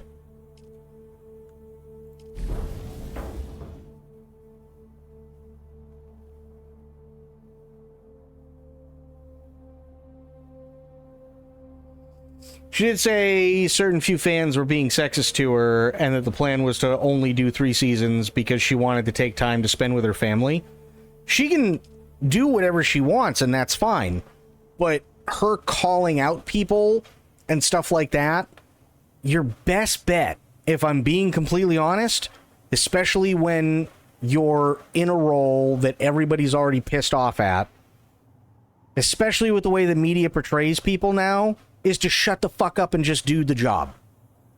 Prove to people, I don't care whether you're a woman, I don't care whether it's because you're black, hell, if they could find the right guy, or girl, I don't care if it's Indian or Pakistani or Chinese or Korean or Japanese or whatever. Prove to them. That's it. That's all you have to do. Just prove it.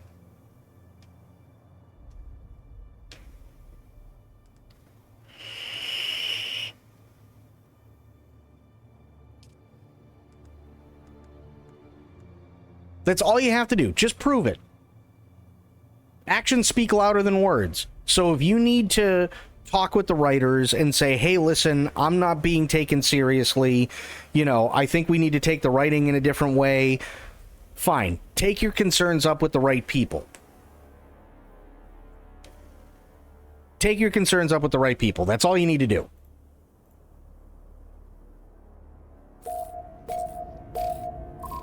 The iconic power pistol. Hang on. Yup. Her Majesty is a gift from Alex after reading you. Head to the Moth. She's finally convinced to help save Songbird from Kurt Hansen after discussing the details of the mission. Yada, yada, yada. Your time awaits. That's not a Walther PPK. Yeah. That's not a Walther PPK. That, if anything, that looks like a Mark 23. The name is, yes, Her Majesty is a nod to On Her Majesty's Secret Service. Absolutely. But this is more like a Mark 23, which is more like a SOCOM pistol, as you can clearly see because of where the laser sight ends up.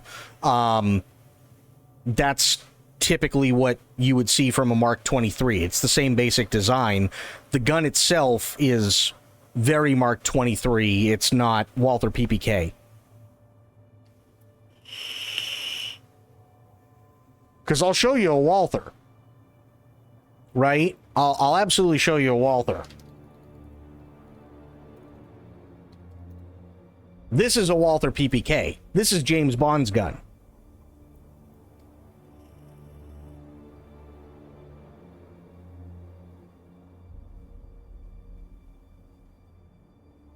That's the gun James Bond has had for years and years and years, right? Even if you do...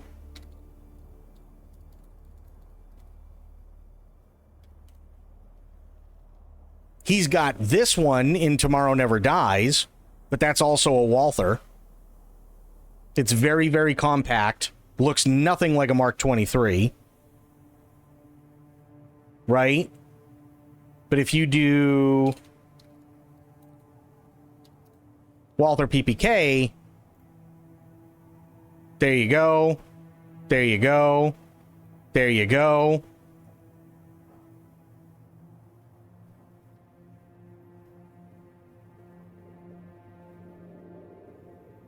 Yeah, the Walther PPK it's a 380. It packs a punch for what it is, but it is a small gun. It's absolutely a small gun. With a big silencer, yep.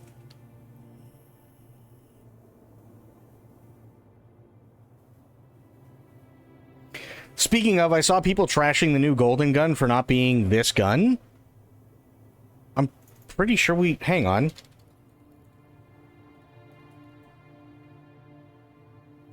Helps if I put in the number 7, doesn't it? And not hit numlock. Images.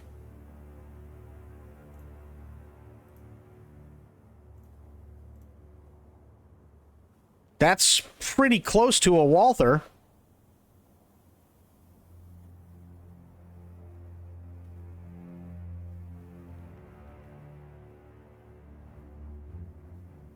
Like, even to the point where, and I know it's hard to see, so I'll zoom in, even to the point where you have the curved hand grip here, and then it pulls a 90-degree angle, and then you have another 90-degree angle where the magazine fits in. That's very Walther PPK.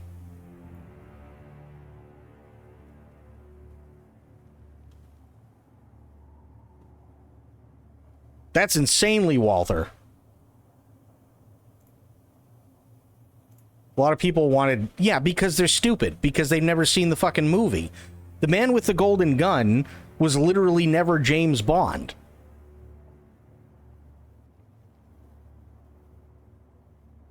It was never James Bond. James Bond never had the golden gun.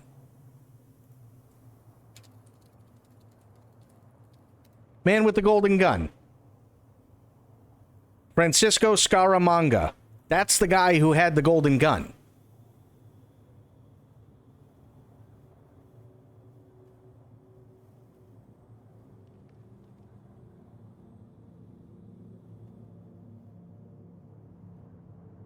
The only reason why the golden gun and everybody's like kind of pissy about it is because they go, oh, because the golden gun was in GoldenEye. Well, yeah, because it was a fucking nod to Scaramanga. That's why. Bond literally never had the golden gun. So even in First Light, when you see this picture, right, that's literally a nod to the golden gun that you get in GoldenEye 64, which was never in GoldenEye. It was in The Man with the Golden Gun.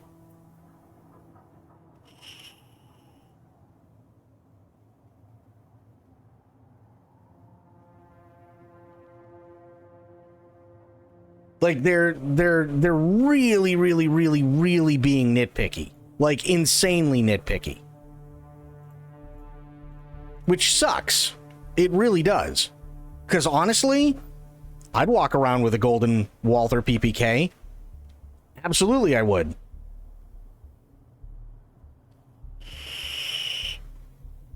So yeah, people are just dumb. It's because they've never seen the Bond movie and they think they know everything about James Bond because they played the shit out of GoldenEye. That's it. James Bond never had the golden gun. Scaramanga did. That's like sitting there and saying that's like the wasn't there a golden gun revolver iteration of the golden gun too? I remember the silver Magnum. I remember the silver Magnum, which was 1 to 2 shots. Because it would bring you down to almost nothing. But I don't remember if you had the gold Magnum. I don't remember. You'd have to look it up. I do remember the silver Magnum, though.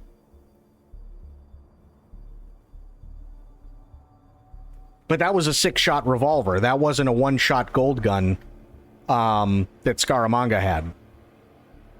But that's people pissing and moaning about, oh, well, it's not the golden gun. That's like people that would turn around and piss and moan and go, oh, well, the Moonraker laser isn't a weapon in First Light. James Bond didn't have the Moonraker laser pistol. He used it, sure. but everybody else around him did when he was on the space station. Because bullets kind of have a way of tearing a fucking hole through walls. And that's bad in space.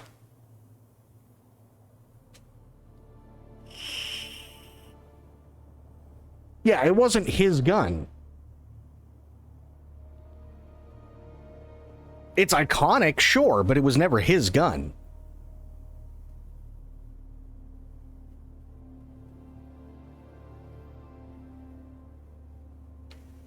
So yeah, I think there's just a lot of idiots, sadly. There's a lot of idiots out there. I still need that fucking cobalt paste. Damn it!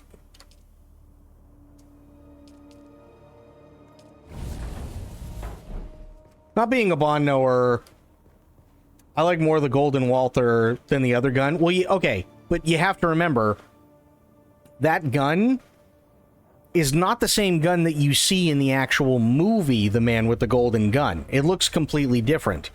That gun that True brought up is how it would look if it was in better graphics than the original GoldenEye 64 video game. Now, it looks kind of similar, but it's definitely not Scaramanga's Golden Gun.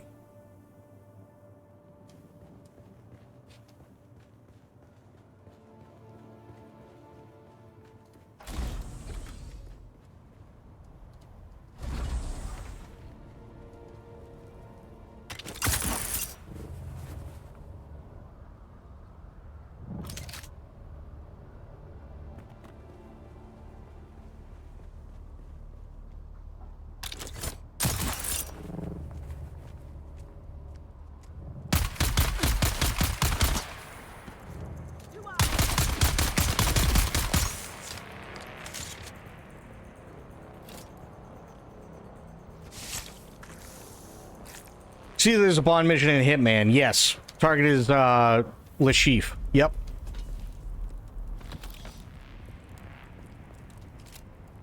That's not the right thing. There we go.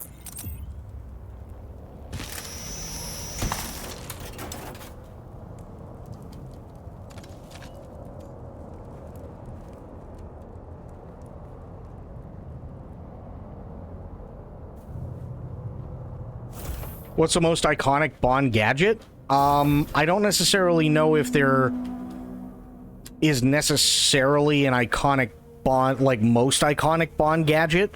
You could make the argument that it's his watch, but his watch did almost everything different in almost every single movie.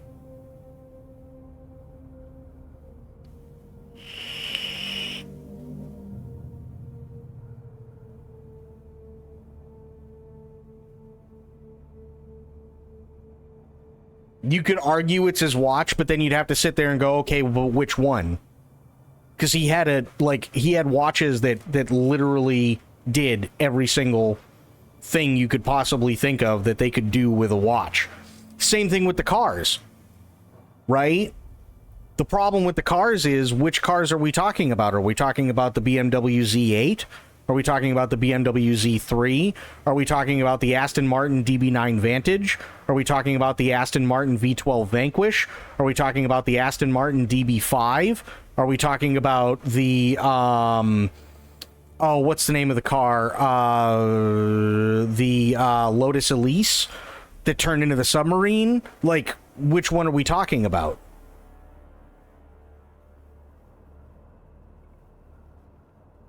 Are we talking about the Jags that he used to drive? Like, there's a ton of different cars that he's driven, right? And the cars are all gorgeous, but they all did different things.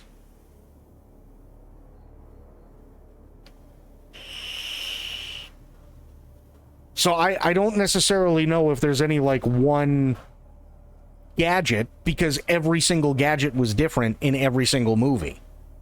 That was kind of the issue, right? Are we talking about the BMW 750IL? because the BMW 750IL that you actually see in Tomorrow Never Dies is not a 750IL, it's a 740IL that's given a couple of different things to make it look like it's a 750IL, and the only reason why the 750IL is actually popular at all is because it's the only 7 Series that BMW ever made that has bulletproof doors and windows.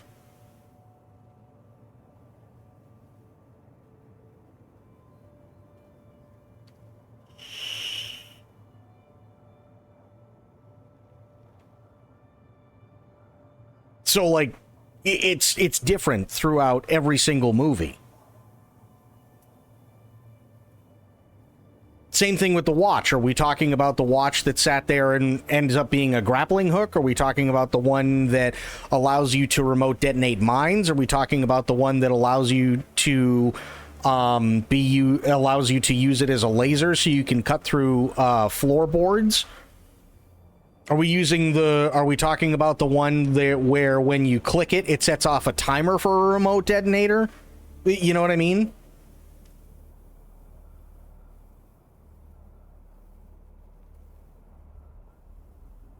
Sits here, nods along with Shadow blankly. Yep.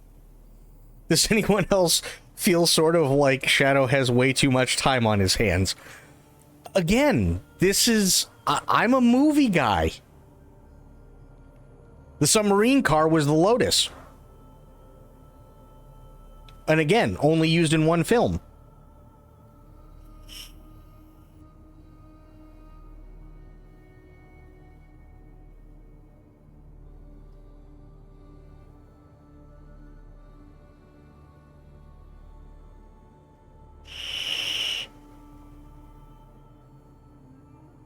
And the 750IL was the only one that you ever saw that had the security system where it shocked people, right? And then they tried bringing in Sony with Sony Ericsson with the phone that had a taser in it. So it's so, like, I mean, there's tons of stuff.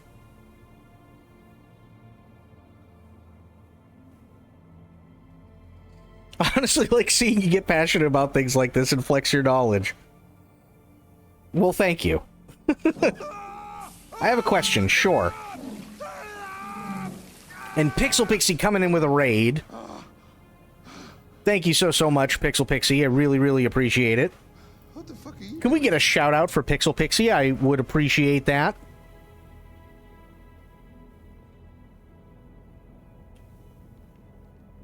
Yay! Who out of all of them, and I mean all of them, was your favorite Bond girl? Vesper.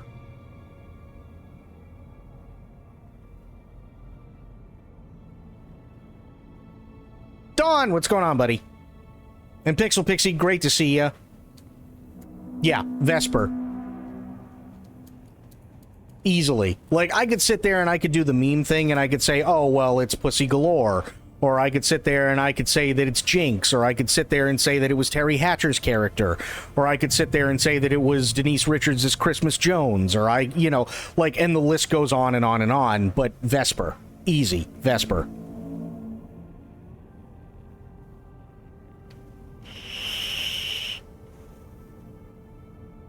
Yeah, Ava Green is Vesper. Yep, that's her.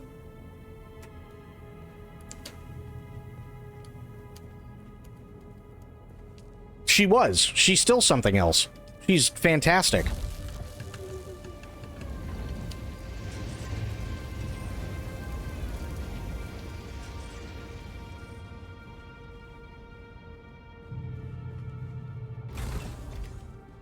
See, Shadow and I are men of culture.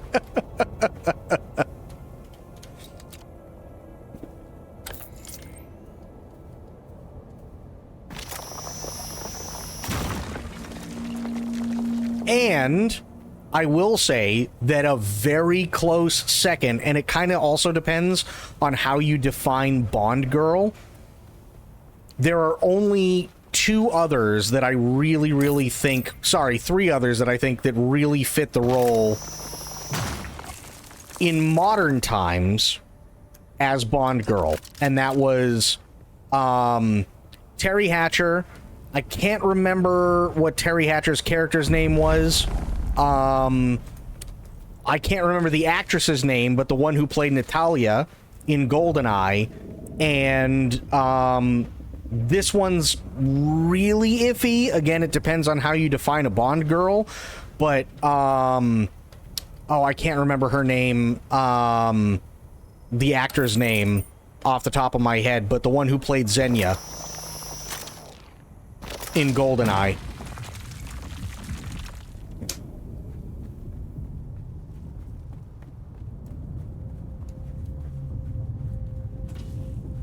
Famke Janssen. That's who it was. Took me a second, but I got it.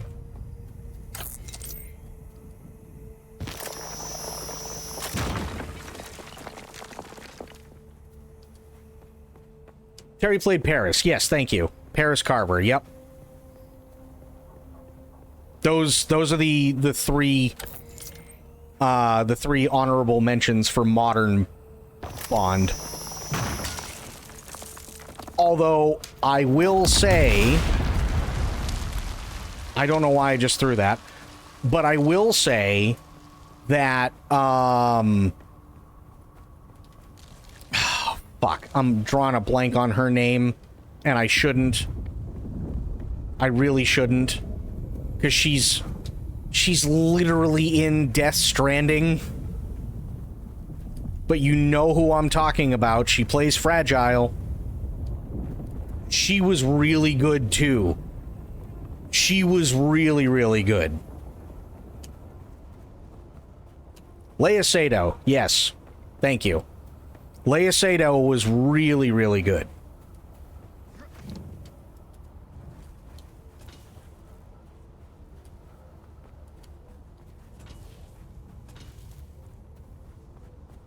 Yeah.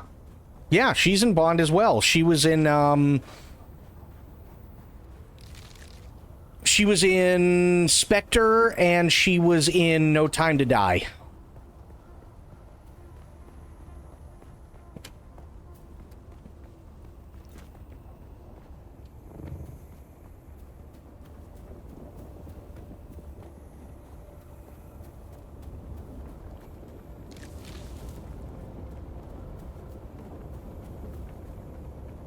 She was awesome. Not as good as Ava Green, though. But Ava Green just... Damn, she nailed that. Damn, did she nail that. Spectre is my fave from Daniel Craig. That's fair. That's totally fair.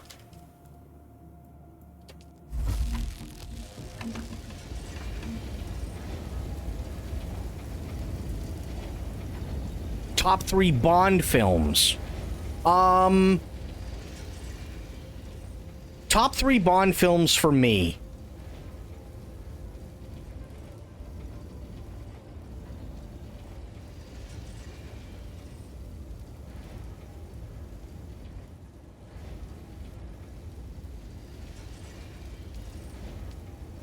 Oops, wrong button. No, do the thing. There we go.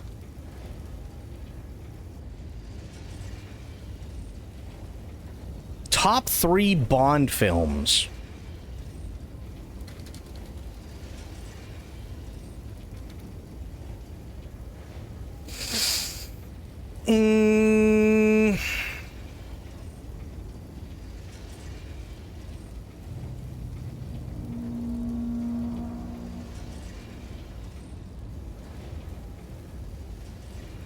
That's really tough. That's really, really tough.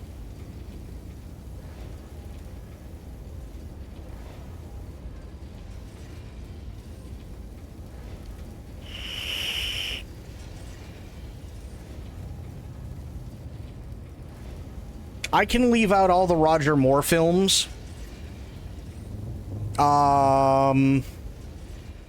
Which is kind of sad, but I was never the biggest Roger Moore Bond fan. He did good, but he was definitely no Sean.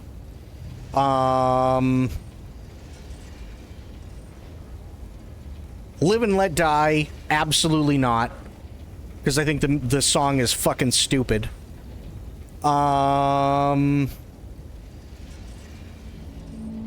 License to Kill with Timothy Dalton was really good. GoldenEye was really good with Pierce Brosnan. But I think Dalton, sadly, I think Dalton just comes up short. Because again, it's just so 80s.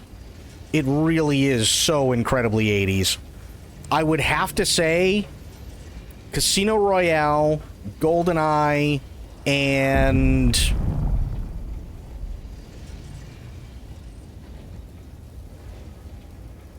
Thunderball.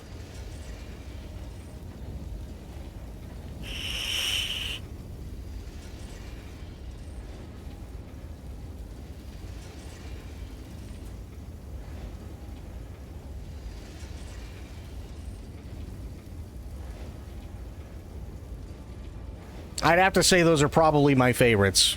Like, my top 3.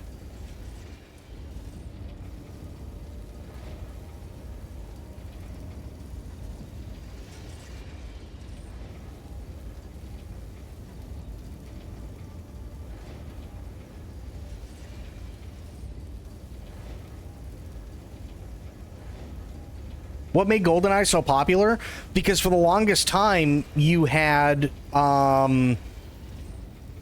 Roger Moore, and his stuff was hokey. His stuff was really, really, really hokey. He had some great actors in there. Christopher Lee, we've already mentioned. I can't remember her name. Oh, Jane Seymour was another one. She did really, really good. But at the same time, it was the 1970s. Everything had to be either really, really hokey or really, really ugly or a little bit of both. So James Bond was driving around in a Lincoln Mark fucking 5 that's as big as a battleship. And it didn't really fit him at all. And Roger Moore was flamboyant, I guess would be the way to put it, in his delivery of James Bond. So for a while it was just, oh, it's James Bond, it's the hello darling, right? And he would always be saying that to every single fucking woman. And he did feel a little old, yeah, whereas James Bond, for the few that he came back for after his main run, he was just, I mean, it didn't matter how old he was. Like, it's James Bond. You know what I mean? That's basically what it was. James Bond just absolutely outshone Roger Moore. And then you had Timothy Dalton, who, again, was really, really, really good as James Bond. But the writing was very 80s. Very, very 80s. He was a great spy. But was he a great James Bond? In terms of writing, not so much. That's kind of what it was. So then, fast forward, right? And you have a guy who looks like James Bond, a guy who's Scottish, a guy who looks like he could be a younger Sean Connery in some aspects. You got the writing that's there for the actual, like, spy portion, where he's investigating and trying to figure things out and so on. Plus, you've got amazing action. Plus, you've got, in the same movie, Famke Janssen and I can't remember the actor's name, but the one who played Natalia, both absolutely phenomenal. You had Dame Judi Dench playing M. They brought back not only the Aston Martin DB5, the original James Bond car, but then they also brought in the BMW Z3, which was an amazing, amazing upgrade.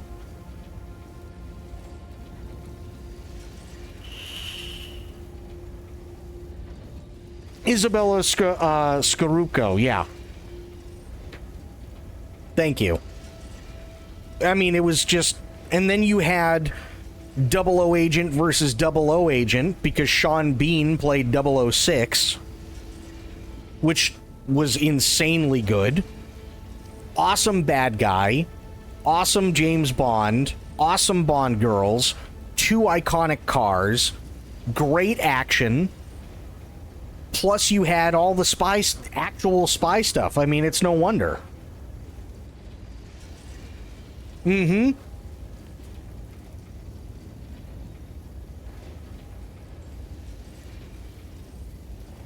License to Kill Octopussy and Goldfinger specifically listed in that order. That's fair. I mean, those are good movies, for sure. Yeah, 006, yeah. Alex Trevelyan was 006. And at the very beginning of the movie, he and Alex were in the Soviet facility, and they were going to blow the whole place. And then Alex gets shot, but come to find out, Alex had been planning it all along to fake his death so that he could do whatever the hell he wanted to with GoldenEye.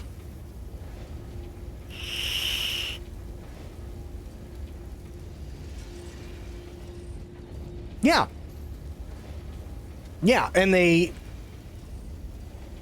so he's 007. The way that it's explained, and it's very, very simple.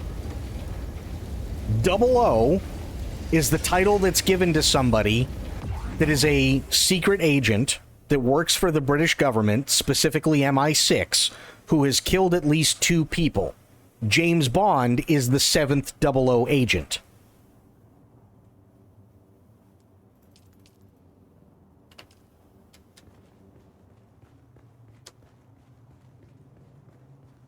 That's all it is.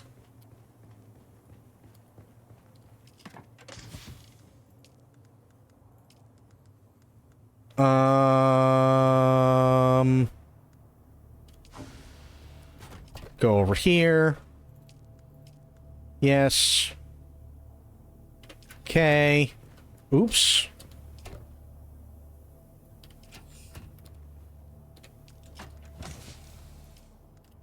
Good. Here. Yes. Shit, I forgot one thing over here. Yes. Back over to ore. Dump this in. From Russia with Love and Goldfinger and GoldenEye.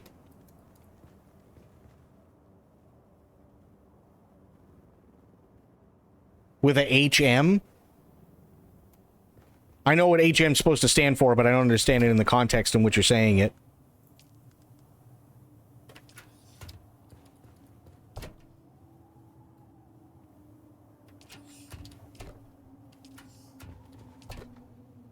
There they are.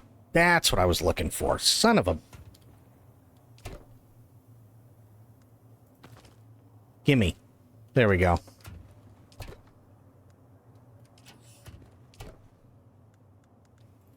Nice. Honorable mention. Gotcha. He's killed more than 2 people at this point. Oh, God, yeah. He absolutely has. But the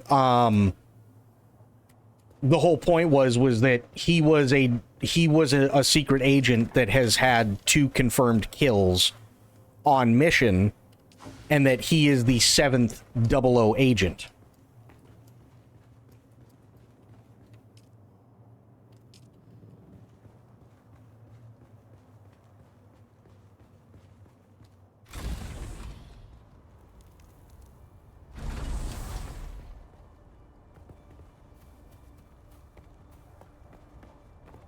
So yeah, it's not an easy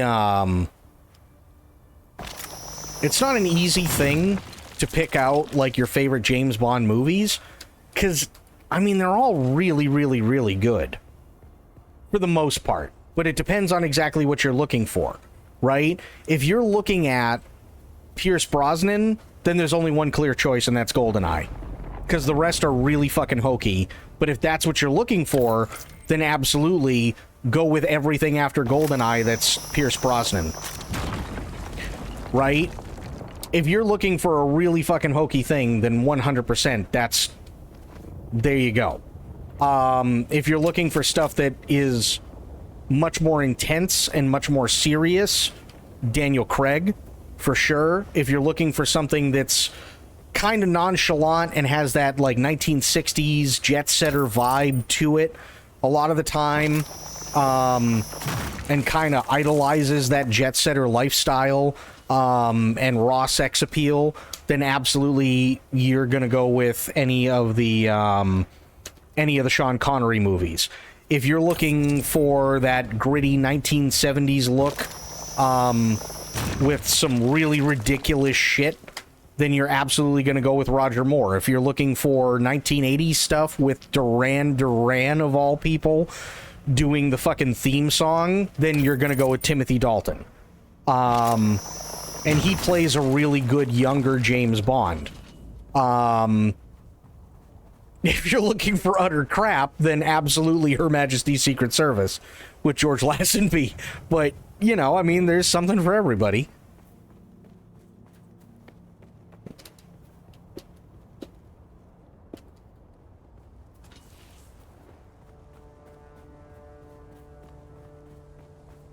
Hell, they even, and this is a big one, there are 2 James Bond movies that are not considered canon.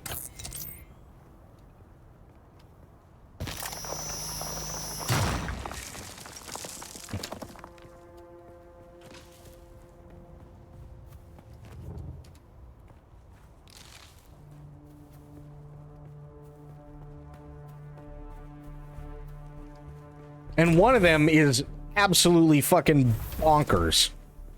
And I can't stand it.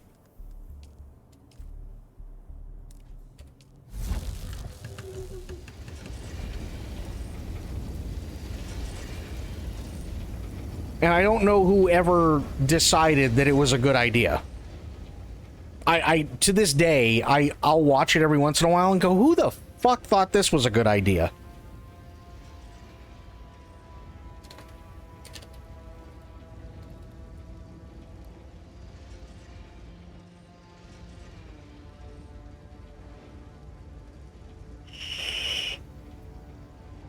So you had 1967's Casino Royale, which, I'm sorry, I know that there are people who like it. I thought it was really, really bad. But yes, the one with David Niven, it was so terrible. And then the one that I actually thought was pretty decent, and I think it's kind of a shame, but it was Sean Connery in Never Say Never Again.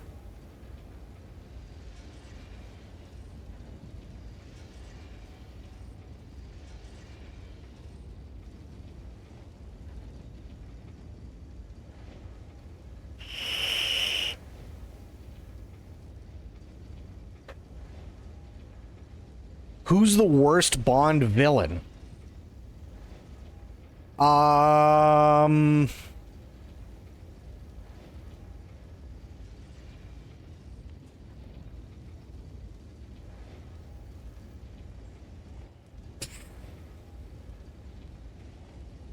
Much as I hate to say it, and it just comes down to the fact that I really can't stand the fucking movie, is Scaramanga.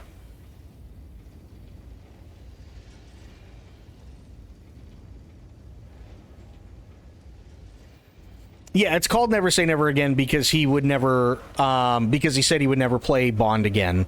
But then he unfortunately did a lot of really shit films because he got screwed over. For instance, Zardoz, the garden is good, Zardoz. That was an absolutely shit movie that he was in. But basically he needed the money, and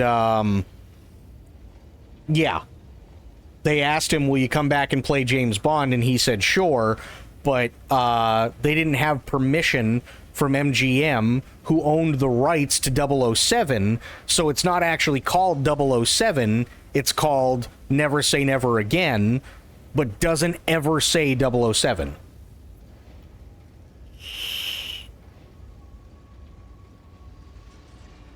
Zardoz was such a crap movie. It really was. I'm sorry, but it was just awful.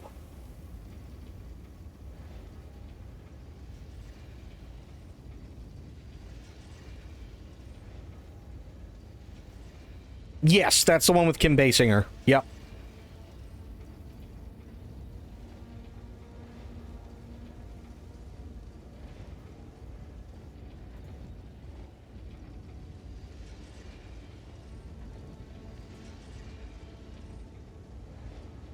Kim Basinger's allergic to the sun? Really? No shit.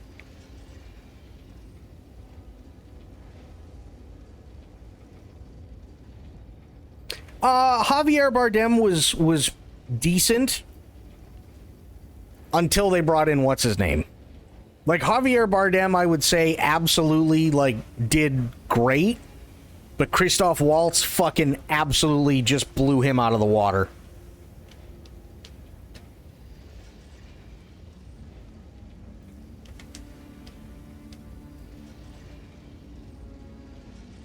That's my opinion. Christoph Waltz just fucking killed it. Christoph Waltz blows himself out of the water. You're not wrong. You're not wrong at all.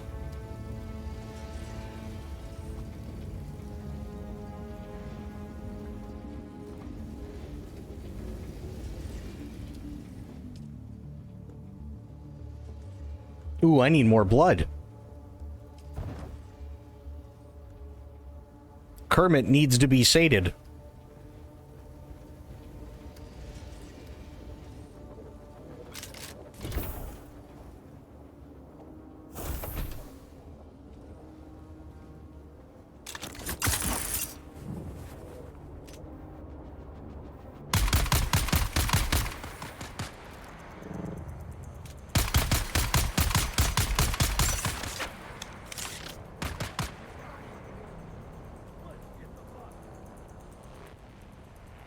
Oh, Christoph Waltz was... Holy shit.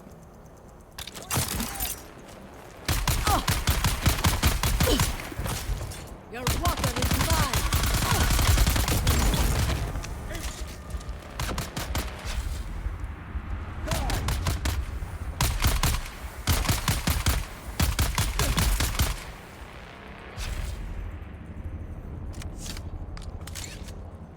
Yeah, I loved Christoph Waltz in the last two Bond movies. He was so good.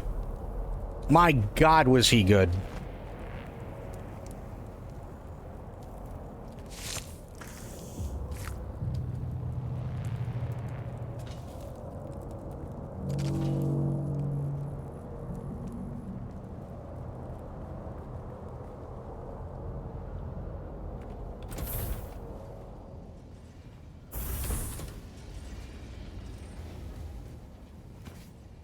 No, it's E, not jump. There we go. I downloaded too many Vesper photos now. I gotta go to sleep. That, I'm gonna be honest on. That sounds very self-reporting, but have yourself a great night.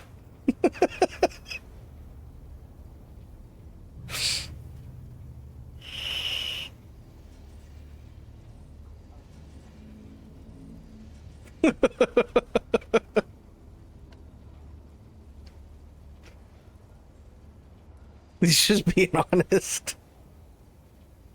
Guys, I downloaded way too many Vesperlin photos. I gotta go to bed. So, oh, okay. Alright, sure. But, in all honesty, have yourself a great night, Don. Thanks for hanging out. I appreciate you, buddy. Happy Dune game and happy Death Stranding 2 day. Hell yeah. I can't wait for it to come out on PC. My God.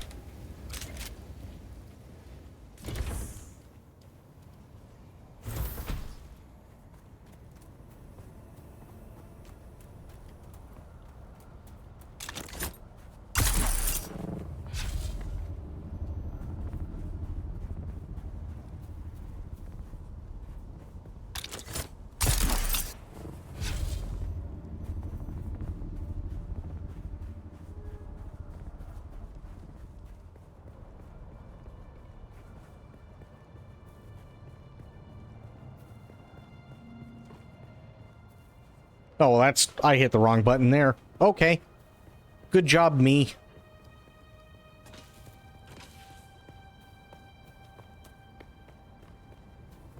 You think of an actor that played the villain so good that the actor got hate? Who comes to mind? I don't know if it's they got hate IRL. I don't know if I could point to one person in particular for that. But I can think of people who played villains so good that I hated the, like, truly hated the villain. Absolutely.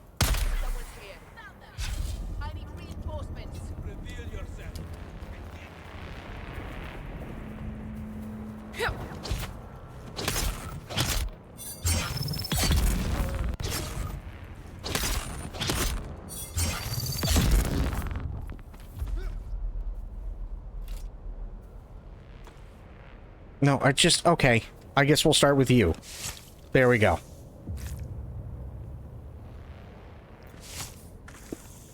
The only one I can really think of off the top of my head that may have, like, gotten a lot of shit, honestly, is, I can't remember his name, but the guy who played Nero in Walking Dead because he killed Glenn.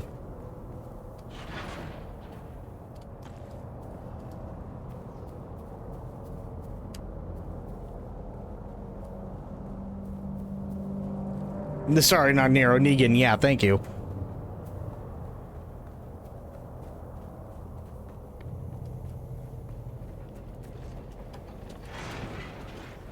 Like, there was a girl that I was dating at the time that, that they brought Negan in.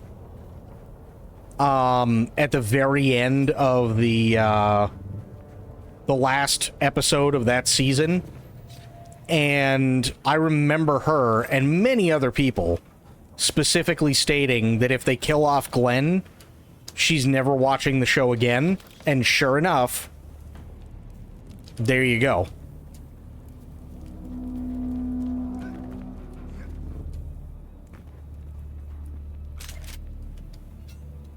Sector weather alert. A large sandstorm is approaching. Large... Oh, shit. Okay. Well, that's bad. Means I gotta go.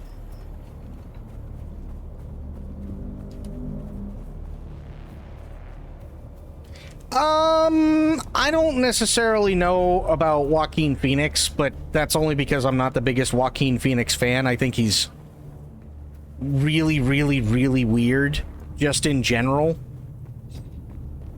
I think he played a great villain, but I don't necessarily know if I could say I hated him.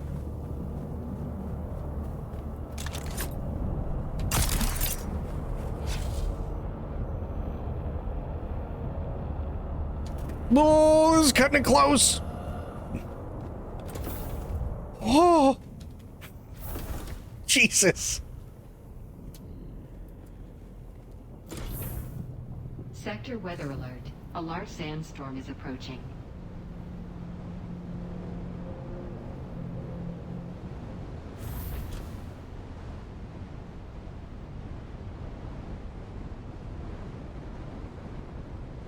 Yeah, I never really saw any of the hate for him.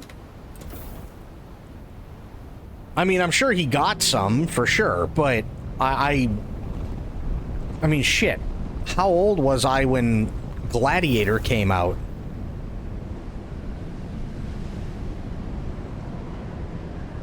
I don't even remember.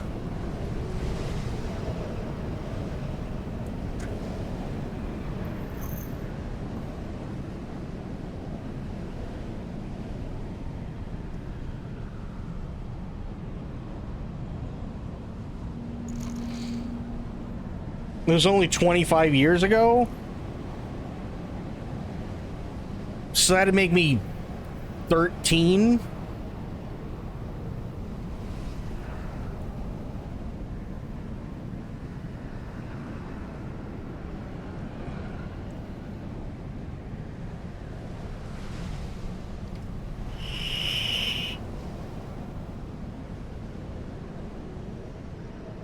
That would, yeah, that would have made me 13 when it came out.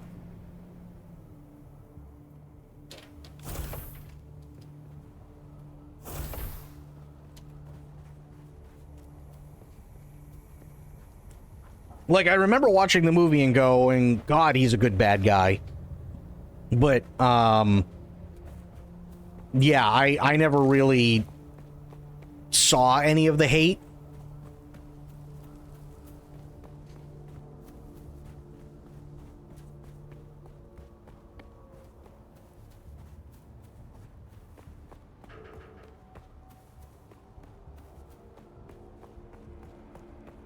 I will say there is one person who played a bad guy that absolutely got all the praise he deserved because he did such a fantastic job as the bad guy. Anthony Hopkins as Hannibal Lecter.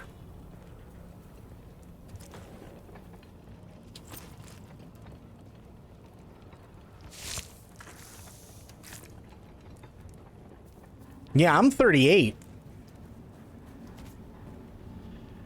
I'm gonna be 39 in September.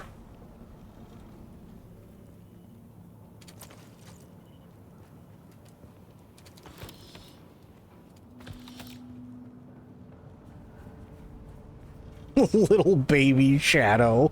Oh, God. I didn't sleep for 2 weeks after seeing Silence of the Lambs. Silence of the Lambs was so good. Silence of the Lambs was amazing.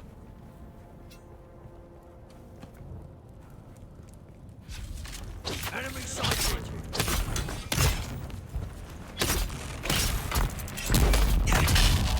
Fuck.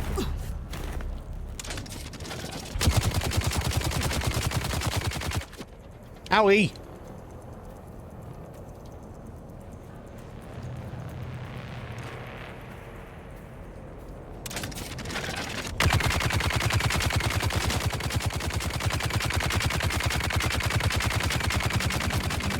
Need to reload.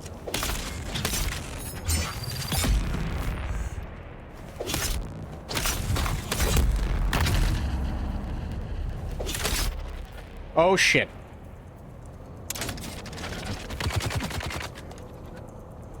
There we go. Okay.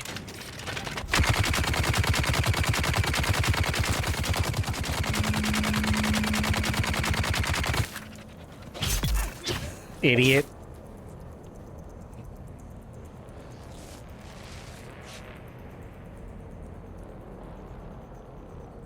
Still trying to get used to all the buttons on my mouse.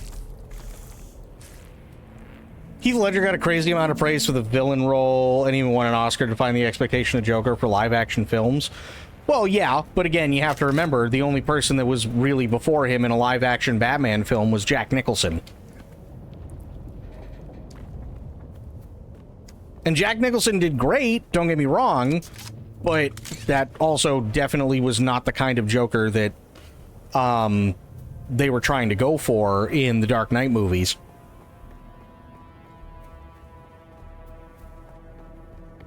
Your eyes were wide open? Fair enough.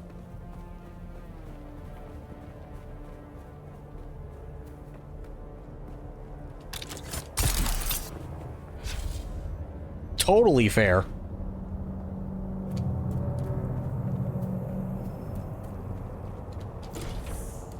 Whew.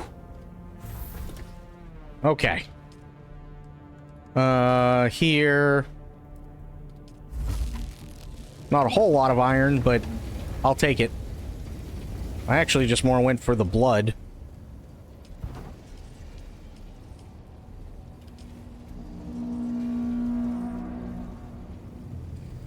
Best part of Robin Hood Prince of Thieves was Alan Rickman as the Sheriff of Nottingham. Alan Rickman did great.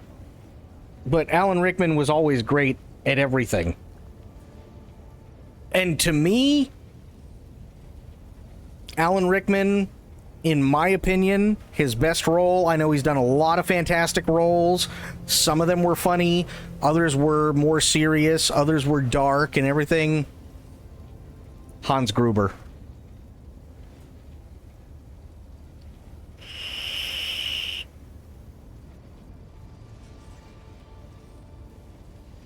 Just that simple. Hans Gruber. It's not Christmas until Hans Gruber falls off the top of Nakatomi Plaza. That's just how it is. We're in sync tonight, yes.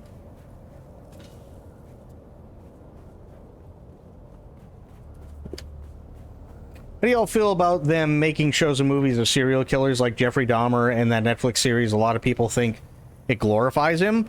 I think to an extent they're right. In all honesty, like if it was just a documentary, Die Hard is absolutely a Christmas movie, okay? We'll put that one to bed right there. Die Hard is 1,000,000% a Christmas movie, as is Die Hard 2, Die Harder. Anyway, to answer your question, yeah, I think it does glorify them. I think that if they just came out with a documentary about Jeffrey Dahmer, that'd be one thing, and they're talking about it objectively, and there's nothing wrong with that. But I think that when they try and glorify like an actual serial killer, like they did in the Netflix stuff and they did in the movie, and that's when it kind of becomes a problem.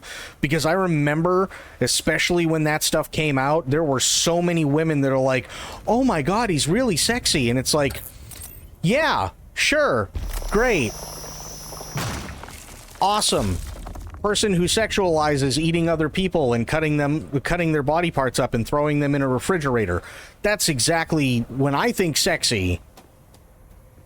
Right.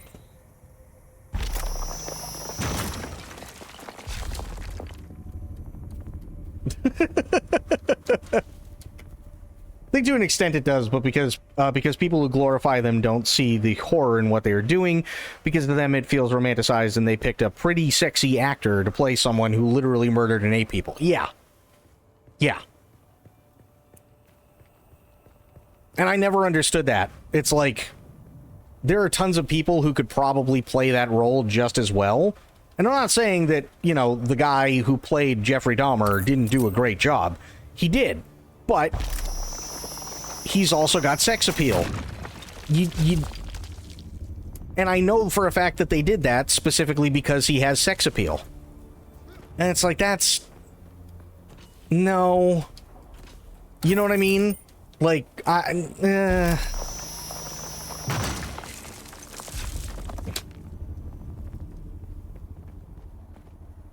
can't remember the guy's name who played Jeffrey Dahmer. It's like they're romanticizing a Bonnie and Clyde. Yes, same thing. Or romanticizing the Zodiac Killer as much as they can. Or, like, the list goes on, right? It's this sick thing that they do, but they do it because they know it works. And it's really, really sad. So it's like, I remember that there were a couple of women that I worked with. They're like, oh my god, that new Dahmer thing is coming out. He's the guy who plays it. God, he's sexy. And I'm like, you do realize that he's playing somebody who fucking ate people, right?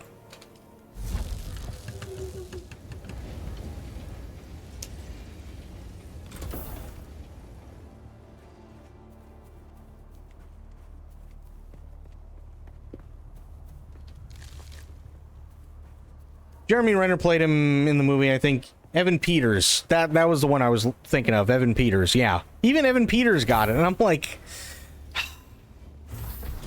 God damn it. You know what I mean?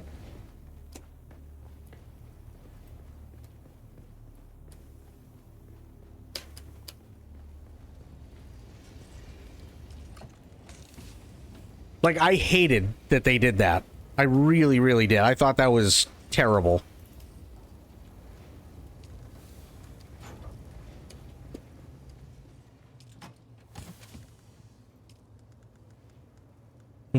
Oh, monies. No, put the monies in there.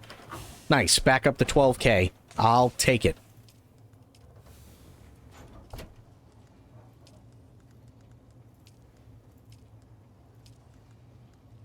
Okay. Just the fuel cells.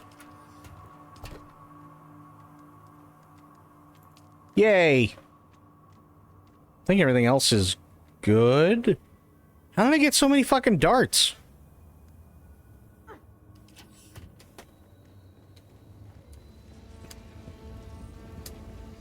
Yeah, he does look a lot like Dahmer. I agree.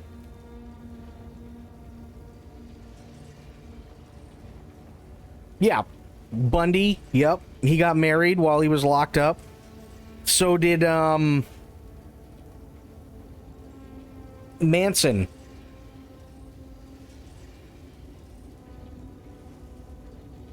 Manson got married while he was in prison.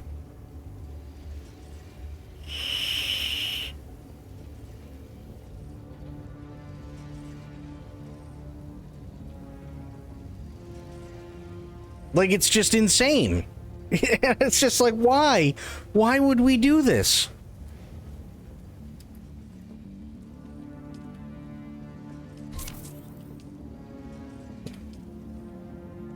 Like, all I could think of, and it may sound really, really mean, but all I could think of, and it's literally whenever anybody says something galactically dumb, like Evan Peters with, oh, he's so sexy, and you're like, you do realize he's playing a guy who killed and ate people, right?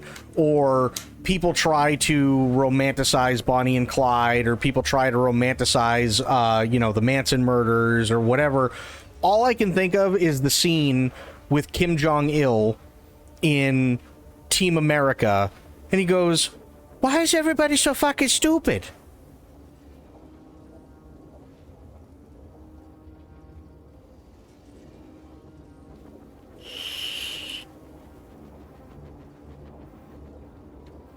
That's all I can think of.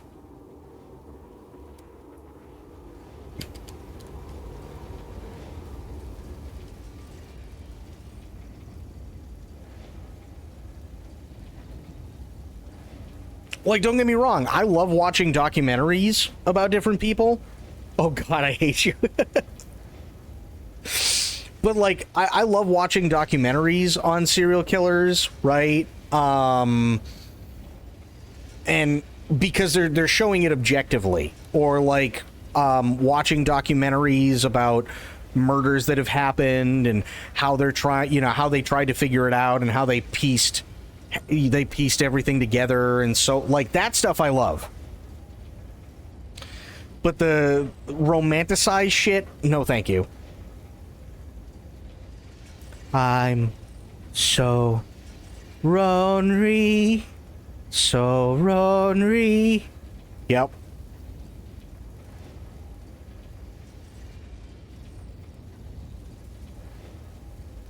You stop.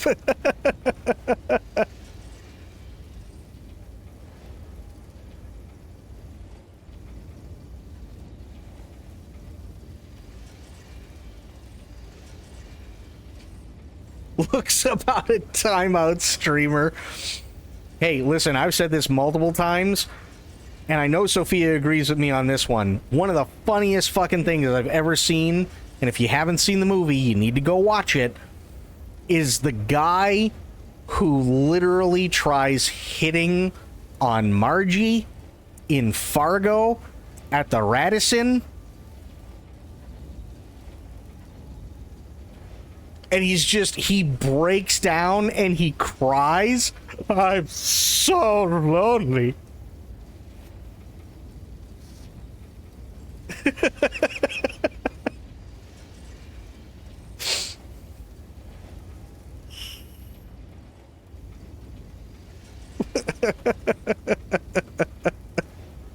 I love that movie too. It's so good.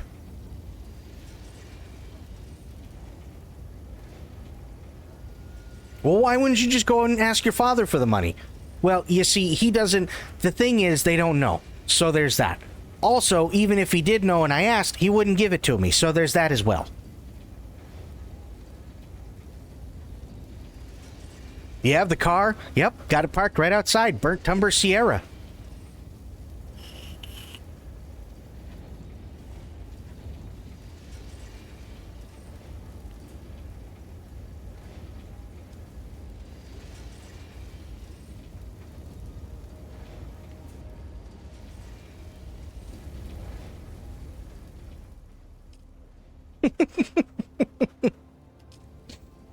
Such a great movie. Burnt Timber Sierra, yep.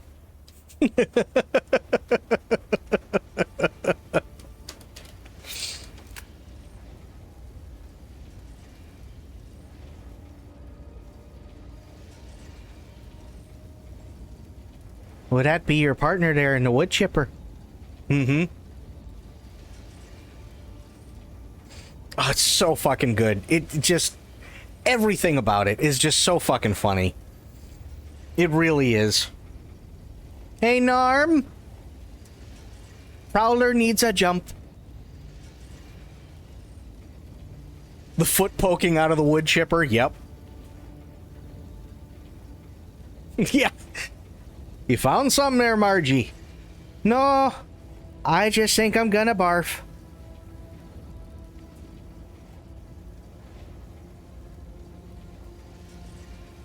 Why don't you go down to old Bill Deal over at the credit union?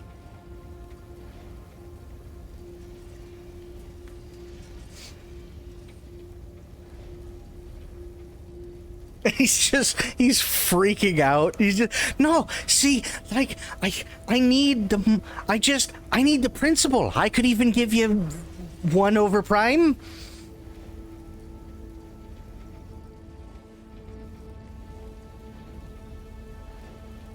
It was funny looking. Funny looking how? Oh, you know, just funny looking. She's so ridiculously pregnant during the entire thing. Oh, God, yeah.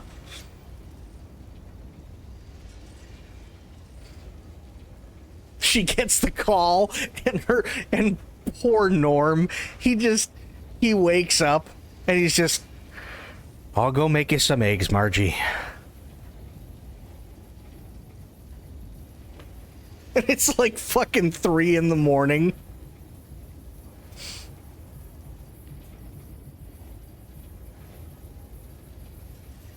Such a good movie. Such an insanely good movie.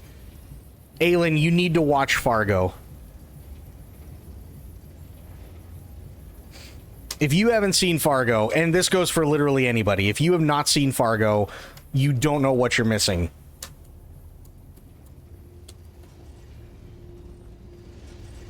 I never saw the series, but I was always afraid with the series that what would end up happening is, they just wouldn't get it. I was always really, really afraid of that, but I'm glad to hear that it did really well.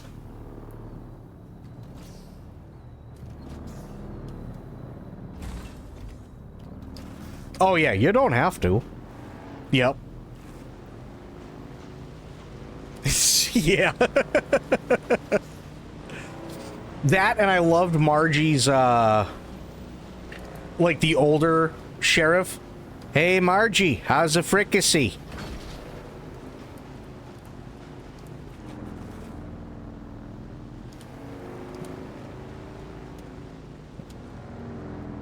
It's so good.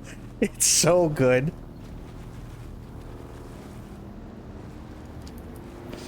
I fucking love that so much. Oh, no, and it's not supposed to be serious drama. It's a dark comedy, which is just so fucking great.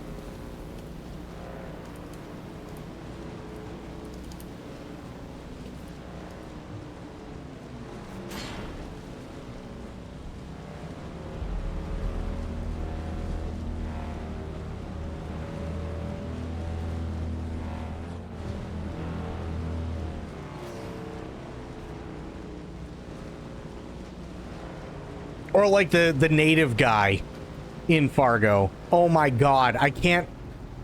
I think his name was Glenn? I think it was Glenn. Right? Hey, you know those 2 guys that you put me in touch with? I didn't put you in touch with no 2 guys. Put you in touch with Grimshaw. Yeah, well, you see, I need to get in touch with... I need to, like, you know, you need to... I need to know... No, I didn't vouch for no guys. I vouched for Grimshaw. Don't know no guys. Right, well, I need to get in touch with him. Do you have his... Can you get in touch with him? Nope. Right. Well, you see, the guys that I needed the thing for, like, it doesn't really matter what I need him for, but I need to get in touch with them to tell them that I don't need them no more.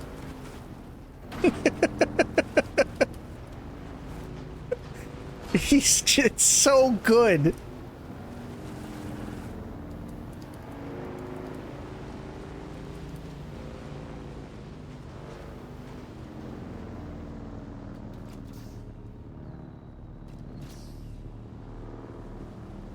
I'm looking for copper.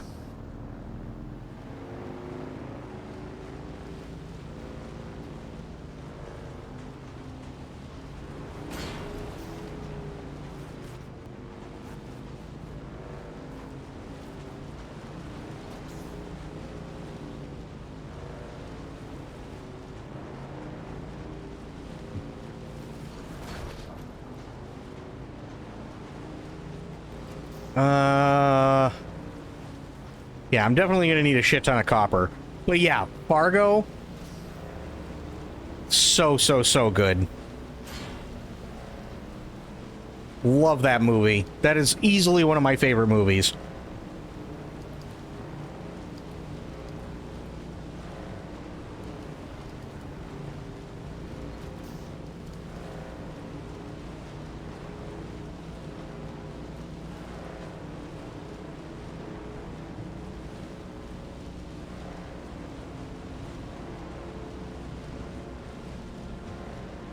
Oh, and his wife. Oh my God. Her hair and her eyes. Holy Christ. She is... You want to talk about somebody who's funny looking.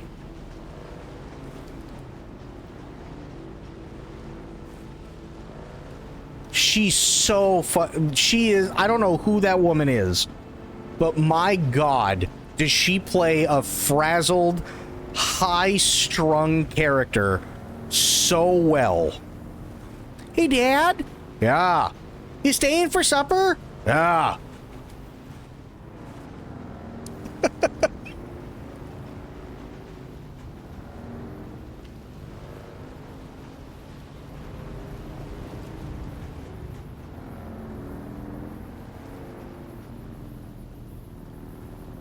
I don't know.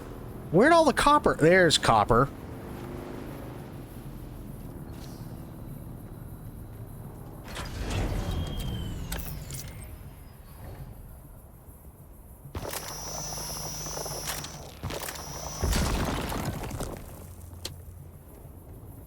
Kristen Redrude. I'm probably butchering the last name. But, God, she was so good in that movie. And I know I've said this a million times, but I can never not think of it when I think of Fargo. Is after Jerry gets out of the meeting, right? And he's basically told that they're going to go ahead on the lot deal, and they're not going to give him the finder's fee. Because he doesn't... Like, he never gives them an answer as to a finder's fee, and they told him that they're not a credit union.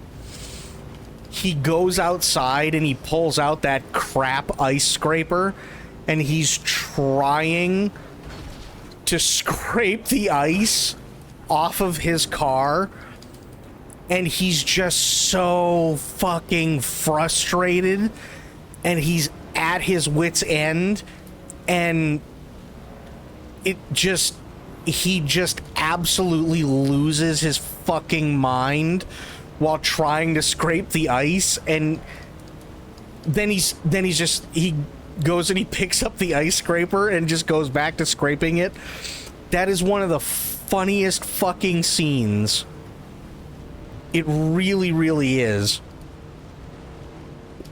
She was born in Fargo? No shit.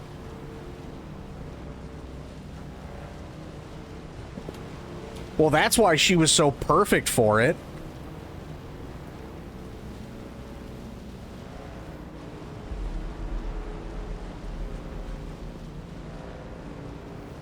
Oh, and the fuck... when Jerry is sitting there, yeah, but you know that true coat. Now, you know, I sat here with you, and I told you I didn't want no darn true coat, and now you're telling me that they've got the true coat on it, and there's nothing you can do about it. And now you're sitting here and you're trying to swindle me for a few measly $100. You're a liar, Mr. Lundergaard. You're a fucking liar.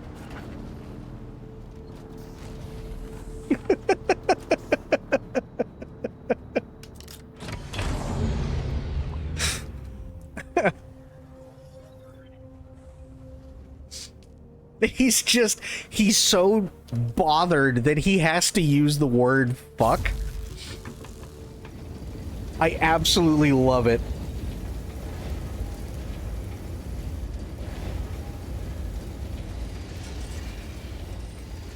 And then he comes back and he's like, well, no, first he leaves and then he's like, I'll talk to my boss and, you know, but you know, I mean, they install that true coat at the factory. There's nothing I can do, but I'll talk to him. I'll talk. And then he goes in and he's like, hey, so, you got any extra tickets to the Gophers this weekend?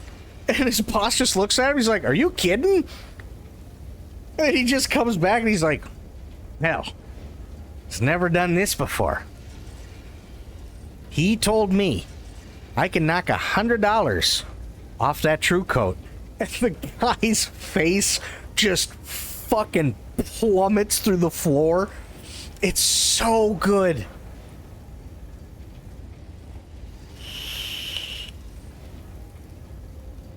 It is just so good.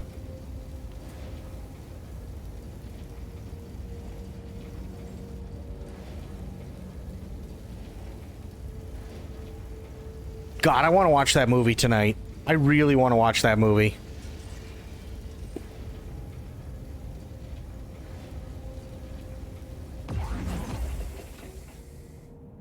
What do you mean? Who has the best?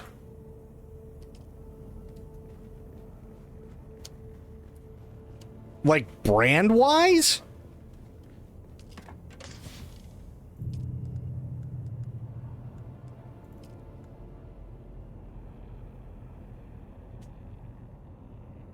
Oh, fast food? I typically don't get fast food mac and cheese, because most of the time, it tastes like it came from the inside of a can.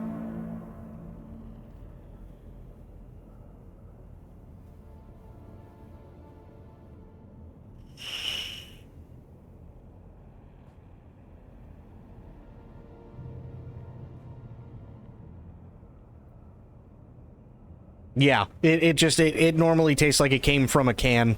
And there is nothing worse than literally taking a bite of a forkful of mac and cheese and getting a metallic taste in it. So I almost never order mac and cheese unless it's literally the only thing that I can sit there and honestly go, okay, this is fine, right? Or this is the only thing that they have for sides that are appetizing. See, when I go to Panera, and I don't go to Panera all that often anymore, but when I go to Panera, I typically only order one thing, and that's the broccoli and cheddar in a bread bowl.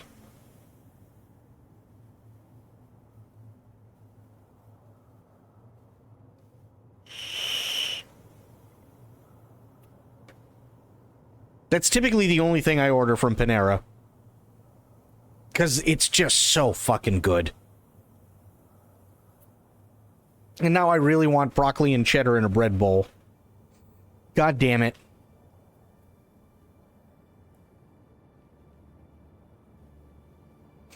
Same for you? Yeah. It sucks, doesn't it? I get the 2-bowl combo and get broccoli and cheddar soup and mac and cheese. Fair. Yeah, me too. As soon as I said it, I went, oh, fuck, now I want broccoli and cheddar in the bread bowl. damn it. I immediately went, fuck.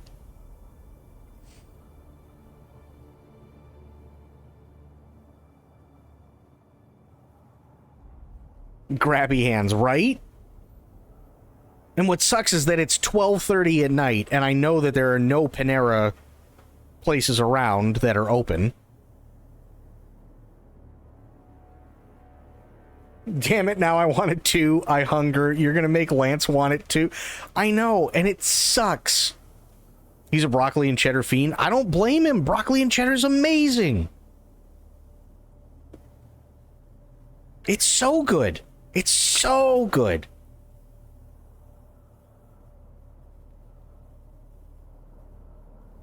If I had access to the bread that they use in the bread bowls,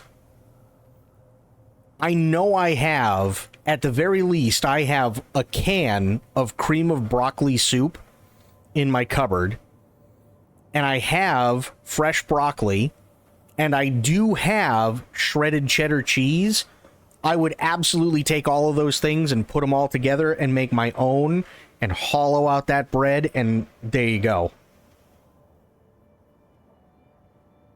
One thing I never get when I go out is sandwiches. I don't know why. I mean, sandwiches are good, but it really depends on exactly when and where you get them from. So, like, for instance, I'm very, very, very picky when it comes to Italian subs. Right? In my case, anybody who orders an Italian sub with anything other than oil and vinegar is a psychopath. They just are. And I will never have tomatoes on an Italian sub, not because I don't like the taste of tomatoes, but because I really, really, really hate mushy bread, which is exactly what happens when you put tomatoes on an Italian sub. So now, instead of an Italian sub, you've got mushy bread covering meat.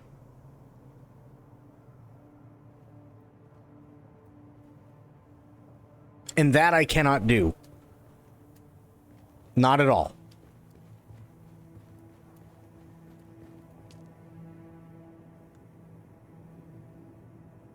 See, I'm not even talking about Subway. I'm talking about, like, mom and pop places. Like, I'll have the hots. I'll have the hot pickles. I'll have oil and vinegar. I'll do whatever they put on for meats and everything else, and shredded lettuce and, like, all that good stuff.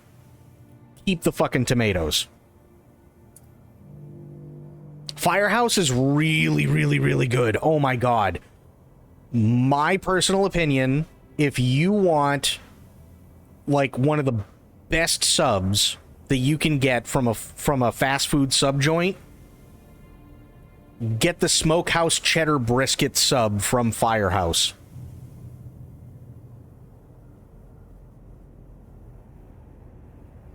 That Smokehouse Cheddar Brisket is so good. Oh my god. There is something that happens when that barbecue sauce and the mayonnaise mix together like they do and kind of melts into the brisket. And I don't know what it is, but holy shit. Like, the last time I ordered anything from Firehouse Subs, I ordered 2 large Smokehouse Cheddar briskets so that I could have one for dinner, knowing that I would want another one the next day, so that I already had one for the next day. And those fuckers are big. They're really big.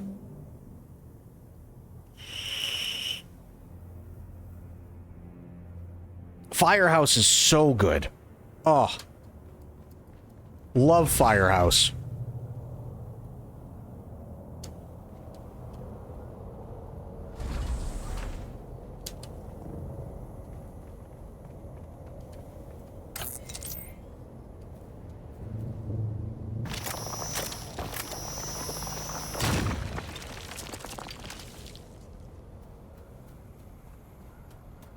I'm not the biggest Jimmy John's fan, honestly. Like, they're okay. It's not that they're terrible. They're okay.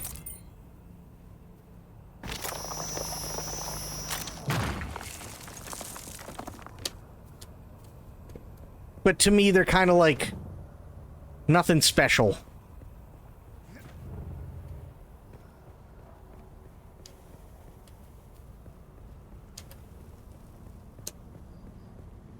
But Firehouse, really, really good.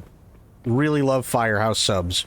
The only Firehouse sub I won't have, but it's more so because I just don't like the sandwich itself, is a meatball sub. I don't like meatball subs.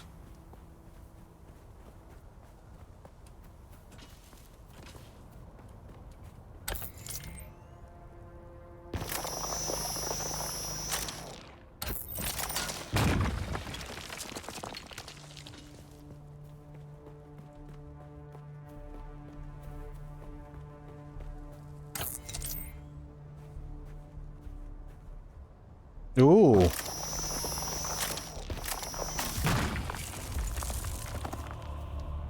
Oh, I just leveled up. Nice.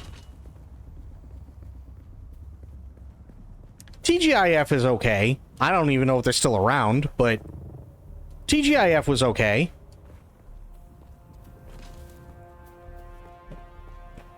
TGIF had the only sandwich that I liked that ever had blue cheese on it.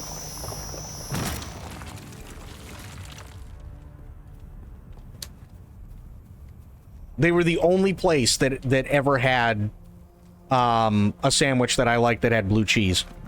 Any other sub, I was like, nope. Nope, never blue cheese, ever. Blue cheese is disgusting. Fuck blue cheese. But theirs was actually really, really good.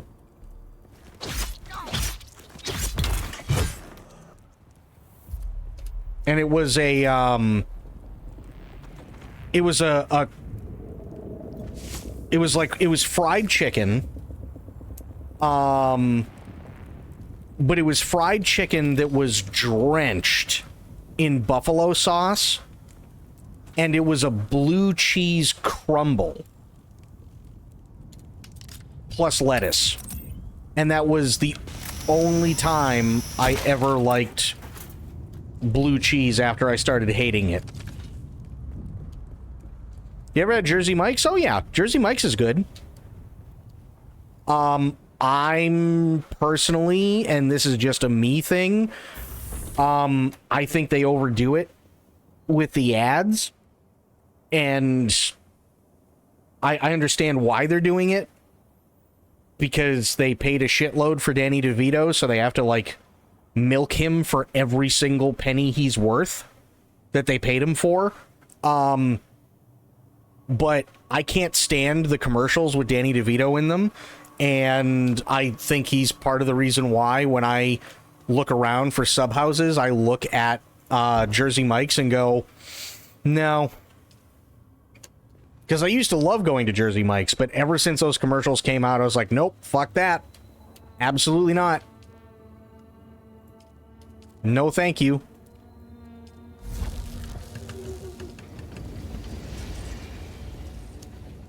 But they do have really good subs.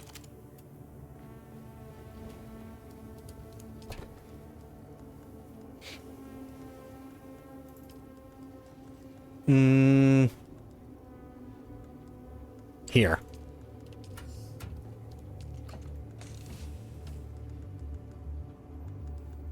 Here.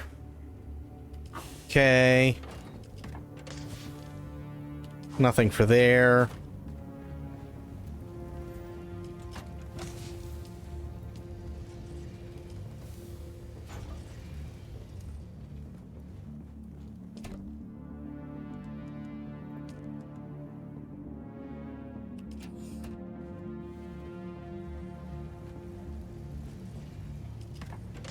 Never had before is a Philly cheesesteak sandwich. Honestly, they're really, really good, but most of the time you're going to find people do them wrong. there's really only one way to make a Philly cheesesteak, and that is with Cheese Whiz. That's it. The original Philly cheesesteak was made with Cheese Whiz, and that's the only way to have it. That's it. Anything and everything else is just bullshit. And it's really, really simple. Shaved steak, and you put down a layer of steak inside the bread, and then you do a little bit of Cheese Whiz. And then you do another layer, and you do a little bit of Cheese Whiz. Maybe even a third layer. But whatever your top layer is, you just drown it in Cheese Whiz. There's your Philly cheesesteak. Really, really good. Everything else is just bullshit.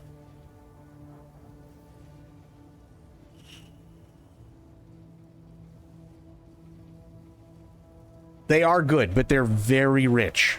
Very, very rich. So, yeah, don't,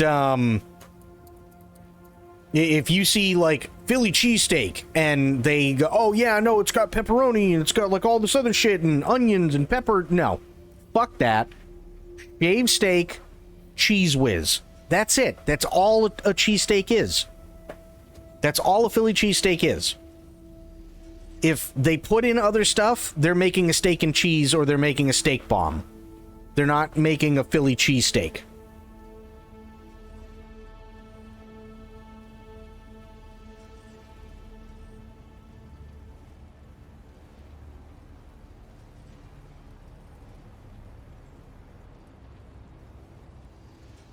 Using Cheese Whiz sounds like something you'd use if you didn't have cheese. That's exactly what it was. That's the whole thing. They didn't have enough cheese to sit there and, like, make everybody cheesesteaks. So what they started doing was they had somebody go out, buy a fuck ton of Cheese Whiz, because all you have to do is nuke it, and then you can just pour it over the top, and there you go. There's your Philly cheesesteak.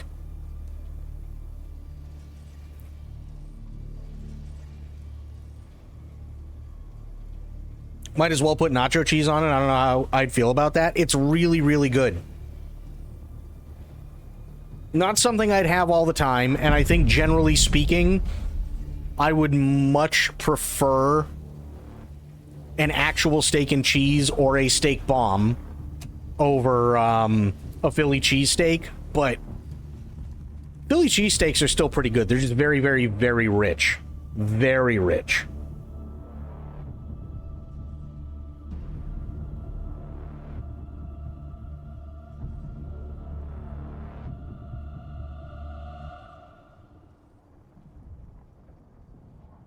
That's like a every once in a great, great while kind of thing. But you want something that's really, really good? I got something for you. Have you guys ever had a chopped cheese?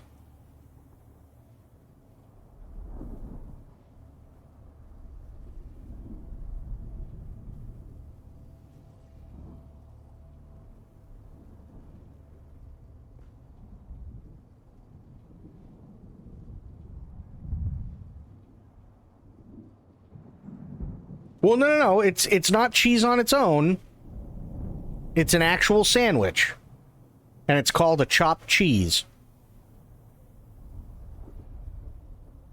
Myth, Aylin, Sophia? Anybody else? You ever had a chopped cheese?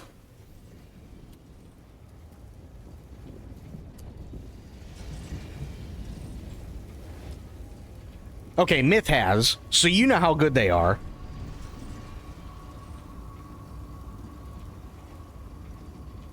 Ooh, okay.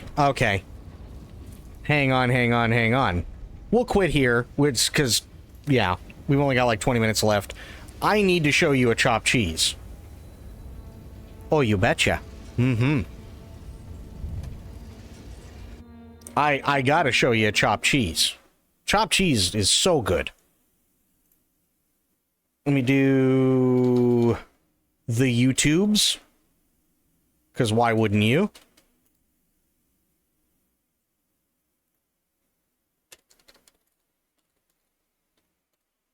Chopped cheese. Okay. I need to find the one. It was from a few years ago. Let's see if I can find it. I don't even know if the guy's still alive. His cholesterol it has to be through the fucking roof. Oh, here we go. I think this is it. I think this is the guy. Yeah, smoking and grilling with AB. Hell yes. This is the dude. Yeah, chopped cheese. Here we go.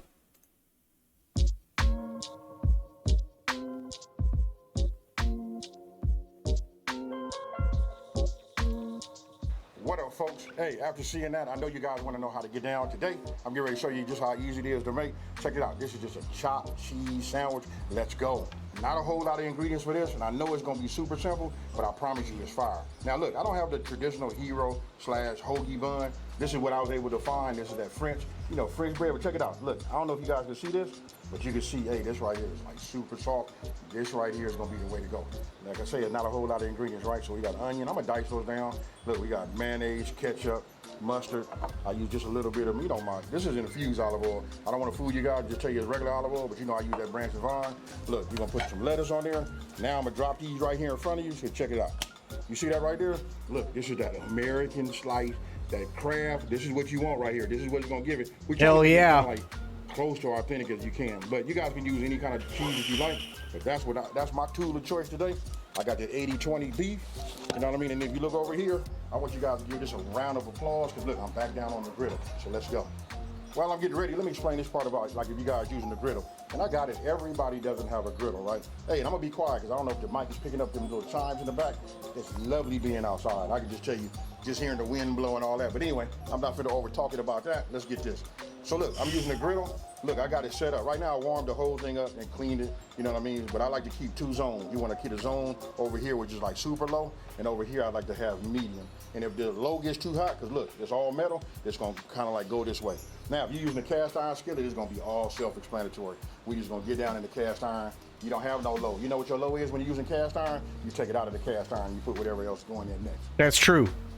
So, listen, I usually season my meat when I'm getting ready to put something on there. I like to use that Creole Kick, or I use my own AP seasoning, right? But for this right here, we're gonna keep it real traditional and kind of like simple, because everybody got these ingredients in there, right? So I'm gonna start off with a little bit of this granulated onion, you know what I mean? So I'll just go ahead and do like this. And then don't forget, everything will be down in the description box below as far as measurements. But this right here, you just wanna put, I'll get you guys the base and then you figure it out from there, right? So, there's not no rocket science, but we want it to at least be a little bit on the flavorful side, right? So then we're gonna come with our black pepper.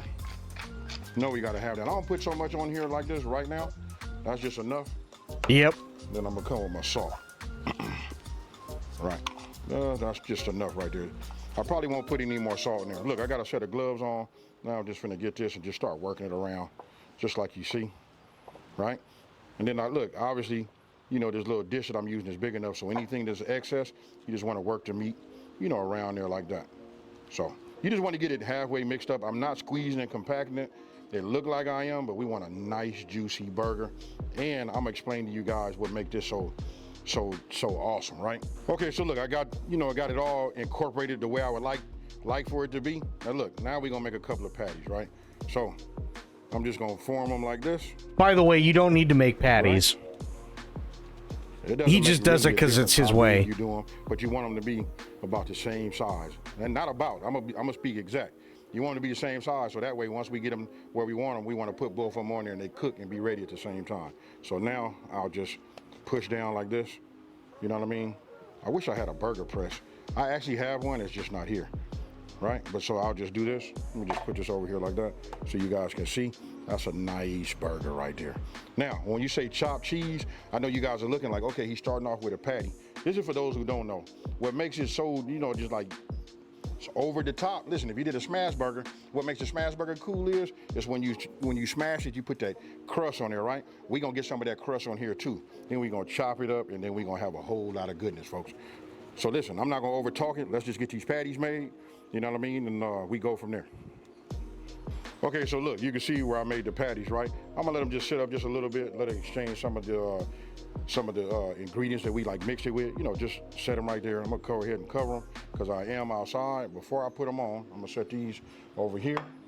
Now I'm gonna take my onion. I'm gonna go ahead and dice this down because I'm gonna start my onions first, right? Once I get my onions started, then I'm gonna go ahead and put my meat on. Hey, super simple, folks. Okay, so look, let's just go ahead and start getting these to work. You know what I mean? So I'm gonna go ahead and just put them down. Hell yeah. Then I'm gonna cut my tomatoes. Cause look, we just want to multitask. So check it out. Again, I don't do tomatoes, but that's my preference. Envision this. If you at my pad, we talking. You know what I mean? We hanging out around the pool. Most people are probably around this griddle right here. You know what I mean? And you know, then we just starting to get this go. So we just want to start to get this to, you know, break down. I'm not gonna take these all the way down. I'm just gonna get them a little bit on the soft side. You know what I mean? I don't want them to turn completely black. Now, one thing I didn't have out, which I had in the refrigerator the whole time, listen, chopped cheese, you got to put tomato on there. You really don't. So I'm gonna go ahead and slice these down right now. Let me just go ahead and let's start with a nice clean cut. This is a nice ripe tomato right here. You know what I mean? I wish I had my mandolin, you know? And then we just, there we go. I just want to get it nice and thin. Yeah, like that. I'm just gonna put about 3 slices on here. Man, that's not thin. I'm gonna start with a fresh one. I'm not gonna bore you guys. Look, let me just get this going, and then we'll finish. Okay, so look, I want you guys to come here and look at these right here. Look. Oh yeah, absolutely, Alpa. That's exactly what you do. Like, at least that's what I do, because I've got the original George Foreman, grill that's got a griddle on the side of it. So what I do is I put my onions down, and I only cook them so much, and then I pick them back up, but the juice is still on the griddle, and then I put the meat on. Let's push them over there because I'm ready to, you know, get this going. So look, I just let them brown up just a little bit. I keep them flat. You know, I dice them like this a little bit. Not dice them, I just push them down like that, and I'm good with that. Right? Now we're gonna go ahead and put these burgers on. Right? So I'll just put one here. You can hear it right off the back. Look, I'm not finna press it and make it into a smash. We just want to get a little bit of that. We just want to get a little bit of this crust on here, right? So we put this down here just like that. I like to leave it with a little bit of space. I mean, that's good. This was even better. Could have brought that over here, but we'll leave it like that. If you seasoned it right, as soon as you put it on the griddle or your cast iron skillet, it's gonna give you that aromatic off of it, that aroma. Boom, that's what we getting right now, folks.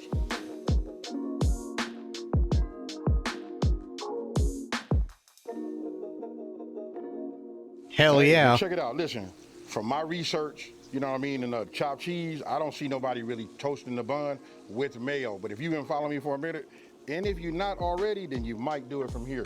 I'm gonna go ahead and do one my way, which means I'm gonna put a little mayo on the bread, just like you see right here, and we're gonna toast it with that. For you guys that have never done that, I promise you to do it. Man, I'd buy your groceries if you tell me you don't like this. This right here is killing butter. You talking about for a better flavor? True. So obviously, this one right here is gonna be mine. So I'm gonna take it, and you know what? First, I'm gonna start it off this way. You know, you know what? Let's just go ahead and flip it over. So there's a trick to this, right? What you would typically do, because this guy is kind of doing things a little bit different, but what you would typically do is you make sure the onions start to cook down. You take your Hamburg. You don't have to put it in a patty. He's doing it because he wants that Maillard reaction, where you get like the crispies.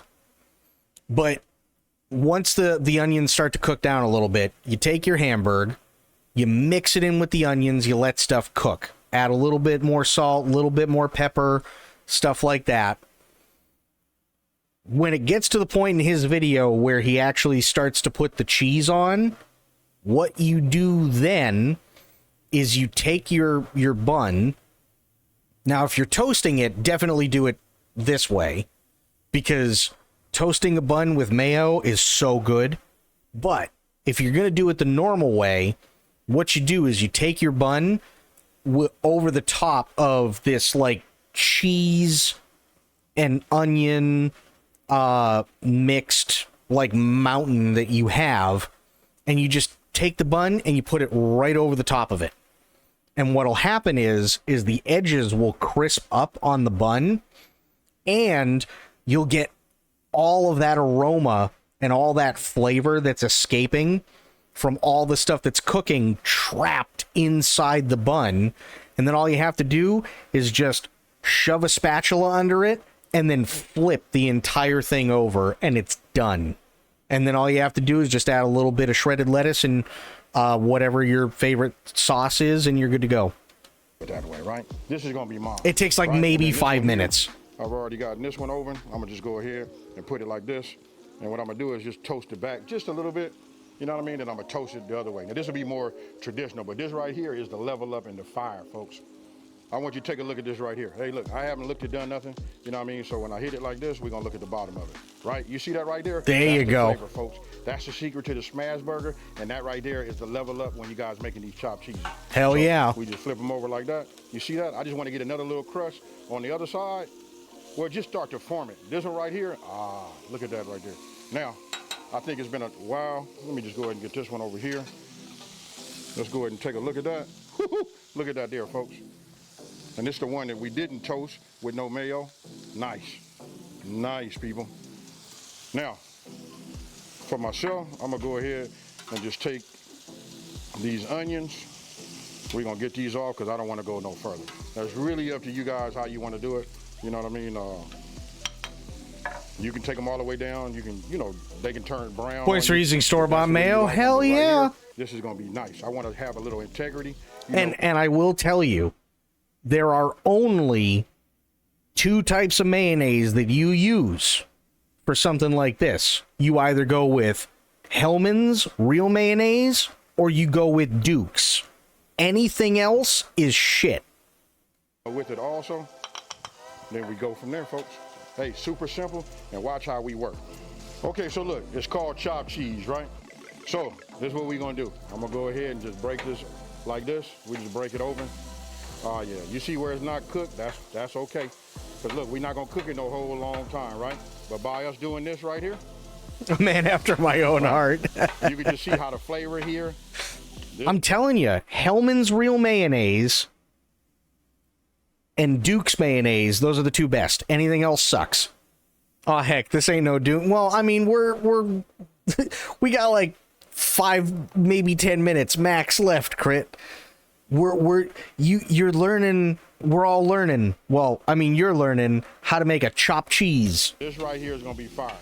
Now, I happen to have me one of these like this, right?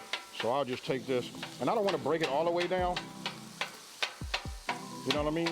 Oh, and let me just say this: I reduce my heat down to super low. You know what I mean? Low as my griddle will go. But this right here is what we want.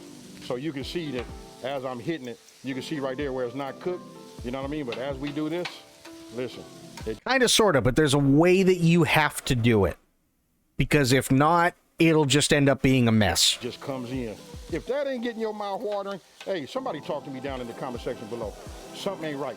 You know what? I'm going to help you get some help. Because this right here is fire. And I know some of the people that don't do the beef, they're going to ask, can you do this with, I guess you would ask me, could you do this with, that'll be turkey.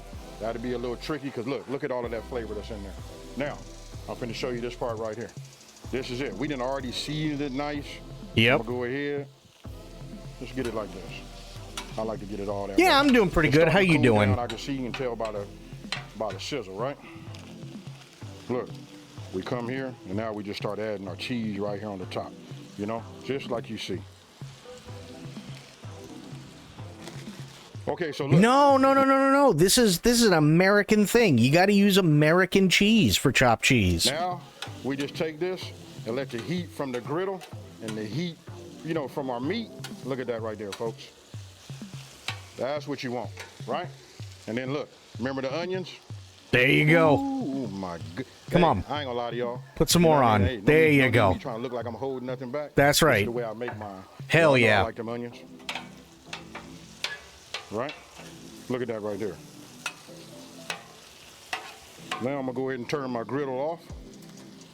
You know what I mean? Because that right there. That's the stuff. Just imagine that you came out and I was doing these chopped cheese like this. Now, for you guys that do them Philly cheesesteaks, you know what I mean? I got it. This ain't the same thing. They really like night and day difference. But they are. The taste, if you're going to rate them, I'm going to go ahead and just tell you chopped cheese is just as good. Now, I know the food police is going to come and get me, but talk to me down in the comment section below. So look, this is the one that I had already toasted with butter. It's nice, buttery. Well, not butter. good, He all of toasted that, it with right? mayo. So look, now we're gonna take it like this. No. See, okay, this is what I was talking about, right? What you do is once it's mixed up like this, you just take the bun and you put it over the top of this mountain. Like, even if you're doing a double batch for you and somebody else, you split it in half, you take your bun, you put it over your half, and then you let it sit there for 2 minutes. Just so all the flavor and everything that's cooking off in the form of steam gets trapped inside this bun. Right? So this bun goes upside down on top of your portion. Okay? And it just gets, all that flavor gets trapped inside the bun. And then you take a long spatula, you hold the bun down over the top of everything, you slide it right underneath, and then you flip it, and you're good to go. Whew. Let me just get this back. You know what? I want this to be right, folks. So look, you just take it, and you go ahead and you put it in there just like that right there. Now, you don't want to fill it up too much because we still got to hit it with that, the tomatoes and the lettuce. But if you see that right there, look at God that damn right it, there. now I want to make a chopped cheese. Motherfucker. You can see the cheese is throughout. But look, I don't want to keep talking and over talking it. You can see, look at that. The crust, everything is just right. I'm going to go ahead and just sit it like this so you guys can see it and your mouths can get water. Now, see this one right here? So good. Let me go ahead and hit it. This the one that didn't have no butter, excuse me. But I'm calling you names, fair. And I promise you guys, you gotta trust me on this one. If you don't do nothing, get yourself some bread out of the cabinet, turn your skillet on, and toast you a piece of bread. After that, you will come back and you'll holler at me and you'll be like, hey, thanks, AB. You just exposed the game. That's not butter, though. He keeps calling it butter, but it's mayo. Look at this right here, folks. If this don't do it, I don't know what will. Look at that. Went ahead and got this third one going. We're going to keep it true. We got to put some of these tomatoes on here, right? I've tried it with tomatoes. It's not bad, but tomatoes are not my thing. I usually will make like an aioli sauce, right, that I can drizzle over the top. So what I'll do is I'll make it exactly like, I'll put it together the way he is, but then I'll take some shredded lettuce, I'll wedge it in there, and then I'll just drizzle the aioli over the top of it. Some big tomatoes. I don't know how they're going to go in here. We're going to have to just like stuff these in here like this. I don't even know if we're going to be able to get. Oh man, look at this right here. This is my problem, folks. When I make stuff, man, I make it so big. And I went back and made the third one because I was trying to like reduce it, So if I bring it up like this and get it like that, I mean, you guys get the gist of it though, Just look at this right here. That right there, that's it. Nothing I can do about that, about how big it is, you know what I mean? And you can do whatever. Now look, this one back here, this is the one I told you, I'm not putting no lettuce, no tomato on there, no none of that. I'm finna hit it with a little bit of ketchup and mustard, and I'm finna get down with that one. Ketchup? No, man, you're not making a cheeseburger sub, you're making a chopped cheese. God damn it. This is it right here. So I want you guys to take a look. Let me know what you think down in the comment section below. And then for those of you guys that are doing keto, doing all of that protein, so I can say it this way. If you're doing keto, you can just make these, and this is just another way to eat it without the bread, So just put it together and makes for a great little salad. Hey, but it'll be a meat salad. Hey, with that being said, look, I'm finna, you know what I'm finna do, folks. Cheers. Oh, so good. I want one so bad now.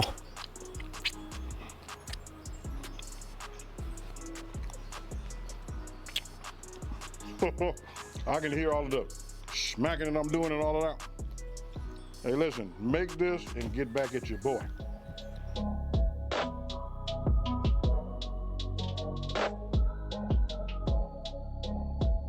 Oh. God damn it, now I want to chop cheese. Tell me what you think. Look, these are way over the top, and when I tell you they just great. A lot of people don't even know what a chopped cheese is. You guys, when you get through with this, you can go ahead and just do a search. Just look them up, do your history, your research on it. Listen, all I know is it seemed like it originated from like New York, but listen, they got something. And I know New York and Philadelphia, hey, they close, so I know they doing this. But right now, I can tell you this, you can put either one of them out there, but this right here kind of like true to me, because you know I like them smash burgers. Hey, so look, I'm not gonna over talk it. Don't forget, listen, if you guys want to get one of these boards, you want to get any of my merch, listen, all you gotta do is look down underneath this video. It'll be pinned in the #1 comment. And don't forget, you can go to my website, right, for the complete ingredient list. And guess I want these knives, but they're stupid expensive. what? It's printable. So, with that being said, listen, if you're new to my channel, let me just take this time to say, hey, thank you for watching this video. Don't forget to like, smash that subscribe button, and tell everybody out here, check this out. Listen, there's a channel out here that's simplifying these kind of recipes and taking the mystery out of cooking. And with that being said, folks, I'm finna chow down. Peace. God damn it, I want one now. I so want one. Okay. So let me ask you guys. Before we go, let me ask you guys. Because I always make something after stream, because I've been streaming for 6 hours, and typically I might, like, get something light before stream. But then I'll make something after stream. So, I have to ask you guys this. What am I making? Am I making goober burgers, like goober smash burgers, or am I making a chopped cheese? And I'll take pics either way.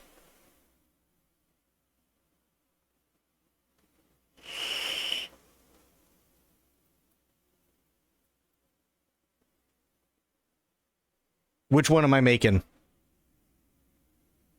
It's 1 a.m. and I should go to bed, but now I'm starving because of you. You're welcome. Chopped cheese? I have to see if I got any sub rolls. I think I might.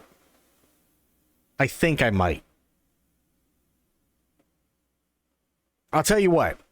If I have any sub rolls, I will make a chopped cheese and I will take pics. If I don't, I'll make goober burgers and I will absolutely take pics. Make a tomato soup and save your arteries? Nah, man. Don't wiggle out of this. I better see pics in the Discord, buddy. No, I'm gonna seriously. I'm go do it right now. Either way, if I have a sub roll, chopped cheese. If I don't, goober, 100%. All right, but I do want to thank some people here. We had Sophia coming in for 24 months. Thank you so much, Sophia.